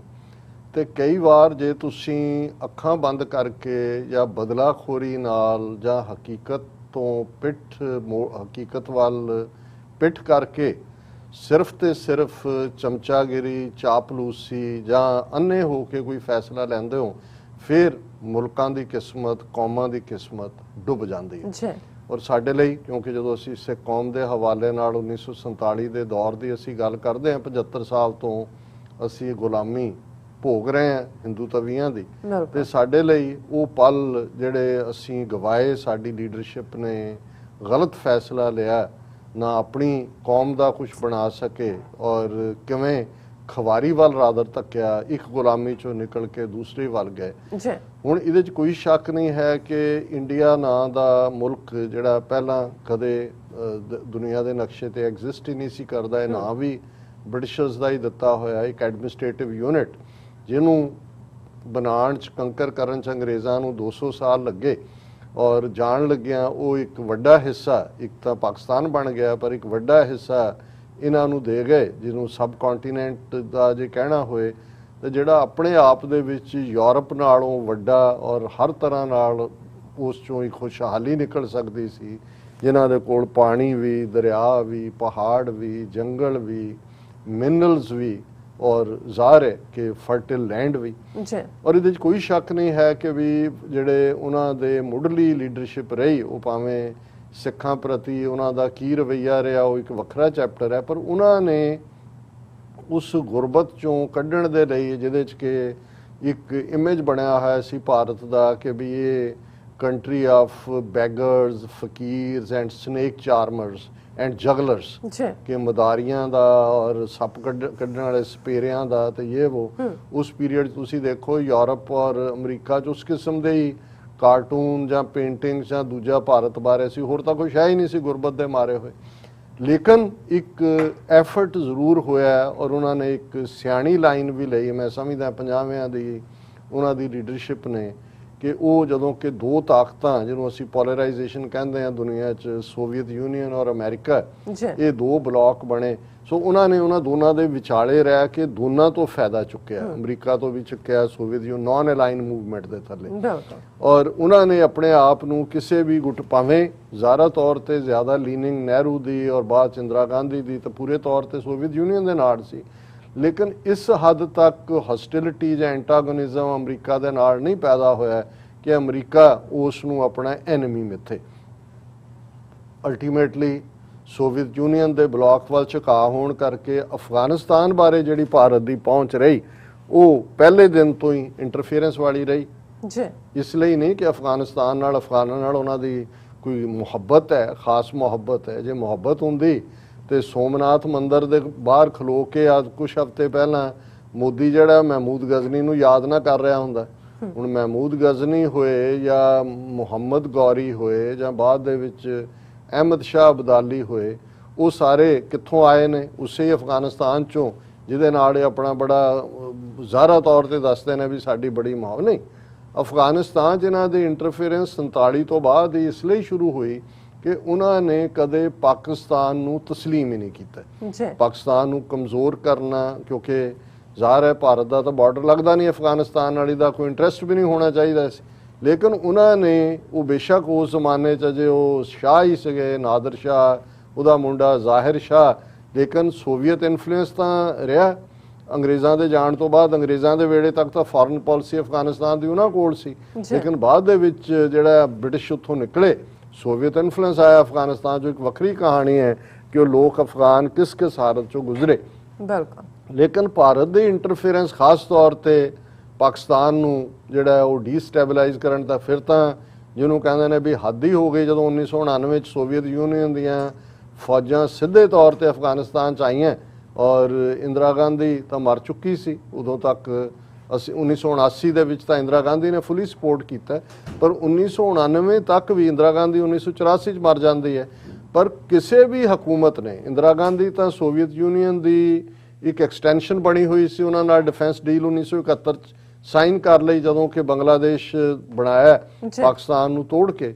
ਲੇਕਿਨ ਇਹ ਹੁੰਦਾ ਵੀ ਇੱਕ ਰੂਲਰ ਨੇ ਜੇ ਕੋਈ ਗਲਤ ਲਾਈਨ ਲਈ ਵੀ ਹੈ ਤੇ ਘੱਟੋ ਘੱਟ ਜਦੋਂ ਰਾਜੀਵ ਗਾਂਧੀ ਬਣਿਆ ਉਹਨਾਂ ਦੀ ਵੀ ਉਹੀ ਲਾਈਨ ਸੋਵੀਅਤ ਯੂਨੀਅਨ ਪ੍ਰਤੀ ਰਹੀ। ਹਾਲਾਂ ਉਸ ਨੂੰ ਪ੍ਰੋ ਵੈਸਟ ਜਾਂ ਦੂਜਾ ਉਹਦਾ ਇਮੇਜ ਵੀ ਬਣਾਉਣ ਦੀ ਮਿਸਟਰ ਕਲੀਨ ਤੇ ਇਹ ਉਹ ਵੀ ਕੋਸ਼ਿਸ਼ ਕੀਤੀ ਗਈ। ਉਹਦੀ ਵਾਈਫ ਸੋਨੀਆ ਗਾਂਧੀ ਇਟਾਲੀਅਨ ਸੀ, ਲੇਕਿਨ ਉਹਨਾਂ ਦੀ ਸੋਵੀਅਤ ਯੂਨੀਅਨ ਪ੍ਰਤੀ ਜਿਹੜੀ ਹੈ ਉਹ ਝੁਕਾਅ ਉਸ ਕਿਸਮ ਦਾ ਹੀ ਰਿਹਾ। ਪਰ ਅਮਰੀਕਾ ਨੂੰ ਉਹਨਾਂ ਨੇ ਇੱਥੇ ਵੀ ਆਇਆ, ਰਾਜੀਵ ਗਾਂਧੀ 1985 'ਚ ਨੈਸ਼ਨਲ ਪ੍ਰੈਸ ਬਿਲਡਿੰਗ 'ਚ ਵੀ ਉਹਨੇ ਐਡਰੈਸ ਕੀਤਾ। ਹਾਲਾਂ ਸਿੱਖ ਉਹਨੂੰ ਚੁੱਭਦੇ ਸੀ, ਉੱਥੇ ਵੀ ਚੁੱਭਦੇ ਸੀ, ਇੱਥੇ ਵੀ ਨੈਸ਼ਨਲ ਪ੍ਰੈਸ ਬਿਲਡਿੰਗ 'ਚ ਜਦੋਂ ਬੋਲਣ ਲੱਗਾ ਪਿੱਛੇ ਸਿੱਖਾਂ ਨੇ ਨਾਅਰੇਬਾਜ਼ੀ ਕੀਤੀ, ਔਰ ਉੱਥੇ ਉਹਨੇ ਬੜਾ, ਜੋ ਤੁਸੀਂ ਹਿੰਦੂ ਮਾਈਂਡਸੈਟ ਅੱਜ ਵੀ ਜਦੋਂ ਕੁਝ ਹਿੰਦੂ ਤੋਂ ਵੀ ਵੜ ਜਾਂਦੇ ਨੇ ਸਾਡੇ ਉਹਨਾਂ ਵੀਡੀਓ ਦੇ ਥੱਲੇ ਕਮੈਂਟ ਲਿਖਣ ਦੇ ਲਈ, ਤੇ ਉਹੀ ਗੱਲ ਜਿਹੜੀ ਰਾਜੀਵ ਗਾਂਧੀ ਨੇ ਕਹੀ, ਉਹਨੇ ਕਿਹਾ ਜੀ सिख खालिस्तान मांगते हैं, अगर जो है उन्हें बात हिंदी च भी कही पर उत्थे उन्हें अंग्रेजी च एड्रेस किया कि then they should go towards Lahore. Lahore was the capital of Maharaja Ranjit. मतलब एक तनज़ भी ताना भी कि भी तुसी सिखां नूं अपने मुल्क दे जिहड़े आ सिटीजन ही नहीं मानते। सो वही लाइन फॉलो रही और करदे करांदे अल्टीमेटली 1999 तक पहुँचदे हैं तो भोग ही पै गया सोवियत यूनियन का।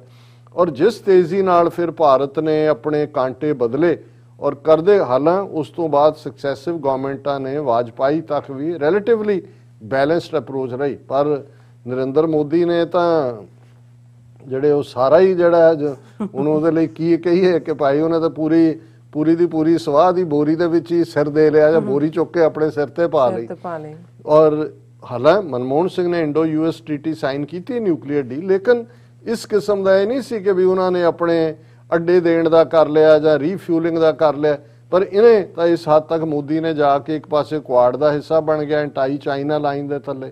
और हुण जे असीं गल करिए कि भी अफगानिस्तान च फिर जिहड़ी 20 साल नीति भारत की रही उहदे च ज़ाहिर है कि भी 2 term Manmohan Singh prime minister रहा और वो भी उस दे लई बराबर, क्योंकि नीति का कांटा तो इन्होंने बदलना शुरू कर दिता सी कि भी 1992 तो बाद ही जदों मनमोहन सिंह नूं फाइनैंस मिनिस्टर बनाया जाता है नरसिम्हा राव वालों, इकनॉमिकल रिफॉर्म की सी अमरीका दियां मल्टीनैशनल कंपनियां दे लई दरवाजे खोलने। और ये वखरी गल है कि अज उत्थे अंबानी अडानी इन्हां दे अपने मल्टीनैशनल जम पे ने और किस हद तक जुल्म हो रहा। और ठीक किया किसी ने, उन्होंने महबूबा मुफ्ती ने ही कहा कि भी तुहानू अफगानिस्तान के लोगों नाल की हो रहा, औरतों नाल की हो रहा, बड़ा फिक्र है। कश्मीर च तुसीं की कर रहे हो। और अज जे असीं करनाल वाल नज़र मारीए जिथे कि महापंचायत किसानां दी हुई, उन्हां दे उत्ते किवें धक्का और उन्हां नूं जिहड़ा है वो पानी दीयां बौछाड़ां और जिस किस्म दा जुल्म, क्योंकि वो सारा मॉडल जिहड़ा इन्हां दा अंबानी अडानी मॉडल उही है जिहड़ा इन्हां दे इंटरनैशनल जिहड़े वड्डे ने इत्थों दे बैठे हुए वड्डे घराने उन्हां दी जिहड़ी लाइन है। हुण इस सारे दे चलदे हैं 20 साल भारत ने अफगानिस्तान नूं रज के वरतिया पाकिस्तान दे खिलाफ। इंडियन कौंसलेट्स के नाम थले स्पाइंग सिस्टम, कुलभूषण यादव उहदी अल्टीमेट जिहड़ा सबूत है।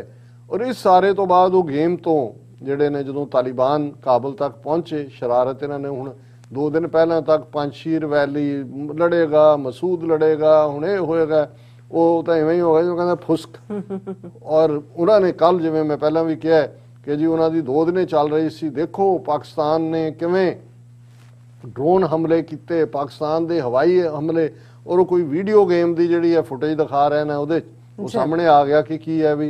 पर उन्होंने ये कहा जी पाकिस्तान ने फतेह कर दिता पंजशीर, नहीं तो साडा मसूद साडा उसाले उन्हें कई साल लड़ना सी। झूठ ही जो तुसीं बोली जाना है। हुण इस सारे तो बाद ये हर एक वालों जिहड़े उत्थे भी उन्हां दे थोड़े बहुत दाने किस्म के एनालिस्ट ने जां पोलीटिकल जिहड़ी है माइंडसैट रखते हैं, उन्होंने कहा मोदी सरकार नूं कि बई अकल तो काम लो, ये जो चल रहा है इहदे च एक धिर ना बनो और ये देखो भी तुहाडे मुल्क का इंटरस्ट की है। हालांकि ये भी आया कि जी रशिया राही उन्होंने तालिबान दे नाल वो अपना खोलिया कम्यूनीकेशन भी, दूजा भी बंदा अपना उतों 400 नहीं कढ़ सके प्रॉपरली, अजे भी किन्ने फसे हुए ने। ईवन जिस अमरीका दे नाल पूरा एलायन किया उन्होंने इंडिया ने बार बार रिक्वेस्ट की कि जी तुसी सानू अपना डिप्लोमैटिक एनक्लोजर दो जिथों असी आ जा सकीए, उन्होंने जिहड़ा वो कान ही नहीं धरिया इन्हां दे वल। हुण इस सब के बावजूद जो डिवेलपमेंट्स, क्योंकि असी पहले सैगमेंट च सैनेटर ग्रैम उसकी स्टेटमेंट देख के हटे कि किवें उन्हें बिल्कुल तालिबान की हुकूमत नूं जिहड़ा है वो line up of thugs and butchers कह के डिसमिस किया। पर तुसी जे इंडिया वाल ध्यान मारो तो उत्थे बड़ी तेज़ी दे नाल ये रशियन इंटैलीजेंस, अमेरिकन CIA कुछ ना कुछ कुक हो रहा। और जदों असी ये देखते हैं कि भी पहली गेम 20th सेंचुरी तक ग्रेट गेम कहते सी कि जी वो रशियंस दा dream to come to the warm waters of Indian Ocean और अफगानिस्तान जिहड़ा वो गेटवे। और उस तो बाद ज़ाहिर है पंजाब और महाराजा रणजीत सिंह नाल भी जदों अंग्रेज़ां ने 1809 ट्रीटी की उदों तो डबल चैलेंज सी, एक पासों ਨੈਪੋਲੀਅਨ ਬੋਨਾਪਾਰਟ ਫਰਾਂਸ ਦੇ ਵਿੱਚ ਉਹਦੇ ਆਉਣ ਦਾ ਸੀ, ਦੂਜੇ ਪਾਸੇ ਸੋਵੀਅਤਸ ਦਾ ਸੀ। ਪਰ ਉਹ ਨੈਪੋਲੀਅਨ ਤਾਂ ਹਾਰ ਗਿਆ ਵਾਟਰਲੂ 'ਚ, ਉਹ ਚੈਲੰਜ ਖਤਮ ਹੋਇਆ, ਸੋਵੀਅਤਸ ਦਾ ਰਿਹਾ ਬਰਾਬਰ। ਪਰ ਅਮਰੀਕਾ ਨੇ ਅਲਟੀਮੇਟਲੀ ਇਹਨੂੰ ਬ੍ਰਿਟਨ ਨੇ ਅਫਗਾਨਿਸਤਾਨ ਨੂੰ ਕਾਬੂ ਕਰਕੇ 1893 'ਚ ਡਿਊਰੈਂਟ ਲਾਈਨ ਬਣਾ ਦਿੱਤੀ। ਔਰ ਫਿਰ 1918-19 ਤੱਕ ਪਹੁੰਚਦਿਆਂ ਜਿਹੜਾ ਉਹਨਾਂ ਨੇ ਅਫਗਾਨਿਸਤਾਨ ਜਿਹੜਾ ਅੱਜ ਦਾ ਮੁਲਕ ਹੈ ਉਹ ਮੰਨਿਆ, ਉਹਦੀ ਫੋਰਨ ਪਾਲਿਸੀ ਆਪਣੇ ਕੋਲ ਰੱਖ ਲਈ। ਸੋ 1947 ਤੱਕ ਸੋਵੀਅਤ ਯੂਨੀਅਨ ਦਾ ਜਾਂ ਦੂਜਾ, ਫਿਰ ਤਾਂ ਖੁਦ ਬ੍ਰਿਟਨ ਔਰ ਸੋਵੀਅਤ ਯੂਨੀਅਨ ਜਿਹੜੇ ਅਲਾਈ ਸੀ ਦੋਨੋਂ world war, second world war ਵੇਲੇ ਖਾਸ ਤੌਰ ਤੇ। ਸੋ ਉਹ ਚੈਲੰਜ ਨਹੀਂ ਰਿਹਾ ਹੁਣ, ਕਿਉਂਕਿ ਵਾਪਸ ਅਫਗਾਨਿਸਤਾਨ ਇੱਕ ਆਪਣੀ ਜਿਹੜਾ ਉਹ ਆਜ਼ਾਦਾਨਾ ਹਸਤੀ ਦੇ ਨਾਲ ਆਇਆ। ਜ਼ਾਹਰ ਹੈ ਝੁਕਾਅ ਪਾਕਿਸਤਾਨ ਵੱਲ ਹੈ, ਕਿਉਂਕਿ ਬਾਰਡਰ ਵੀ ਲੱਗਦਾ ਔਰ ਪਾਕਿਸਤਾਨ ਦੇ ਨਾਲ ਇਸ ਗੱਲ ਦਾ ਧਿਆਨ ਰਿਹਾ ਕਿ 2 ਗੁਣਾ ਜ਼ਿਆਦਾ ਪਖਤੂਨ ਪਾਪੂਲੇਸ਼ਨ ਪਾਕਿਸਤਾਨ 'ਚ ਹੈ ਦੈਨ ਐਕਚੁਅਲੀ ਅਫਗਾਨਿਸਤਾਨ ਦੇ ਵਿੱਚ ਹੁੰਦੇ ਆ। ਸੋ ਉਹਨਾਂ ਦੇ ਇੰਟਰਸਟ ਵੀ ਨੇ ਜੁੜੇ ਹੋਏ ਹਰ ਪਾਸਿਓਂ। ਹੁਣ ਇਸ ਸਾਰੇ 'ਚ ਭਾਰਤ ਕੀ ਰੋਲ ਅਦਾ ਕਰੇਗਾ, ਇਹ ਲੱਗਦਾ ਸੀ ਕਿ ਵੀ ਇਹ ਕੋਈ ਸਬਕ ਸਿੱਖੇਗਾ ਤੇ ਸੁਧਰੇਗਾ, ਪਰ ਮੈਨੂੰ ਇਹ ਲੱਗਦਾ ਕਿ ਵੀ ਇਹ ਵਾਪਸ ਉਸ ਸਿੰਕ ਦੇ ਵਿੱਚ, ਉਸ ਹੋਲ ਦੇ ਵਿੱਚ ਇਹ ਧੱਸਦੇ ਹੀ ਜਾ ਰਹੇ ਨੇ ਔਰ ਇਹਨਾਂ ਨੇ ਆਪਣੀ ਬਰਬਾਦੀ ਕਰਾ ਕੇ ਹਟਣੇ। ਹੁਣ ਇੱਕ ਪਾਸੇ ਤਾਂ ਖਬਰਾਂ ਜਦੋਂ ਅਸੀਂ ਦੇਖਦੇ ਹਾਂ ਜੇ ਕਿ ਮੋਦੀ ਦਾ ਸਪਟੈਂਬਰ ਮਹੀਨਾ ਬਹੁਤ busy schedule, Modi to attend BRICS, Shanghai cooperation organisation meet, Quad meets, ਇਹ ਸਾਰੀਆਂ ਸਪਟੈਂਬਰ 'ਚ ਨੇ। ਫਿਰ ਯੂਨਾਈਟਿਡ ਨੇਸ਼ਨ ਜਨਰਲ ਅਸੈਂਬਲੀ ਦਾ ਸੈਸ਼ਨ ਵੀ ਹੋਣਾ ਹੈ। ਬ੍ਰਿਕਸ ਦੀ ਮੀਟਿੰਗ ਤਾਂ 9 ਸਤੰਬਰ ਨੂੰ ਹੈ। ਬ੍ਰਿਕਸ ਦੇ ਵਿੱਚ ਬ੍ਰਾਜ਼ੀਲ, ਰਸ਼ੀਆ, ਇੰਡੀਆ, ਚਾਈਨਾ ਔਰ ਸਾਊਥ ਅਫਰੀਕਾ। ਔਰ ਇਸ ਵਾਰ ਬ੍ਰਿਕਸ ਦੀ ਮੀਟਿੰਗ ਨੂੰ ਜਿਹੜਾ ਹੈ ਉਹਨੇ ਚੇਅਰ ਕਰਨਾ ਹੈ ਮੋਦੀ ਨੇ। ਔਰ ਇਹ ਜਿਹੜਾ ਉਹਦੇ 'ਚ ਕੀ ਕੱਢੇਗਾ, ਔਰ ਜ਼ਾਹਰ ਹੈ ਅਫਗਾਨਿਸਤਾਨ ਮੇਨ ਇਸ਼ੂ ਹੋਏਗਾ। ਸੋ ਬ੍ਰਿਕਸ ਦਾ ਇਹਦੇ 'ਤੇ ਕੀ ਆਏਗਾ ਇਹ ਵੀ ਇੰਡੀਆ ਦੀ ਪਹੁੰਚ ਦੱਸੇਗਾ। ਪਰ ਅਲਟੀਮੇਟਲੀ ਜਿਹਨੂੰ ਕਹਿੰਦੇ ਨੇ ਸਾਡੇ ਕਿ ਮੁਰਦਾ ਬੋਲੇ ਖੱਫਣ ਪਾੜੇ, ਇਹਨਾਂ ਦਾ ਐਟੀਟਿਊਡ ਇਹੀ ਹੈ। ਫਿਰ ਇੱਕ ਵੀਡੀਓ ਕਾਨਫਰੰਸਿੰਗ ਰਾਹੀਂ ਸ਼ੰਘਾਈ ਕੋਆਪਰੇਸ਼ਨ ਆਰਗੇਨਾਈਜੇਸ਼ਨ SCO ਦੇ head of governments the meeting 16 ਤੇ 17 ਨੂੰ ਹੋ ਰਹੀ ਹੈ ਦੁਸ਼ਾਨਬੇ ਤਾਜਿਕਸਤਾਨ ਦੇ ਵਿੱਚ, ਜਿੱਥੇ ਪਹਿਲਾਂ ਇਹਨਾਂ ਨੇ ਗੰਦ ਪਾਇਆ ਇੰਡੀਆ ਨੇ ਔਰ ਅਸ਼ਰਫ ਗਨੀ ਤੋਂ ਪਾਕਿਸਤਾਨ ਦੇ ਖਿਲਾਫ ਜ਼ਹਿਰ ਉਗਲਵਾਇਆ। ਔਰ ਇਹ ਜਿਹੜੇ ਨੇ ਦੋਨੋਂ ਜਿਹੜਾ ਮੋਦੀ ਹੈ ਵਰਚੁਅਲ ਹੋਏਗਾ, ਇਹਨਾਂ ਦਾ ਫੋਰਨ ਮਿਨਿਸਟਰ ਜੈ ਸ਼ੰਕਰ ਉੱਥੇ ਮੌਜੂਦ ਹੋਏਗਾ। ਹੁਣ ਜਿਹੜੀ ਬ੍ਰਿਕਸ ਦੀ ਮੀਟਿੰਗ ਹੈ ਉਹਦੇ 'ਚ ਵੀ ਇਹ ਹੈ ਕਿ UN ਕੀ ਕਰੇਗਾ, IMA ਦਾ ਕੀ ਰੋਲ ਹੋਏਗਾ, ਵਰਲਡ ਟ੍ਰੇਡ ਆਰਗੇਨਾਈਜੇਸ਼ਨ ਦਾ ਕੀ ਹੋਏਗਾ। ਫਿਰ ਮੋਦੀ ਜਿਹੜਾ ਹੈ ਉਹ ਅਮਰੀਕਾ ਆ ਰਿਹਾ ਸਪਟੈਂਬਰ 23 ਤੋਂ, ਉਹਦੀ ਅਮਰੀਕਾ ਵਿਜ਼ਿਟ, ਅਸੀਂ ਵੀ ਉਹਦਾ ਸਵਾਗਤ ਕਰਾਂਗੇ ਇੱਥੇ UN ਜਨਰਲ ਅਸੈਂਬਲੀ ਜਦੋਂ ਬੋਲਣ ਆਇਆ, ਕਿਉਂਕਿ ਮੋਸਟ ਲਾਈਕਲੀ 25 ਸਤੰਬਰ ਨੂੰ ਉਹਨੇ UN ਜਨਰਲ ਅਸੈਂਬਲੀ ਨੂੰ ਐਡਰੈਸ ਕਰਨਾ। ਹੁਣ ਕੁਆਡ ਦਾ ਵੀ ਮੀਟ ਨੂੰ ਉਹਨਾਂ ਨੇ ਕਰਨਾ, ਪਰ ਇਹਨਾਂ ਦੀ ਬਦਕਿਸਮਤੀ ਕਹੋ ਜਾਂ ਜੋ ਇਹਨਾਂ ਦੇ ਨਾਲ ਹੋ ਰਿਹਾ, ਐਨ ਜਾਪਾਨ ਜਿਹੜਾ ਕੁਆਡ ਦਾ ਮੈਂਬਰ ਹੈ, ਜਾਪਾਨ ਦੇ ਪ੍ਰਾਈਮ ਮਿਨਿਸਟਰ ਨੇ ਪਿਛਲੇ ਦਿਨਾਂ 'ਚ ਰਿਜ਼ਾਈਨ ਕਰਤਾ। ਹੁਣ ਕੁਆਡ ਦੀ ਮੀਟਿੰਗ 'ਚ ਤਾਂ ਜਾਪਾਨ ਦਾ ਨੁਮਾਇੰਦਾ ਨਹੀਂ ਹੋਣਾ, ਪ੍ਰਾਈਮ ਮਿਨਿਸਟਰ ਨਹੀਂ ਹੋਣਾ ਅਜੇ ਤੱਕ, ਤਾਂ ਉਹਨਾਂ ਦੀਆਂ ਨਵਾਂ ਹੋਏਗਾ ਕਿ ਕਿਹਨੂੰ ਲਿਆਂਦੇ ਨੇ। ਸੋ ਇਸੇ ਤਰ੍ਹਾਂ ਜਿਹੜਾ ਤਾਜਿਕਸਤਾਨ ਦੇ ਹਵਾਲੇ ਨਾਲ ਵੀ ਹੁਣ ਜੇ ਉੱਥੇ ਮਿਸਟਰ ਸਲੇਹ ਵੀ ਪਹੁੰਚ ਗਿਆ ਔਰ ਮੋਸਟ ਲਾਈਕਲੀ ਈਵਨ ਮਸੂਦ ਦਾ ਮੁੰਡਾ ਵੀ ਉੱਥੇ ਹੋ ਸਕਦਾ ਹੈ, ਤੇ ਫਿਰ ਇਹਦੇ ਹਾਲਤ ਜਾਂ ਤਾਂ ਇਹ ਹੁਣ ਅਫਗਾਨਿਸਤਾਨ 'ਚ ਮਿਸਟਰ ਸਲੇਹ ਜਿਹਨੇ ਆਪਣੇ ਆਪ ਨੂੰ ਪ੍ਰੈਜ਼ੀਡੈਂਟ ਐਲਾਨਿਆ ਕਿ ਜੀ ਮੈਂ, ਕਿਉਂਕਿ ਅਸ਼ਰਫ ਗਨੀ ਦੌੜ ਗਿਆ ਤੇ ਮੈਂ ਨੰਬਰ 2 ਸੀ, ਮੈਂ ਹੁਣ ਬਣ ਗਿਆ, ਜਾਂ ਤਾਂ ਉਹਦੀ ਗਵਰਨਮੈਂਟ ਇਨ ਐਗਜ਼ਾਈਲ ਨੂੰ ਖੜੀ ਕਰਕੇ ਇਹ ਉਹਨੂੰ ਰੈਕਗਨਾਈਜ਼ ਕਰਨ ਤੇ ਫਿਰ ਉਹ ਤਾਜਿਕਸਤਾਨ 'ਚ ਜੇ ਰਹੇਗਾ ਐਜ਼ ਏ ਰਿਫਿਊਜੀ ਤਾਂ ਰਹਿ ਸਕਦਾ ਹੈ। ਪਰ ਜੇ ਗਵਰਨਮੈਂਟ ਇਨ ਐਗਜ਼ਾਈਲ ਰਹੇਗਾ ਫਿਰ ਤਾਲਿਬਾਨ ਨੇ ਆਪਣਾ ਉਹ ਜਿਹੜੀ ਹੈ ਬੰਦੂਕ ਦੀ ਨਾਲ ਹੀ ਉਧਰ ਨੂੰ ਮੋੜ ਲੈਣੀ ਹੈ। ਪਰ ਅਲਟੀਮੇਟਲੀ ਡੀਸਟੈਬਿਲਾਈਜੇਸ਼ਨ ਵਾਲੀ ਤੁਰਦਾ ਰੀਜਨ ਸਾਰਾ, ਤੇ ਜੇ ਇਹ ਵਿਚਾਲਾ ਜਿਹਾ ਲੋੜ ਰੱਖਦੇ ਨੇ ਤੇ ਉਸ ਸਾਰੇ ਦੇ ਵਿੱਚ ਵੀ ਜੋ ਇਹ ਚਾਹੁੰਦੇ ਨੇ ਕਰਨਾ, ਕਿਉਂਕਿ ਇਹ ਬਿਲਕੁਲ ਇਰਰੈਲੇਵੈਂਟ ਹੋ ਗਿਆ। ਹੁਣ ਇਸ ਸਾਰੇ 'ਚ ਜਿਹੜੀ ਗੱਲ ਮੈਨੂੰ ਇਹ ਲੱਗਦਾ ਹੈ ਕਿ ਕੀ ਭਾਰਤ ਅਗਲਾ ਸੈਂਟਰ ਬਣਨ ਜਾ ਰਿਹਾ ਇਸ ਗ੍ਰੇਟ ਗੇਮ ਦਾ ਡੀਸਟੈਬਿਲਾਈਜ਼ ਕਰਨ ਦੇ ਲਈ। Afghan developments, CIA chief, Russian security head in Delhi. ਹੁਣ all of a sudden Delhi ਜਿਹੜਾ ਹੈ ਉਹ ਉਹਨਾਂ ਦੀ ਫੇਵਰੇਟ ਡੈਸਟੀਨੇਸ਼ਨ ਬਣ ਗਈ। High level delegations in capital as Moscow, Washington reach out amid Afghan crisis. ਹੁਣ ਇੱਕ ਪਾਸੇ ਸਾਨੂੰ ਲੱਗ ਰਿਹਾ ਹੈ ਵੀ ਗਰਾਊਂਡ ਦੇ ਉੱਤੇ ਇਹਨਾਂ ਦੇ ਪੱਲੇ ਕੁਛ ਨਹੀਂ ਹੈ। ਹੁਣ ਇਹ ਖਬਰ ਕਿ ਵੀ ਇਹ ਉਹਨਾਂ ਨੇ ਉਸ ਹਵਾਲੇ ਨਾਲ ਇਹਨਾਂ ਨੇ ਕਿਹਾ ਕਿ ਇੱਕ ਵੱਡਾ delegation headed by Chief of Central Intelligence Agency CIA William Burns is visiting the region including, ਉਹਨੇ ਭਾਵੇਂ ਪਾਕਿਸਤਾਨ ਵੀ ਜਾਣਾ ਹੈ ਬਟ ਬੇਸਿਕਲੀ ਉਹਨਾਂ ਦਾ ਟਾਰਗੇਟ ਇੰਡੀਆ ਲੱਗਦਾ ਹੈ। ਔਰ ਉਹਨਾਂ ਨੇ Ajit Doval national security advisor ਦੇ ਨਾਲ ਮੀਟਿੰਗ ਕਰਨੀ ਹੈ। ਫਿਰ ਵੈਨਸਡੇ यानी कि कल Russian secretary of security council general Nikolai Patrushev will meet with prime minister Modi, NSA Doval and external affairs minister Jaishankar.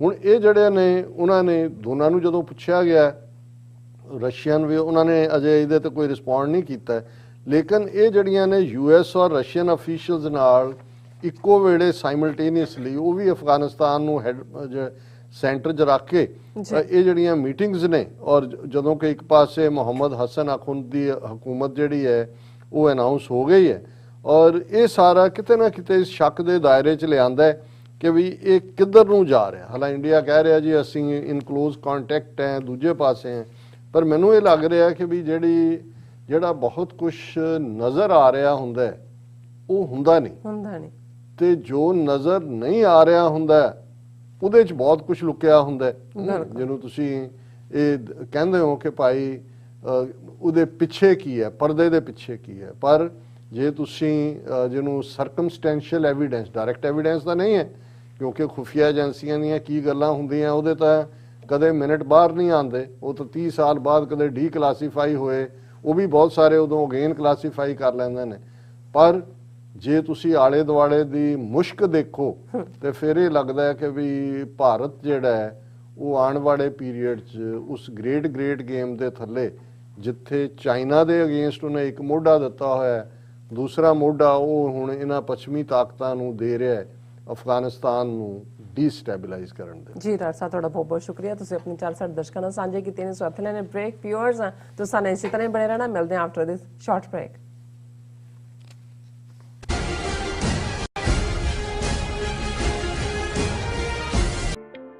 Signature truck service route 81 ਉੱਤੇ ਐਗਜ਼ਿਟ 235 ਤੇ ਟਰੱਕਰ ਵੀਰਾਂ ਲਈ 24 ਘੰਟੇ ਰੋਡ ਸਰਵਿਸ ਦੀ ਸੁਵਿਧਾ ਮੌਜੂਦ। Heavy duty repair, oil change, ਪੁਰਾਣੇ ਅਤੇ ਨਵੇਂ tyre, computer diagnostic, DPF cleaning, brake service ਜਾਂ ਰਸਤੇ ਵਿੱਚ ਆਈ ਹਰ ਤਰ੍ਹਾਂ ਦੀ ਰਿਪੇਅਰ ਪ੍ਰੋਫੈਸ਼ਨਲ ਟੀਮ ਵੱਲੋਂ ਕੀਤੀ ਜਾਂਦੀ ਹੈ। ਬ੍ਰੇਕਫਾਸਟ, ਲੰਚ ਅਤੇ ਡਿਨਰ ਲਈ ਪੰਜਾਬੀ ਢਾਬੇ ਦਾ ਆਨੰਦ ਵੀ ਮਾਣੋ। ਡਰਾਈਵਰ ਅਤੇ ਟਰੱਕ ਆਪਰੇਟਰ ਵੀਰ ਡਿਸਪੈਚ ਦੀ ਸਰਵਿਸ ਲਈ ਸਾਡੇ ਨਾਲ ਸੰਪਰਕ ਕਰਨ। Signature truck service 58 triangle drive, wares cave, Virginia 24486।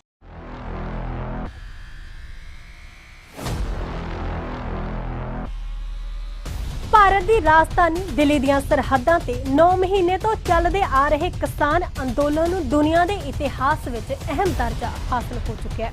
ਕਿਸਾਨ ਅੰਦੋਲਨ ਨੂੰ ਇਹ ਦਰਜਾ ਐਵੇਂ ਨਹੀਂ ਮਿਲਿਆ, ਇਹ ਦਰਜਾ ਹਾਸਲ ਕਰਨ ਲਈ ਕਿਸਾਨਾਂ ਨੂੰ ਬਹੁਤ ਜ਼ਿਆਦਾ ਕੀਮਤ ਚੁਕਾਉਣੀ ਪਈ ਆ। 600 ਤੋਂ ਵੱਧ ਕਿਸਾਨਾਂ ਨੂੰ ਆਪਣੀ ਜਾਨ ਦੀ ਬਾਜੀ ਲਾਉਣੀ ਪਈ, ਹਜ਼ਾਰਾਂ ਕਰੋੜ ਰੁਪਏ ਇਸ ਅੰਦੋਲਨ ਦੀ ਭੇਟ ਚੜਾਉਣੇ ਪਏ। ਜਿਹੜਾ ਕੀਮਤੀ ਸਮਾਂ ਤੇ ਸ਼ਕਤੀ ਖੇਤੀ ਉਤਪਾਦਨ ਵਿੱਚ ਕਿਸਾਨਾਂ ਨੇ ਲਾਉਣਾ ਸੀ, ਉਹ ਮੋਦੀ ਸਰਕਾਰ ਵਿਰੁੱਧ ਲੜਦਿਆਂ ਹੋਇਆਂ ਇਸ ਸੰਘਰਸ਼ ਦੇ ਵਿੱਚ ਲਾਇਆ, ਤਾਂ ਜਾ ਕੇ ਵਿਸ਼ਵ ਦੇ ਇਤਿਹਾਸ ਵਿੱਚ ਕਿਸਾਨ ਅੰਦੋਲਨ ਨੂੰ ਇਹ ਦਰਜਾ ਹਾਸਲ ਹੋਇਆ ਹੈ।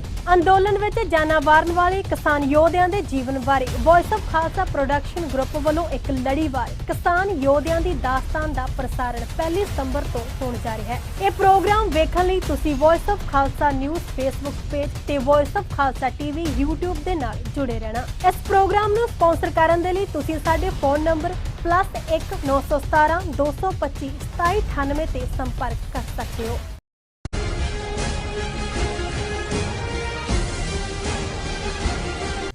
Viewers, welcome back on programme. So ਹੁਣ ਆਪਾਂ ਗੱਲਬਾਤ ਕਰਨ ਜਾ ਰਹੇ ਹਾਂ ਕਿ ਹਰਿਆਣੇ ਦੀ ਖੱਟੜ ਸਰਕਾਰ ਸਿੱਖ ਧਰਮ ਤੇ ਇੱਕ ਤੋਂ ਬਾਅਦ ਇੱਕ ਹਮਲਾ ਕਰ ਰਹੀ ਹੈ। ਹਰਿਆਣਾ ਪਬਲਿਕ ਸਰਵਿਸ ਕਮਿਸ਼ਨ ਨੇ ਇੱਕ ਨੋਟਿਸ ਜਾਰੀ ਕੀਤਾ ਹੈ, ਜਿਸ ਅਨੁਸਾਰ ਹਰਿਆਣੇ ਵਿੱਚ ਨੌਕਰੀਆਂ ਲਈ ਹੋਣ ਵਾਲੇ ਇਮਤਿਹਾਨਾਂ ਵਿੱਚ ਸਿੱਖ ਵਿਦਿਆਰਥੀਆਂ ਨੂੰ ਕਕਾਰ ਪਾ ਕੇ ਜਾਣ ਦੀ ਇਜਾਜ਼ਤ ਨਹੀਂ ਹੋਵੇਗੀ।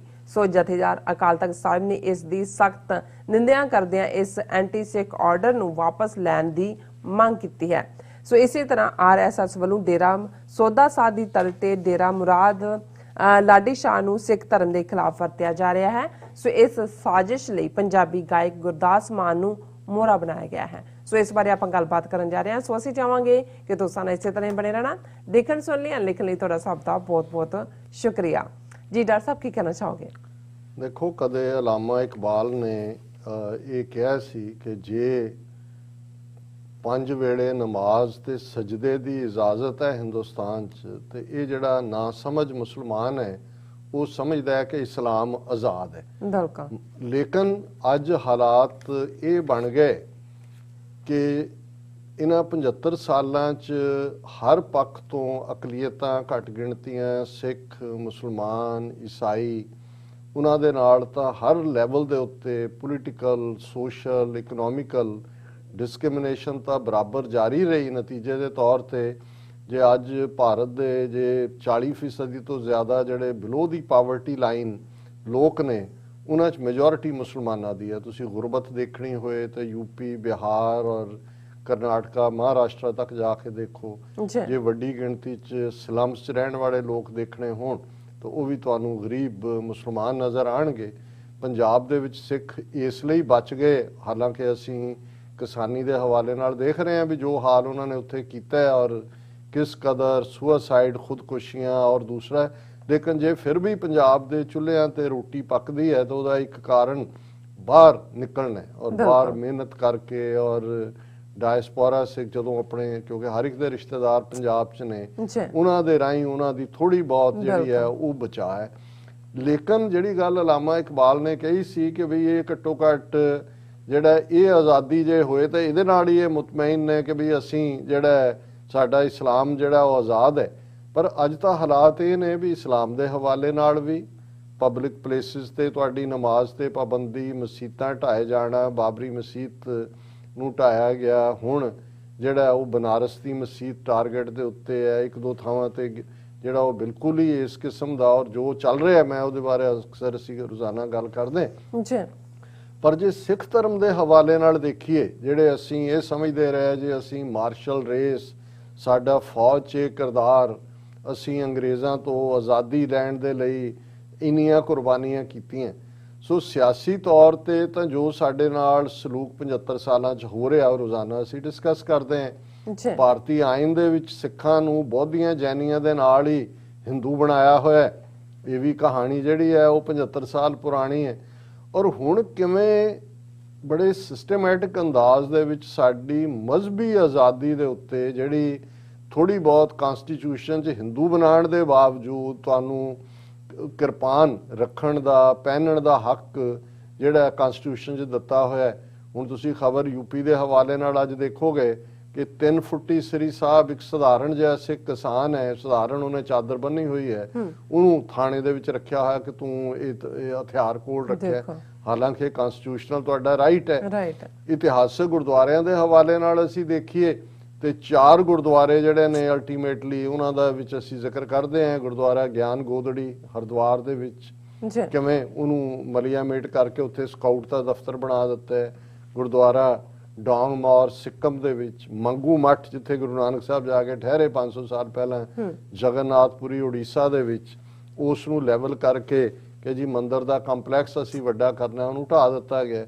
ਔਰ ਇੱਕ ਜਿਹੜਾ ਕਿ ਪਿਛਲੇ ਦਿਨਾਂ ਦੇ ਵਿੱਚ ਸੂਰਜ ਕੁੰਡ ਦੇ ਹਵਾਲੇ ਨਾਲ ਆਇਆ ਕਿ ਕਿਵੇਂ ਗੁਰਦੁਆਰਿਆਂ ਨੂੰ ਪਾਰਕਿੰਗ ਲਾਟ ਦੇ ਨਾਲ ਮਿਲਾ ਲਿਆ ਗਿਆ, ਗਰਾਊਂਡ ਦੇ ਨਾਲ, ਔਰ ਸ਼ਾਪਿੰਗ ਕੰਪਲੈਕਸ ਬਣਾ ਦਿੱਤਾ ਗਿਆ।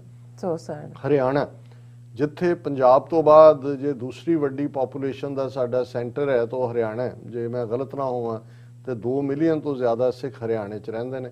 ਔਰ ਜੇ ਅਸੀਂ ਕਿਸਾਨ ਮੂਵਮੈਂਟ ਦੇ ਹਵਾਲੇ ਨਾਲ ਵੀ ਗੱਲ ਕਰੀਏ ਕਿ ਪੰਜਾਬ ਨਾਲੋਂ ਵੀ ਜ਼ਿਆਦਾ ਇਸ ਵੇਲੇ ਜਿੰਨੇ ਉਤਸ਼ਾਹ ਨਾਲ ਗੁਰਨਾਮ ਸਿੰਘ ਚੜੂਨੀ ਜਾਂ ਉਹਦੀ ਟੀਮ ਕੰਮ ਕਰ ਰਹੀ ਹੈ, ਹਰਿਆਣੇ 'ਚ ਚੈਲੰਜ ਕੀਤਾ ਹੋਇਆ ਖੱਟੜ ਸਰਕਾਰ ਨੂੰ। ਔਰ ਇਹ ਹਰਿਆਣੇ 'ਚੋਂ ਉਹਨਾਂ ਦੀ ਬਦੌਲਤ ਹੀ ਜਦੋਂ ਅਸੀਂ ਦੇਖਦੇ ਹਾਂ ਕਿ 26 ਨਵੰਬਰ ਨੂੰ ਪੰਜਾਬ ਦੇ ਨੌਜਵਾਨ ਕਿਸਾਨ ਦਿੱਲੀ ਤੱਕ ਪਹੁੰਚਦੇ ਨੇ ਉਹਨਾਂ ਦੀਆਂ ਸਾਰੀਆਂ ਅੜਚਣਾਂ ਪਾਰ ਕਰਕੇ।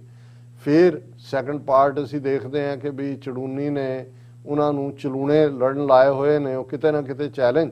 ਔਰ ਜਿਵੇਂ ਇੱਕ STM ਪਿਛਲੇ ਦਿਨਾਂ 'ਚ ਉਹਦੇ ਆਪਣੇ ਹਲਕੇ ਕਰਨਾਲ ਦੇ ਵਿੱਚ ਖੱਟੜ ਦੇ, ਉਹਨੇ ਉਹ ਆਰਡਰ ਕਰ ਰਿਹਾ ਪੁਲਿਸੀਆਂ ਨੂੰ ਕਿ ਇਨਕੇ ਸਿਰ ਫੋੜ ਦੋ, ਔਰ ਉਹਦੇ ਖਿਲਾਫ ਹੁਣ ਹੈ ਕਿ ਵੀ ਇਹਨੂੰ ਜਿਹੜਾ ਨੌਕਰੀਆਂ ਕੱਢੋ, ਸਸਪੈਂਡ ਕਰੋ ਇਹਨੂੰ।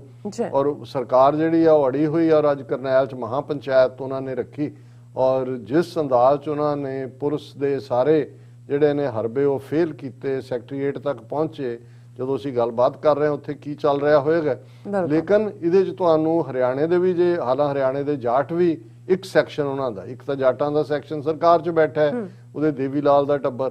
ਲੇਕਿਨ ਇਹਦੇ 'ਚ ਕੋਈ ਸ਼ੱਕ ਨਹੀਂ ਹੈ ਕਿ ਹਰਿਆਣੇ ਦੇ ਵਿੱਚ ਸਿੱਖ ਐਗਰੈਸਿਵਲੀ, ਉਹ ਕਰਨਾਲ ਹੋਏ, ਕੈਥਲ ਹੋਏ, ਜੀਂਦ ਹੋਏ, ਕਿਉਂਕਿ ਇਹ ਰਹੀਆਂ ਵੀ ਸਿੱਖ ਰਿਆਸਤਾਂ ਨੇ, 1947 ਤੱਕ ਸਿੱਖ ਰਾਜੇ ਸੀ, ਜੀਂਦ ਦਾ ਵੀ, ਕੈਥਲ ਦੇ ਵੀ, ਉਹਨਾਂ ਨੇ ਇਹਨਾਂ ਦਾ ਨੱਕ 'ਚ ਦਮ ਕੀਤਾ ਹੋਇਆ। ਪਰ ਜਿਹੜੀ ਗੱਲ ਵੱਲ ਨਾ ਅਕਾਲੀ ਦਲ ਦਾ ਬਹੁਤਾ ਧਿਆਨ ਹੈ, ਗਿਆਨੀ ਹਰਪ੍ਰੀਤ ਸਿੰਘ ਐਕਟਿੰਗ ਜਥੇਦਾਰ ਜਿਹਨਾਂ ਨੂੰ ਲਾਇਆ, ਉਹਨੂੰ ਉਨਾ ਕੁ ਬਿਆਨ ਦੇਣ ਲਈ ਰੱਖਿਆ ਹੋਇਆ, ਲੇਕਿਨ ਇਹਨੂੰ ਇਸ਼ੂ ਬਣਾ ਕੇ ਕਿ ਭਾਈ ਕਿਸ ਹੱਦ ਤੱਕ ਸਾਡੇ ਨਾਲ ਧਾਰਮਿਕ ਸਾਡੀ ਆਜ਼ਾਦੀ ਖੋਈ ਜਾ ਰਹੀ ਹੈ। ਪਹਿਲਾਂ ਇੱਕ ਐਗਜ਼ਾਮ ਦੇ ਸਿਲਸਿਲੇ 'ਚ ਆਇਆ ਸੀ ਕਿ ਜੀ ਬੀਬੀਆਂ ਦੇ ਵੀ ਕਕਾਰ ਕੜੇ ਵੀ ਲਵਾ ਲਏ ਗਏ ਕਿ ਅੰਦਰ ਨਹੀਂ ਤੁਸੀਂ ਜਾ ਸਕਦੇ। ਹੁਣ ਹਰਿਆਣਾ ਪਬਲਿਕ ਸਰਵਿਸ ਕਮਿਸ਼ਨ, ਜਿਨ੍ਹਾਂ ਨੇ ਨੌਕਰੀਆਂ, ਕਿਉਂਕਿ ਪਬਲਿਕ ਸਰਵਿਸ ਕਮਿਸ਼ਨ ਜ਼ਾਹਰ ਹੈ ਨੌਕਰੀਆਂ ਹੀ ਹੁੰਦੀਆਂ ਨੇ ਜਿਹੜੀਆਂ ਉਹਨਾਂ ਦੇ ਇੰਟਰਵਿਊ ਹੁੰਦੇ ਨੇ, ਔਰ ਉਹਨਾਂ ਨੇ ਆਰਡਰ ਕੱਢਿਆ ਕਿ ਵੀ ਜਿਹੜੇ ਉਹਨਾਂ ਦੇ ਲਈ, ਜਿਨ੍ਹਾਂ ਨੂੰ ਉਹਨਾਂ ਨੇ ਇੰਟਰਵਿਊ ਲਈ ਐਗਜ਼ਾਮ ਦੇਣੇ ਨੇ ਪਹਿਲਾਂ ਔਰ ਬਾਅਦ 'ਚ ਇੰਟਰਵਿਊ ਹੈ, ਉਹਦੇ ਜਿਹੜੇ ਆਉਣ ਵਾਲੇ ਨੇ ਉਹ ਕੋਈ ਵੀ ਜਿਹੜਾ ਧਾਰਮਿਕ ਚਿੰਨ੍ਹ ਪਹਿਨ ਕੇ ਨਾ ਆਉਣ। ਸੋ ਜ਼ਾਹਰ ਹੈ ਵੀ ਨਾ ਉਹ ਕਿਰਪਾਨ ਪਾਉਣ ਦੀ ਇਜਾਜ਼ਤ ਹੈ, ਨਾ ਕੜਾ ਪਾਉਣ ਦੀ ਹੈ। ਪੱਗਾਂ ਵੀ ਲਵਾ ਸਕਦੇ ਨੇ ਕਿ ਜੀ ਇਹ ਧਾਰਮਿਕ ਚਿੰਨ੍ਹ ਹੈ। ਹੁਣ ਇਸ ਦੇ ਉੱਤੇ ਅਕਾਲ ਤਖਤ ਦਾ ਐਕਟਿੰਗ ਜਥੇਦਾਰ ਗਿਆਨੀ ਹਰਪ੍ਰੀਤ ਸਿੰਘ, ਹਾਲਾਂ ਇਹ ਉਹ ਹੈ ਜਿਹਦੇ ਤੇ ਮੋਰਚਾ ਲੱਗਣ ਵਾਲੀ ਗੱਲ ਹੈ ਕਿ ਇਹ ਖੱਟੜ ਔਰ ਇਹ ਸਾਰਾ review ban on articles of faith in examination Akal Takht to Haryana, ਔਰ ਉਹਦੇ 'ਚ ਉਹਨਾਂ ਨੇ ਕਿਹਾ ਕਿ Haryana should reconsider its ban on Sikhs from wearing articles of faith in Haryana public service commission examination. ਔਰ ਉਹਦੇ 'ਚ ਜਥੇਦਾਰ ਕਹਿ ਰਿਹਾ ਕਿ ਵੀ ਇਹ ਇੱਕ ਕੰਸਪੀਰੇਸੀ ਹੈ ਜਿਹੜੀ ਹਰਿਆਣਾ ਸਰਕਾਰ, ਉਹ ਕੰਸਪੀਰੇਸੀ ਤੁਹਾਨੂੰ ਨਜ਼ਰ ਨਹੀਂ ਆ ਰਿਹਾ ਵੀ ਇਹ ਕੀ ਹੈ। ਸੋ ਕਿਉਂਕਿ ਖੱਟੜ ਉਹੀ ਕੁਝ ਕਰ ਰਿਹਾ ਹੈ, ਇਹ ਮੋਦੀ ਦਾ ਰੂਮਮੇਟ ਵੀ ਹੈ, ਸ਼ੁਰੂ ਦੇ ਦਿਨਾਂ ਤੋਂ ਆਰਐਸਐਸ ਦਾ ਪ੍ਰਚਾਰਕ, ਔਰ ਕੋਈ ਪੋਲੀਟੀਕਲ ਉਹਦਾ ਐਕਸਪੀਰੀਅੰਸ ਨਹੀਂ ਸੀ, ਪਰ ਦੂਸਰੀ ਵਾਰ ਇਹਨੂੰ ਚੀਫ ਮਿਨਿਸਟਰ ਥੋਪਿਆ। ਕਿਸਾਨਾਂ ਨੂੰ ਵੀ ਸਬਕ ਸਿਖਾਉਣ ਲਈ ਆਰਐਸਐਸ ਰਾਹੀਂ ਇਹਨੂੰ ਇਸਤੇਮਾਲ ਕੀਤਾ ਜਾ ਰਿਹਾ। ਸੋ ਮੈਂ ਸਮਝਦਾ ਵੀ ਸਾਈਮਲਟੇਨੀਅਸਲੀ ਉਹਨਾਂ ਨੇ ਹਰਿਆਣੇ ਦੇ ਵਿੱਚ ਸਿੱਖ ਧਾਰਮਿਕ ਆਜ਼ਾਦੀ ਦੇ ਉੱਤੇ ਵੀ ਸਿੱਧੇ ਹਮਲੇ ਬੋਲੇ ਨੇ, ਔਰ ਪੰਜਾਬ ਦੇ ਵਿੱਚ ਇਹਨਾਂ ਦੀ ਡਿਵਾਈਸਿਵ ਲਾਈਨ, ਆਰਐਸਐਸ ਦੀ ਮਿਸਚੀਵੀਅਸ ਲਾਈਨ ਕੀ ਚੱਲ ਰਹੀ ਹੈ ਅਸੀਂ ਪਹਿਲਾਂ ਹੀ ਦੇਖਦੇ ਹਾਂ ਕਿ ਇਹਨਾਂ ਨੇ ਕਿਵੇਂ ਡੇਰਾਵਾਦ ਭਨਿਆਰੇ ਵਾਲੇ ਦੀ ਪੁਸ਼ਤਪਨਾਹੀ ਕੀਤੀ। ਆਸ਼ੂਤੋਸ਼ ਦਾ ਡੇਰਾ ਜਿਹੜਾ ਜਲੰਧਰ ਦੇ ਵਿੱਚ ਲਿਆ ਕੇ ਉਹਨਾਂ ਨੇ ਖੁਲਵਾਇਆ, ਨੂਰ ਮਹਿਲ, ਔਰ ਸੌਦਾ ਸਾਧ ਜਿਹਦੇ ਥੱਲੇ ਮਾਲਵਾ ਸਾਰਾ ਜਿਹੜਾ ਉਸ ਦੇ ਵਿੱਚ ਕਿਸ ਕਿਸਮ ਦਾ ਮਾਹੌਲ ਕ੍ਰੀਏਟ ਕੀਤਾ, ਔਰ ਉਹਦੇ ਤੋਂ ਸੌਦਾ ਸਾਧ ਦੇ ਚੇਲਿਆਂ ਤੋਂ ਕਿਵੇਂ ਗੁਰੂ ਗ੍ਰੰਥ ਸਾਹਿਬ ਦੀ ਸਰੂਪ ਦੀ ਬੇਅਦਬੀ ਕਰਵਾਈ। ਹੁਣ ਆਸ਼ੂਤੋਸ਼ ਤਾਂ ਮਰ ਗਿਆ, ਉਹਦੀ ਤਾਂ ਉਹ ਡੈੱਡ ਬੋਡੀ ਰੱਖੀ ਹੈ ਵੀ ਸਮਾਧੀ ਚੋਂ ਨਿਕਲੇਗਾ। ਸੋ ਜਿਹੜਾ ਆਸ਼ੂਤੋਸ਼ ਦਾ ਪ੍ਰਭਾਵ ਸੀ ਦੁਆਬੇ 'ਚ, ਉਹ ਕਾਫੀ ਹੱਦ ਤੱਕ ਕਰਟੇਲ ਹੋਇਆ, ਪਰ ਇਹਨਾਂ ਨੇ ਬਹਿਣਾ ਤਾਂ ਹੈ ਨਹੀਂ। ਹੁਣ ਇੱਕ ਜਿਹੜਾ ਡੇਰੇ ਨੂੰ ਪ੍ਰਮੋਟ ਕੀਤਾ ਔਰ ਉਹਦਾ ਜਿਹੜਾ ਅੱਗੋਂ ਟੁਚਾ ਖੜਾ ਕੀਤਾ ਹੋਇਆ ਗੁਰਦਾਸ ਮਾਨ, ਅਫਸੋਸ ਹੁੰਦਾ ਹੈ ਆਪਣੇ ਲੋਕ ਸੱਦ ਕੇ ਬਾਹਰ ਵੱਡੇ ਵੱਡੇ ਸ਼ੋਅ, ਗੁਰਦਾਸ ਮਾਨ ਪੰਜਾਬੀ ਮਾਂ ਬੋਲੀ ਦੀ ਸੇਵਾ, ਫਲਾਣਾ ਉਹ ਡਫਲੀ ਜਿਹੀ ਵਜਾ ਰਿਹਾ, ਔਰ ਪੁੱਠੇ ਸਿੱਧੇ ਜਿਹੜੇ ਨੇ ਉਹਦੇ ਗਾਣੇ ਜਿਹੜੇ ਆਲਰੇਡੀ ਸ਼ਰਾਬ ਨੂੰ ਵੀ ਪ੍ਰਮੋਟ ਕਰਦੇ ਸੀ ਉਸ ਕਿਸ, ਔਰ ਜੀ ਪੰਜਾਬੀ ਕਲਚਰ ਸਾਫ ਸੁਥਰਾ ਕਲਚਰ, ਮਤਲਬ ਉਹਦੇ ਤੁਸੀਂ ਗਾਣਿਆਂ ਤੋਂ ਸ਼ੁਰੂ ਕਰੋ ਵੀ ਘਰ ਦੀ ਕੱਢੀ ਸ਼ਰਾਬ ਤੋਂ ਉਹਦੇ ਗਾਣੇ ਸ਼ੁਰੂ। ਹੁਣ ਉਹ ਕਿਸ ਹੱਦ ਤੱਕ ਪਹੁੰਚ ਗਿਆ ਕਿ ਉਹ ਜਿਹੜਾ ਦੁਆਬੇ ਦੇ ਵਿੱਚ ਜਿਸ ਡੇਰੇ ਦਾ ਉਹ ਹੁਣ ਇੰਚਾਰਜ ਹੈ, ਇੱਕ ਭੰਗੀ ਜਿਹਾ ਉੱਥੇ ਜਿਹੜਾ ਉਹ ਲਾਡੀ ਸ਼ਾਹ ਜਿਹਨੂੰ ਕਹਿੰਦੇ ਸੀ, ਉਹਦਾ ਨਾਂ ਪੂਰਾ ਮੁਰਾਦ ਲਾਡੀ ਸ਼ਾਹ ਰੱਖਿਆ ਹੋਇਆ ਉਹਦਾ ਡੇਰਾ, ਉਹਦਾ ਹੁਣ ਇਹ ਕਰਤਾ ਧਰਤਾ ਹੈ। ਲੋਕ ਜਿਹੜੇ ਨੇ ਅਨਪੜ੍ਹਤਾ ਦੇ ਵਿੱਚ, ਸੁਪਰਸਟੀਸ਼ਨ ਦੇ ਵਿੱਚ, ਔਰ ਜਿਸ ਕਿਸਮ ਦਾ ਸਰਕਾਰੇ ਦਰਬਾਰੇ ਪ੍ਰਚਾਰ ਹੁੰਦਾ ਹੈ, ਕਿਉਂਕਿ ਜਿੱਥੇ ਵਜ਼ੀਰ ਜਾਣ, ਸਰਕਾਰਾਂ ਜਾਣ, ਉੱਥੇ ਬਾਬਿਆਂ ਦੇ ਡੇਰਿਆਂ 'ਚ ਉੱਥੇ ਲੋਕ ਵੀ ਪਹੁੰਚ ਜਾਂਦੇ ਨੇ। ਬਾਬਿਆਂ ਰਾਹੀਂ ਉਹ ਲੀਡਰਾਂ ਨੂੰ ਹੁੰਦਾ ਵੀ ਇਹ ਵੋਟਾਂ ਸਾਨੂੰ ਦਵਾਏਗਾ, ਤੇ ਉਹਨਾਂ ਲੋਕਾਂ ਦੇ ਕੰਮ ਨਾ ਬਾਬਿਆਂ ਰਾਹੀਂ ਇਵੇਂ ਉਹ ਪ੍ਰਮੋਟ ਹੁੰਦੇ ਨੇ। ਉਹਨਾਂ ਨੂੰ ਫਿਰ ਤੁਸੀਂ ਜ਼ਾਹਰਾ ਬਣਾ ਦਿਓ ਕਿ ਉਹਨਾਂ ਨੂੰ ਤੁਸੀਂ ਕਰਨੀ ਵਾਲਾ ਬਣਾ ਦਿਓ ਕਿ ਉਹਨੂੰ ਤੁਸੀਂ ਕੋਈ ਹੋਰ ਬਣਾ ਦਿਓ। ਹੁਣ ਇਹ ਉੱਥੇ ਇੰਚਾਰਜ ਹੈ ਗੁਰਦਾਸ ਮਾਨ, ਔਰ ਤੁਸੀਂ ਉਹਨਾਂ ਦੇ ਇਕੱਠ ਦੇਖੋ ਔਰ ਜਿਸ ਅੰਦਾਜ਼ 'ਚ ਉਹ ਸਾਰੇ ਜਿਹੜੇ ਨੇ ਸਿੱਖੀ ਵੈਲਿਊਜ਼ ਨੂੰ, ਔਰ ਕਿਉਂਕਿ ਜ਼ਾਹਰ ਹੈ ਕਿ ਵੀ ਮੈਜੋਰਿਟੀ ਜਿਹੜੇ ਉੱਥੇ ਜਿਹੜਾ ਇਸ ਵੇਲੇ ਟਾਰਗੇਟ ਸਿੱਖ ਕੌਮ ਹੈ, ਸਿੱਖ ਧਰਮ ਹੈ।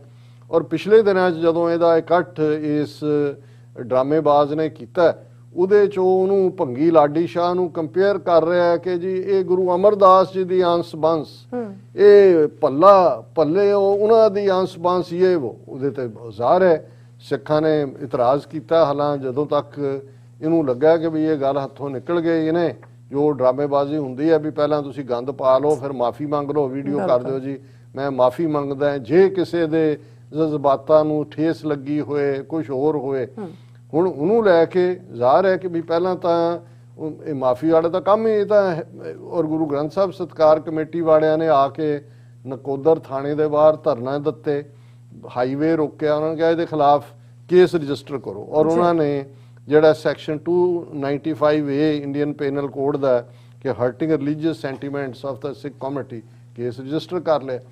ਹੁਣ RSS ਨੂੰ ਤੁਸੀਂ ਇਹ ਦੇਖੋ ਜੇ ਸਾਰੀ ਤੁਹਾਨੂੰ ਖੇਡ ਨਜ਼ਰ ਆਏਗੀ ਕਿ ਇਹਨਾਂ ਦੇ ਪਿੱਛੇ ਕੌਣ ਲੋਕ ਨੇ। ਸੌਦਾ ਸਾਧ ਨੂੰ ਖੱਟੜ ਨੇ ਆਪਣੇ ਨਾਲ ਬਿਠਾਇਆ, ਮੋਦੀ ਜਦੋਂ ਸਰਸੇ 'ਚ ਆਇਆ ਸੌਦਾ ਸਾਧ ਸਟੇਜ ਤੇ ਨਾਲ ਹੈ, ਲੱਖਾਂ ਡਾਲਰ ਸੁਸ਼ੀਲ ਵਿਜ ਉਹਨਾਂ ਦਾ ਮਿਨਿਸਟਰ ਲੱਖਾਂ ਰੁਪਏ ਉਹਨਾਂ ਦੇ ਡੇਰੇ ਨੂੰ ਦਿੰਦਾ ਹੈ, ਇਹਦੇ ਬਾਵਜੂਦ ਕਿ ਕ੍ਰਿਮੀਨਲ ਉਹਦੇ ਅਗੇਂਸਟ ਕੇਸ ਨੇ, ਉਹ ਜਿਹੜਾ ਵਾਲ ਨਹੀਂ ਵਿੰਗਾ ਹੋਣ ਦਿੱਤਾ ਗਿਆ, ਔਰ ਕਿਸ ਅੰਦਾਜ਼ ਦੇ ਵਿੱਚ ਫੈਸਲੇ ਵੀ ਜਿਹੜੇ ਆਣੇ ਨੇ ਉਹਨਾਂ ਨੂੰ ਅੱਗੇ ਪੋਸਟਪੋਨ ਕਰ ਦਿੱਤਾ ਜਾਂਦਾ ਹੈ।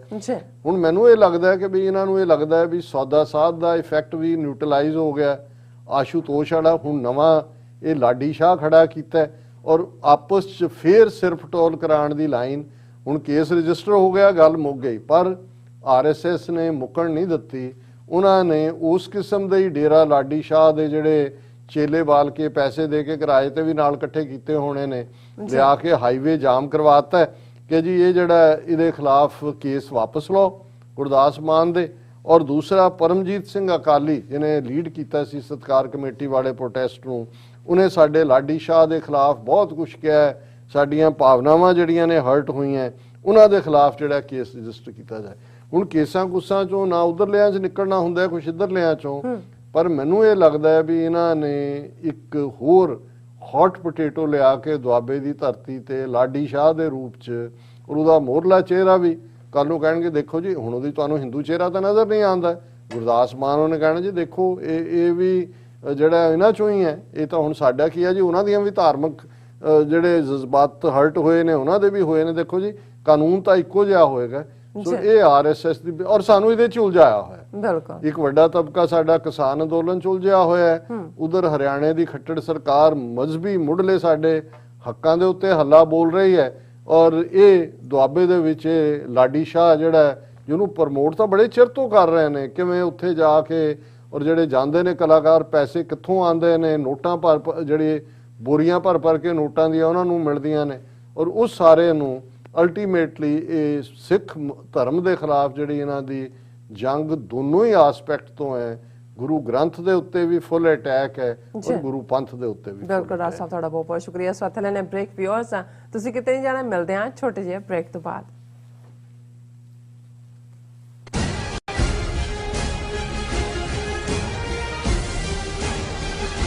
ਕੀ ਤੁਸੀਂ ਰੋਜ਼ਾਨਾ ਕੰਮ ਤੇ ਆਪਣਾ ਵਧੇਰੇ ਸਮਾਂ ਬਿਤਾਉਣ ਤੋਂ ਪਰੇਸ਼ਾਨ ਹੋ? ਆਪਣੀ ਪੂੰਜੀ ਨੂੰ ਕੰਮ ਤੇ ਲਗਾਓ, ਸਾਡੇ ਨਾਲ ਇਨਵੈਸਟ ਕਰੋ। ਅਸੀਂ ਤੁਹਾਡੀ ਪੂੰਜੀ ਤੋਂ ਤੁਹਾਡੇ ਲਈ ਵਧੇਰੇ ਪੈਸੇ ਬਣਾ ਸਕਦੇ ਹਾਂ। ਅਸੀਂ ਪ੍ਰਾਈਵੇਟ ਇਕੁਇਟੀ ਇਨਵੈਸਟਮੈਂਟ ਫਰਮ ਹਾਂ ਤੇ ਕਮਰਸ਼ੀਅਲ ਰੀਅਲ ਏਸਟੇਟ ਵਿੱਚ ਮਾਹਿਰ ਹਾਂ। Property management, leasing, asset management, commercial real estate investment ਵਿੱਚ ਸਾਰੀਆਂ ਸੇਵਾਵਾਂ ਲਈ ਅਮਰੀਕਾ ਭਰ ਵਿੱਚੋਂ ਤੁਸੀਂ ਸਾਡੇ ਤੱਕ ਪਹੁੰਚ ਕਰ ਸਕਦੇ ਹੋ। ਆਜ਼ਾਦ ਕਮਰਸ਼ੀਅਲ ਰੀਅਲਟੀ ਸਰਵਿਸਿਜ਼ ਤੇ Azad family trust, 701 North Post Oak Road, suite number 204, Houston, Texas. ਤੁਸੀਂ ਸਾਨੂੰ ਸਾਡੇ ਫੋਨ ਨੰਬਰ 7136861277 ਤੇ ਵੀ ਸੰਪਰਕ ਕਰ ਸਕਦੇ ਹੋ। ਆਜ਼ਾਦ ਕਮਰਸ਼ੀਅਲ।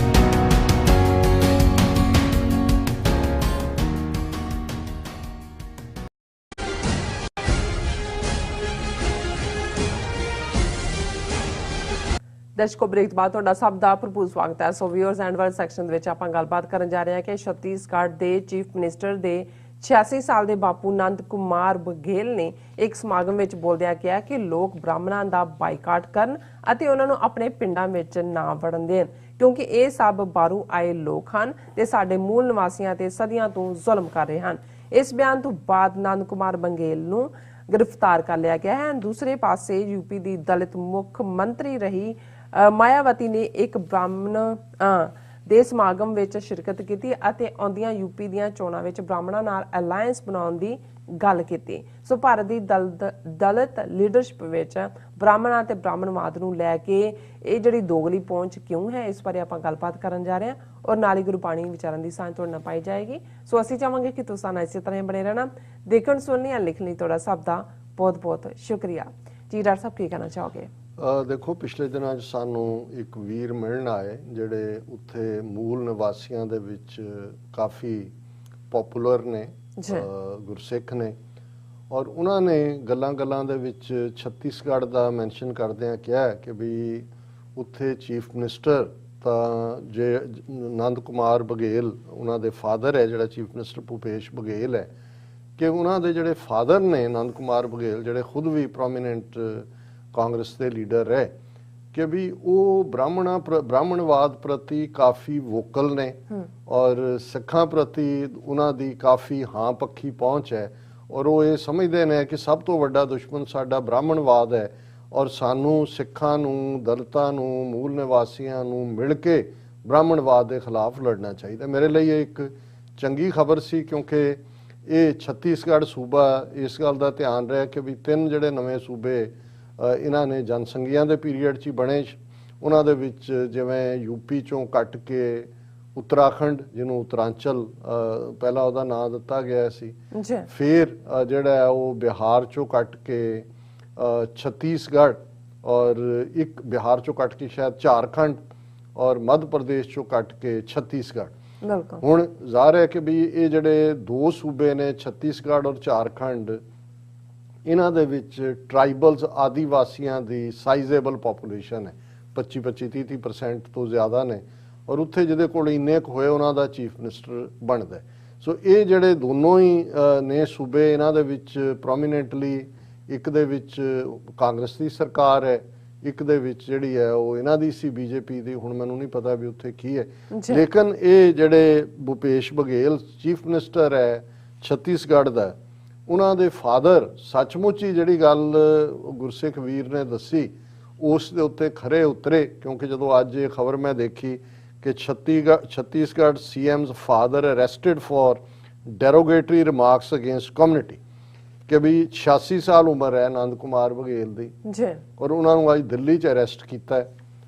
ਹਾਲਾਂਕਿ ਉਹ ਰਾਏਪੁਰ ਔਰ ਉੱਥੇ ਰਹਿੰਦੇ ਨੇ ਛੱਤੀਸਗੜ੍ਹ ਤੋਂ। ਰੀਜ਼ਨ ਕਿ ਉਹਨਾਂ ਨੇ ਪਿਛਲੇ ਦਿਨਾਂ 'ਚ ਇੱਕ ਫੰਕਸ਼ਨ ਦੇ ਵਿੱਚ ਬੋਲਦਿਆਂ ਇਹ ਕਿਹਾ ਕਿ ਵੀ ਇਹ ਜਿਹੜੀ ਹੈ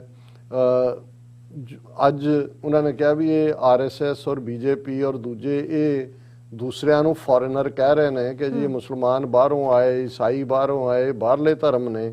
ਉਹਨਾਂ ਨੇ ਕਿਹਾ ਵੀ ਨਹੀਂ, ਗੱਲ ਇਹ ਨਹੀਂ ਹੈ। ਉਹਨਾਂ ਨੇ ਕਿਹਾ ਵੀ ਅਸਲ 'ਚ ਜਿਹੜੇ ਬ੍ਰਾਹਮਣ ਨੇ ਇਹ ਬਾਹਰੋਂ ਆਏ ਲੋਕ ਨੇ, ਅਸੀਂ ਇੱਥੋਂ ਦੇ ਮੂਲ ਨਿਵਾਸੀ ਹਾਂ ਔਰ ਜੇ ਇੱਥੋਂ ਦੇ ਇੱਥੇ ਪਰਮਾਨੈਂਟ ਪੀਸ ਕਰਨੀ ਹੈ ਤੇ ਇਹਨਾਂ ਨੂੰ ਬਾਹਰ ਕੱਢੋ। ਔਰ ਉਹਦੇ 'ਚ ਉਹਨਾਂ ਨੇ ਇਹ ਕਿਹਾ ਕਿ ਵੀ ਜਿਹੜਾ ਬ੍ਰਾਹਮਣਸ ਨੂੰ ਉਹਨਾਂ ਨੇ ਹੀ ਟਰਮਡ them as foreigners and asked people to not let them enter in their villages। ਉਹਨਾਂ ਨੇ ਕਿਹਾ ਵੀ ਇਹਨਾਂ ਨੂੰ ਪਿੰਡਾਂ ਦੇ ਵਿੱਚ ਨਾ ਵੜਨ ਦਿਓ ਔਰ ਨਾਲ ਦੀ ਨਾਲ ਉਹਨਾਂ ਨੇ ਕਿਹਾ ਕਿ ਵੀ ਇਹ ਜਿਹੜੇ ਨੇ ultimately he asked people to evict Brahmins from the country, ਕਿ ਇੱਥੇ ਦਾ ਹੱਲ ਇਹੀ ਹੈ ਕਿ ਇਹਨਾਂ ਨੂੰ, ਇਹ ਜਿਹੜੇ ਬ੍ਰਾਹਮਣ ਹੀ ਮਿਸਚਿਫ ਮੇਕਰ ਨੇ, ਇਹਨਾਂ ਨੇ ਸਾਨੂੰ 4000 ਸਾਲ ਤੋਂ ਐਕਸਪਲੋਇਟ ਕੀਤਾ ਔਰ ਇਹ ਹੁਣ ਇਹ ਜੋ ਹੀ ਬਿਆਨ ਬਾਹਰ ਆਇਆ ਤੇ ਜਿਹੜਾ ਸਰਵ ਬ੍ਰਾਹਮਣ ਸਮਾਜ ਹੈ ਉਹ ਰਾਏਪੁਰ ਪੁਲਿਸ ਸਟੇਸ਼ਨ ਦੇ ਵਿੱਚ, DD ਨਗਰ ਪੁਲਿਸ ਸਟੇਸ਼ਨ ਰਾਏਪੁਰ 'ਚ ਉੱਥੇ ਪਹੁੰਚ ਗਏ ਔਰ ਉੱਥੇ ਉਹਨਾਂ ਨੇ ਇਹ ਕੇਸ ਰਜਿਸਟਰ ਕਰਵਾਇਆ ਇੰਡੀਅਨ ਪੈਨਲ ਕੋਡ 153A ਦੇ ਥੱਲੇ ਕਿ ਜੀ ਇਹ ਸਾਡੇ ਬ੍ਰਾਹਮਣਾਂ ਦੀਆਂ ਜਿਹੜੀਆਂ ਭਾਵਨਾਵਾਂ ਨੇ ਉਹਨਾਂ ਨੂੰ ਹਰਟ ਕੀਤਾ, ਸਾਡੇ ਜਜ਼ਬਾਤਾਂ ਨੂੰ ਹਰਟ ਕੀਤਾ। ਔਰ ਚੀਫ ਮਿਨਿਸਟਰ, ਹਾਲਾਂ ਉਹਦੇ ਫਾਦਰ ਨੇ ਜਿਹੜੇ ਗੁਰਸਿੱਖ ਨੂੰ ਮਿਲੇ, ਉਹਨਾਂ ਨੇ ਇਹ ਵੀ ਕਿਹਾ ਕਿ ਜੀ ਮੈਂ ਜਿਹੜਾ ਆਪਣੇ ਪੁੱਤਰ ਦੀ ਆਈਡੀਆਸ ਨਾਲ ਜਿਹੜਾ ਉਹ ਐਗਰੀ ਨਹੀਂ ਕਰਦਾ। ਲੇਕਿਨ ਮਤਲਬ ਇਸ ਲੈਵਲ ਤੇ ਇੰਨਾ ਵੋਕਲ ਹੋਣਾ ਔਰ ਇੰਨੀ ਗੱਲ ਕਹਿਣੀ, ਇਹ ਦੋ ਚੀਜ਼ਾਂ ਇਹਦੇ ਚੋਂ ਤੁਸੀਂ ਦੇਖ ਸਕਦੇ ਹੋ ਕਿ ਇਸ ਵੇਲੇ ਇਕੱਲਾ ਇਹ ਨਹੀਂ ਹੈ ਕਿ ਵੀ ਸਾਨੂੰ ਜੋ ਦਿਖਾਇਆ ਜਾ ਰਿਹਾ ਉਹ ਤਾਂ ਇਹੀ ਹੈ ਨਾ ਜੀ ਕਿ ਮੋਦੀ ਦੁਨੀਆ ਦਾ ਟੂਰ ਉਹਨੇ ਕਰ ਲਿਆ, ਪਪੂਲਰ, ਉਹ ਸਾਰਾ ਗੋਦੀ ਮੀਡੀਆ ਇਸ ਕੰਮ ਤੇ ਲਾਇਆ ਹੋਇਆ ਹੈ। ਅੱਛਾ, ਈਵਨ ਜਿਹੜਾ ਕਿਸਾਨ ਅੰਦੋਲਨ ਜਿੰਨੇ ਜ਼ੋਰ ਸ਼ੋਰ ਨਾਲ ਚੱਲ ਰਿਹਾ ਉਹਦੀ ਖਬਰ ਤੁਹਾਨੂੰ ਮੇਨ ਸਟ੍ਰੀਮ ਮੀਡੀਆ 'ਚ ਨਹੀਂ ਮਿਲਦੀ। NDTV ਇੱਕ ਉਹਨਾਂ ਦਾ ਹੈ ਜਿਹੜਾ ਕਿਸਾਨਾਂ ਦੇ ਇਸ਼ੂ ਨੂੰ ਕਵਰ ਕਰਦਾ ਹੈ, ਲੇਕਿਨ ਪਿਛਲੇ ਦਿਨਾਂ 'ਚ ਜਿਸ ਗਰੁੱਪ ਦੇ ਵਿੱਚ ਜਿਨ੍ਹਾਂ ਕੋਲ ਕੇਬਲ ਹੈ, ਸ਼ਾਇਦ ਅੰਬਾਨੀਆਂ ਦਾ, ਉਹਨਾਂ ਨੇ ਉਹਨੂੰ ਡੀਲਿਸਟ ਕਰਤਾ।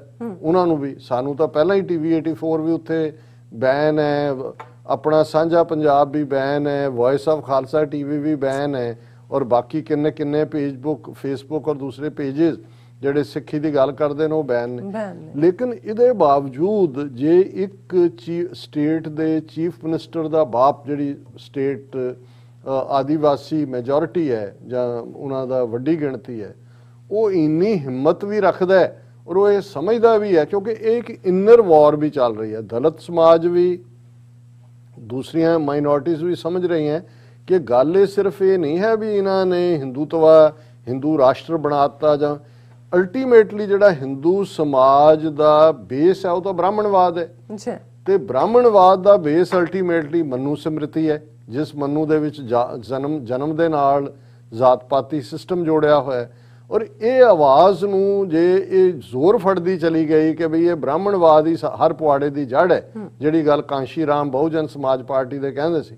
ਪਰ ਅਫਸੋਸ ਇੱਕ ਪਾਸੇ 86 ਸਾਲਾ ਬਜ਼ੁਰਗ ਜਿਹੜਾ ਆਨੰਦ ਕੁਮਾਰ ਬਘੇਲ ਨਿਕਲਦਾ, ਪੂਰੀ ਸੱਚ ਦੀ ਗੱਲ ਕਹਿਣ ਲਈ ਗ੍ਰਿਫਤਾਰੀ ਦੇਣ ਤੱਕ ਉਹ ਤਿਆਰ ਹੋ ਜਾਂਦਾ ਹੈ, ਪਰ ਦੂਸਰੇ ਪਾਸੇ ਜਿੱਥੇ ਕਾਂਸ਼ੀ ਰਾਮ ਜਦੋਂ ਪ੍ਰੈਸ ਕਾਨਫਰੰਸ ਕਰਦੇ ਸੀ, ਇੱਕ ਜੁਮਲਾ ਉਹਨਾਂ ਦਾ, ਬ੍ਰਾਹਮਣਵਾਦ ਹੀ ਸਭ ਪੁਆੜੇ ਦੀ ਜੜ, ਤੇ ਉਹਨਾਂ ਨੇ ਜਾਨਸ਼ੀਨ ਆਪਣਾ ਕਿਹਨੂੰ ਬਣਾਇਆ? ਬੀਬੀ ਮਾਇਆਵਤੀ। ਬੀਬੀ ਮਾਇਆਵਤੀ ਜਿਹਨੇ ਪ੍ਰਾਪਰਟੀ ਵੀ ਇਕੱਠੀ ਕੀਤੀ, ਬੁੱਤ ਵੀ ਲਵਾਏ ਬਹੁਤ ਸਾਰੇ, ਔਰ ਉਸ ਸਾਰੇ ਤੋਂ ਬਾਅਦ ਮਤਲਬ ਇਹ ਹੈ ਕਿ ਵੀ ਜਦੋਂ ਤੁਸੀਂ ਕਰਪਟ ਹੁੰਦੇ ਹੋ ਤਾਂ ਮੂਵਮੈਂਟ ਤਾਂ ਇਹ ਸੀ, ਜਿਹੜੀ ਕਾਂਸ਼ੀ ਰਾਮ ਦਾ ਡ੍ਰੀਮ ਸੀ ਕਿ ਵੀ 85% ਲੋਕ ਭਾਰਤ 'ਚ ਬਹੁਜਨ ਨੇ, ਔਰ ਇਹ 4-5% ਬ੍ਰਾਹਮਣਾਂ ਨੇ ਤੁਹਾਡੇ ਨੂੰ ਕੀਤਾ, ਇਹਨਾਂ ਨੂੰ ਕੱਢੋ। ਔਰ ਹਾਲਾਂ ਉਹ ਥਰੂ ਬੈਲਟ ਕੱਢਣਾ ਚਾਹੁੰਦੇ ਸੀ ਕਿ ਭਾਈ ਜੇ 85% ਬਹੁਜਨ ਜਿਹੜੇ ਨਾਨ ਬ੍ਰਾਹਮਣ ਨੇ ਉਹ ਇਕੱਠੇ ਹੋ ਜਾਂਦੇ ਨੇ ਤੇ ਤੁਸੀਂ ਉਹਨਾਂ ਨੂੰ ਕੱਢ ਸਕਦੇ ਹੋ ਜਿਹੜੀਆਂ ਸਵਰਨ ਜਾਤੀਆਂ ਵਾਲੇ ਨੇ। ਲੇਕਿਨ ਬੀਬੀ ਮਾਇਆਵਤੀ ਨੇ ਕਿਸ ਹੱਦ ਤੱਕ ਇਸ ਲਹਿਰ ਨੂੰ ਡਿਗਰੇਡ ਕਰ ਦਿੱਤਾ, ਕਿਉਂਕਿ ਜਦੋਂ ਤੁਸੀਂ ਕਰਪਟ ਹੁੰਦੇ ਹੋ ਉਹਦੇ ਰੈਵੋਲੂਸ਼ਨ ਤਾਂ ਖਤਮ ਹੋ ਗਿਆ ਕਾਂਸ਼ੀ ਰਾਮ ਦੇ ਜਾਣ ਨਾਲ ਹੀ। ਹੁਣ ਮਾਇਆਵਤੀ ਪਹੁੰਚ ਜਾਂਦੀ ਹੈ, ਬ੍ਰਾਹਮਣਾਂ ਵੱਲੋਂ ਇੱਕ ਵੱਡਾ ਸੰਮੇਲਨ ਯੱਗ ਹਵਨ ਰੱਖਿਆ ਜਾਂਦਾ ਹੈ, ਜਿਸ ਫੰਕਸ਼ਨ ਦਾ ਨਾਂ ਹੈ ਪ੍ਰਬੁੱਧ ਵਰਗਾ ਸੰਮੇਲਨ। ਪ੍ਰਬੁੱਧ ਦਾ ਮਤਲਬ ਹੈ ਵੀ ਜਿਨ੍ਹਾਂ ਨੂੰ ਅਕਲ ਹੈ, ਉਹ ਸ਼ੂਦਰਾਂ ਨੂੰ ਤਾਂ ਅਕਲ ਹੈ ਹੀ ਨਹੀਂ, ਸੋ ਬ੍ਰਾਹਮਣਾਂ ਦਾ ਉਹ ਸੰਮੇਲਨ ਹੈ। ਅਪਰ ਕਾਸਟ ਬ੍ਰਾਹਮਣ ਜਿਹੜੇ ਨੇ ਉਹਦੇ 'ਚ ਇਕੱਠੇ ਹੁੰਦੇ ਨੇ। ਉਹਦੇ 'ਚ ਮਾਇਆਵਤੀ ਜਿਹੜੀ ਹੈ ਉਸ ਨੂੰ ਉਹ ਇੱਕ ਤਰਸ਼ੂਲ ਭੇਟ ਕਰਦੇ ਨੇ ਕਿ ਵੀ ਤੂੰ ਹੀ ਸਾਡੀ ਡਿਫੈਂਡਰ ਹੈ। ਔਰ ਉਹਦੇ 'ਚ ਮਾਇਆਵਤੀ ਫਿਰ ਜੋ ਕਹਿ ਰਹੀ ਹੈ ਕਿ ਮਾਇਆਵਤੀ ਕਹਿੰਦੀ ਹੈ ਕਿ ਵੀ ਮੈਨੂੰ ਤੁਸੀਂ ਪਾਵਰ 'ਚ ਆਣ ਦਿਓ, ਮੈਂ ਤੁਹਾਡੀ ਢਾਲ ਵੀ ਹੈ, ਤਲਵਾਰ ਵੀ ਬਣਾਂਗੀ, ਔਰ ਤੁਹਾਨੂੰ ਅਸੀਂ ਨਾਲ ਲੈ ਕੇ ਦਲਿਤ ਬ੍ਰਾਹਮਣ ਯੂਨਿਟੀ ਉਹਨਾਂ to bring her party back to power in the state, ਕਿ ਆਓ ਭਾਈ ਦਲਿਤ ਔਰ ਬ੍ਰਾਹਮਣ, ਕਿਉਂਕਿ ਯੂਪੀ ਦੇ ਵਿੱਚ 12-13% ਪਾਪੂਲੇਸ਼ਨ ਬ੍ਰਾਹਮਣਾਂ ਦੀ ਹੈ, 22-23% ਜਿਹੜੇ ਨੇ ਉਹ ਸ਼ਡਿਊਲ ਕਾਸਟ ਨੇ। ਸੋ ਜੇ ਇਹ ਪਹਿਲਾਂ ਵੀ ਉਹਨੇ ਇਹ ਅਟੈਂਪਟ ਕੀਤਾ ਇੱਕ ਸਟੇਜ ਤੇ, ਹੁਣ ਕਿਉਂਕਿ ਯੂਪੀ ਦਾ ਚੀਫ ਮਿਨਿਸਟਰ ਜਿਹੜਾ ਕਨਪਾਟਾ ਗੁੰਡਾ ਯੋਗੀ ਆਦਿੱਤਿਆਨਾਥ ਯੋਗੀ, ਉਹ ਰਾਜਪੂਤ ਹੈ। ਜਿੱਥੇ ਯੂਪੀ ਦੇ ਵਿੱਚ ਦਲਿਤਾਂ ਦੇ ਨਾਲ, ਮੁਸਲਮਾਨਾਂ ਦੇ ਨਾਲ, ਸਿੱਖਾਂ ਦੇ ਨਾਲ ਧੱਕਾ ਹੋ ਰਿਹਾ, ਉੱਥੇ ਕੁਝ ਬ੍ਰਾਹਮਣ ਵੀ ਜਿਹੜੇ ਕੁਝ ਗੈਂਗਸਟਰ ਦੇ ਨਾਂ ਥੱਲੇ ਮਾਰੇ ਬ੍ਰਾਹਮਣ ਵੀ ਨੇ, ਹੁਣ ਉਹ ਵੀ ਲੁੱਕ ਅਰਾਊਂਡ ਕਰ ਰਹੇ ਨੇ। ਪਰ ਮੈਂ ਸਮਝਦਾ ਵੀ ਇਹ ਇੱਕ ਪਾਸੇ ਟੈਂਪਰੇਰੀ ਤੁਸੀਂ ਆਪਣੀ ਵੋਟ ਬੈਂਕ ਦੇਖ ਰਹੇ ਹੋ ਕਿ ਬ੍ਰਾਹਮਣ 10-12% ਚੋਂ 8-7-8% ਤੁਹਾਡੇ ਕੋਲ ਆ ਜਾਣ।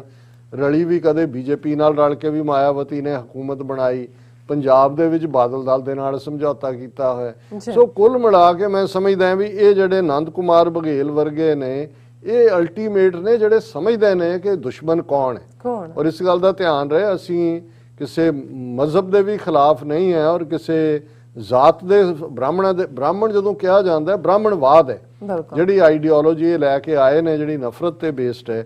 ਸੋ ਮੈਨੂੰ ਇਹ ਲੱਗਦਾ ਹੈ ਵੀ ਰੈਵੋਲੂਸ਼ਨ ਕਈ ਵਾਰ ਲੱਗਦਾ ਹੈ ਕਿ ਵੀ ਲੋਕ ਸਮਝ ਗਏ ਔਰ ਇਸ ਪਾਸੇ ਤੁਰ ਸਕਦੇ ਆ, ਪਰ ਜਦੋਂ ਦੂਸਰੇ ਪਾਸੇ ਤੁਸੀਂ ਦੇਖਦੇ ਹੋ ਕਿ ਵੋਟ ਬੈਂਕ ਦੇ ਨਾਂ ਥੱਲੇ ਫਿਰ ਕਿਵੇਂ ਅਨਪ੍ਰਿੰਸੀਪਲਡ ਅਨਹੋਲੀ ਅਲਾਇੰਸ ਉੱਥੇ ਹੁੰਦੇ ਨੇ। ਤੇ ਫਿਰ ਉਹ ਤੁਸੀਂ ਦੇਖ ਲਓ ਕਿ ਮਾਇਆਵਤੀ ਬ੍ਰਾਹਮਣਾਂ ਤੋਂ ਤਰਸ਼ੂਲ ਲੈ ਰਹੀ ਹੈ ਤੇ ਬ੍ਰਾਹਮਣਾਂ ਨੂੰ ਜਿਹੜਾ ਉਹ ਦਲਿਤ ਬ੍ਰਾਹਮਣ ਯੂਨਿਟੀ ਦੀ ਗੱਲ ਕਰ ਰਹੀ ਹੈ, ਜਦੋਂ ਕਿ ਇਸੇ ਹੀ ਥਾਟ ਨੂੰ ਪੈਦਾ ਕਰਨ ਵਾਲਾ ਖੜਾ ਕਰਨ ਵਾਲਾ ਕਾਂਸ਼ੀ ਰਾਮ ਦਾ ਇਹ ਕਹਿਣਾ ਸੀ ਕਿ ਬ੍ਰਾਹਮਣਵਾਦ ਹੀ ਸਭ ਪੁਆੜੇ ਦੀ ਜੜ। ਹੁਣ ਅਸੀਂ ਰੂਹਾਨੀਅਤ ਵੱਲ ਮੁੜੀਏ। ਬਿਲਕੁਲ। ਦੋ ਕਬੀਰ ਸਾਹਿਬ ਦੇ ਜਿਹੜੇ 52 ਅੱਖਰੀ ਦੇ ਸ਼ਲੋਕ, ਦੋ ਲਫ਼ਜ਼ਾਂ ਚ, ਇੱਕ ਹਾਹਾ ਔਰ ਲੱਲਾ, ਉਸ ਨੂੰ ਮੈਂ ਵਿਚਾਰ ਕਰਾਂਗਾ ਉਹਨਾਂ ਦੇ ਉੱਤੇ। ਹਾਹਾ ਹੋਤ ਹੋਏ ਨਹੀਂ ਜਾਨਾ, ਜਬ ਹੀ ਹੋਏ ਤਬੈ ਮਨ ਮਾਨਾ, ਹੈ ਤੋ ਸਹੀ ਲਖੈ ਜੋ ਕੋਈ, ਤਬ ਉਹੀ ਉਹ ਇਹੋ ਨਾ ਹੋਈ। ਹੁਣ ਇੱਕ ਗੱਲ ਦਾ ਧਿਆਨ ਰਹੇ ਕਿ ਰੱਬ ਦੇ ਉੱਤੇ ਕੋਈ ਵੀ ਵੱਡੀਆਂ ਡਿਬੇਟਸ ਜਾਂ ਦੂਜੀਆਂ ਤਾਂ ਮਤਲਬ ਰੱਖਦੀਆਂ ਹੀ ਨਹੀਂ ਹੈ। ਸਵਾਲ ਤਾਂ ਇਹੀ ਹੈ ਕਿ ਇੱਕ ਫੇਥ ਵਾਲੇ ਕਹਿੰਦੇ ਨੇ ਉਹ ਹੈ, ਅਸੀਂ ਵੀ ਇੱਕੋ ਓਂਕਾਰ ਤੋਂ ਸ਼ੁਰੂ ਕਰਦੇ ਹਾਂ ਕਿ there is but one God. ਇਸ ਤੋਂ ਬਿਨਾ, ਰੱਬ ਤੋਂ ਬਿਨਾ, ਵਾਹਿਗੁਰੂ ਤੋਂ ਬਿਨਾ ਕੁਛ ਨਹੀਂ ਹੈ। ਲਫ਼ਜ਼ ਵੀ ਸਿੱਖਾਂ ਦਾ Waheguru, wonderful Lord, wonderful God, ਜਾਂ ਜੋ ਵੀ ਵੰਡਰਫੁਲ ਰੱਬ, ਰਬੁਲ ਆਲਮੀਨ, ਕਿ ਉਹੀ ਹੈ। ਹੁਣ ਮਨ ਦੀ ਜਿਹੜੀ ਦੁਬਿਧਾ ਹੈ ਜਾਂ ਜਿਹੜੀ ਡਾਈਕੋਟਮੀ ਹੁੰਦੀ ਹੈ, ਉਹ ਤਾਂ ਬੇਯਕੀਨੀ ਦੀ ਹਾਲਤ 'ਚ ਹੀ ਹੁੰਦੀ ਹੈ। ਕਬੀਰ ਸਾਹਿਬ ਕਹਿੰਦੇ ਨੇ ਕਿ ਵੀ ਜੇ ਹਾਹਾ ਲਫ਼ਜ਼ ਇਹ ਕਹਿੰਦਾ ਹੈ, ਸਾਨੂੰ ਸਮਝਾਉਂਦਾ ਹੈ ਕਿ ਵੀ ਹੀ ਐਗਜ਼ਿਸਟ, ਉਹ ਹੈਗਾ। ਤੇ ਜੇ ਤੁਸੀਂ ਨਹੀਂ ਮੰਨਦੇ ਤੇ ਫਿਰ ਤੁਹਾਡੇ ਲਈ ਉਹ ਐਗਜ਼ਿਸਟ ਹੀ ਨਹੀਂ ਕਰਦਾ। ਔਰ ਜਦੋਂ ਤੁਸੀਂ ਹੋ ਦੇ ਵਿੱਚ ਆ ਗਏ, ਫਿਰ ਜਿਹੜਾ ਮਨ ਹੈ ਤੁਹਾਡਾ ਉਹ ਥਿਰ ਹੋ ਜਾਏਗਾ, ਉਹ ਇੱਕ ਥਾਂ ਦੇ ਉੱਤੇ ਖਲੋ ਜਾਏਗਾ। ਜਦੋਂ ਮਨ ਨੇ ਮੰਨ ਲਿਆ, ਫਿਰ ਕੀ ਹੋਗਾ? ਹੈ ਤਾਂ ਸਹੀ ਲਖਿਆ ਜੋ ਕੋਈ, ਕਿ ਉਹ ਤਾਂ ਹਮੇਸ਼ਾ ਹੈ, ਸਿਰਫ ਤੁਹਾਨੂੰ ਰਿਅਲਾਈਜ਼ ਕਰਨ ਦੀ ਲੋੜ ਹੈ। ਤੇ ਜਦੋਂ ਤੁਸੀਂ ਰਿਅਲਾਈਜ਼ ਕਰ ਲਿਆ, ਫਿਰ ਤੁਹਾਨੂੰ ਇਹੀ ਲੱਗੇਗਾ ਤਬ ਉਹੀ ਉਹ ਇਹੋ ਨਾ ਹੋਈ। ਫਿਰ ਤਾਂ ਜਤ ਦੇਖਾਂ ਤਤ ਤੂੰ, ਤੁਹਾਨੂੰ ਲੱਗੇਗਾ ਕਿ ਜਿੱਧਰ ਮੈਂ ਦੇਖਦਾ ਉਧਰ ਰੱਬ ਹੈ, ਰੱਬ ਤੋਂ ਬਿਨਾ ਹੋਰ ਕੋਈ ਨਹੀਂ ਹੈ, ਸਭ ਗੋਬਿੰਦ ਹੈ, ਗੋਬਿੰਦ ਬਿਨ ਨਹੀਂ ਕੋਈ। ਦੂਸਰਾ ਲਫ਼ਜ਼ ਜਿਸ ਦੇ ਉੱਤੇ 52 ਅੱਖਰੀ ਚ ਕਬੀਰ ਸਾਹਿਬ ਨੇ ਫਰਮਾਇਆ, ਲਿਉ ਲਿਉ ਕਰਤ ਫਿਰੈ ਸਭ ਲੋਗ, ਤਾ ਕਾਰਣ ਵਿਆਪੈ ਬਹੁ ਸੋਗ, ਲਖਮੀ ਬਰ ਸਿਉ ਜੋ ਲਿਵ ਲਾਵੇ, ਸੋਗ ਮਿਟੈ ਸਭ ਹੀ ਸੁਖ ਪਾਵੇ। ਕਿ ਲੱਲਾ ਵੈਸੇ ਵੀ ਸਾਡੇ ਪੰਜਾਬੀ ਚ ਜਿਹੜਾ ਕੋਈ ਬੰਦਾ ਐਵੇਂ ਭਟਕਦਾ ਫਿਰਿਆ ਉਹਨੂੰ ਕਹਿੰਦਾ ਐਵੇਂ ਲੂਰ ਲੂਰ ਕਰਦਾ ਫਿਰਦਾ। ਵੈਸੇ ਕੁੱਤੇ ਨੂੰ ਵੀ ਲੂਰ ਲੂਰ ਕਹਿੰਦਾ, ਉਹਦੇ ਨਾਲ ਜੋੜਿਆ ਹੋਇਆ। ਹੁਣ ਕਬੀਰ ਸਾਹਿਬ ਨੇ ਲਿਉ ਲਿਉ, ਉਹਨਾਂ ਨੇ ਕਿਹਾ ਲਿਉ ਲਿਉ ਕਰਤ ਫਿਰੈ ਸਭ ਲੋਕ, ਕਿ ਵੀ ਲੂਰ ਲੂਰ ਕਰਦੇ ਫਿਰਦੇ ਨੇ ਕਿ ਮੈਂ ਇਹ ਵੀ ਲੈ ਲਾਂ, ਇਹ ਵੀ ਲੈ ਲਾਂ, ਸਹਿਜ ਖਟੇ ਲੱਖ ਕੋਟ ਧਾਵੇ ਆਵੇ ਮਾਇਆ, ਉਸ ਦੌੜ ਦੇ ਵਿੱਚ ਪਏ ਹੋਏ ਨੇ।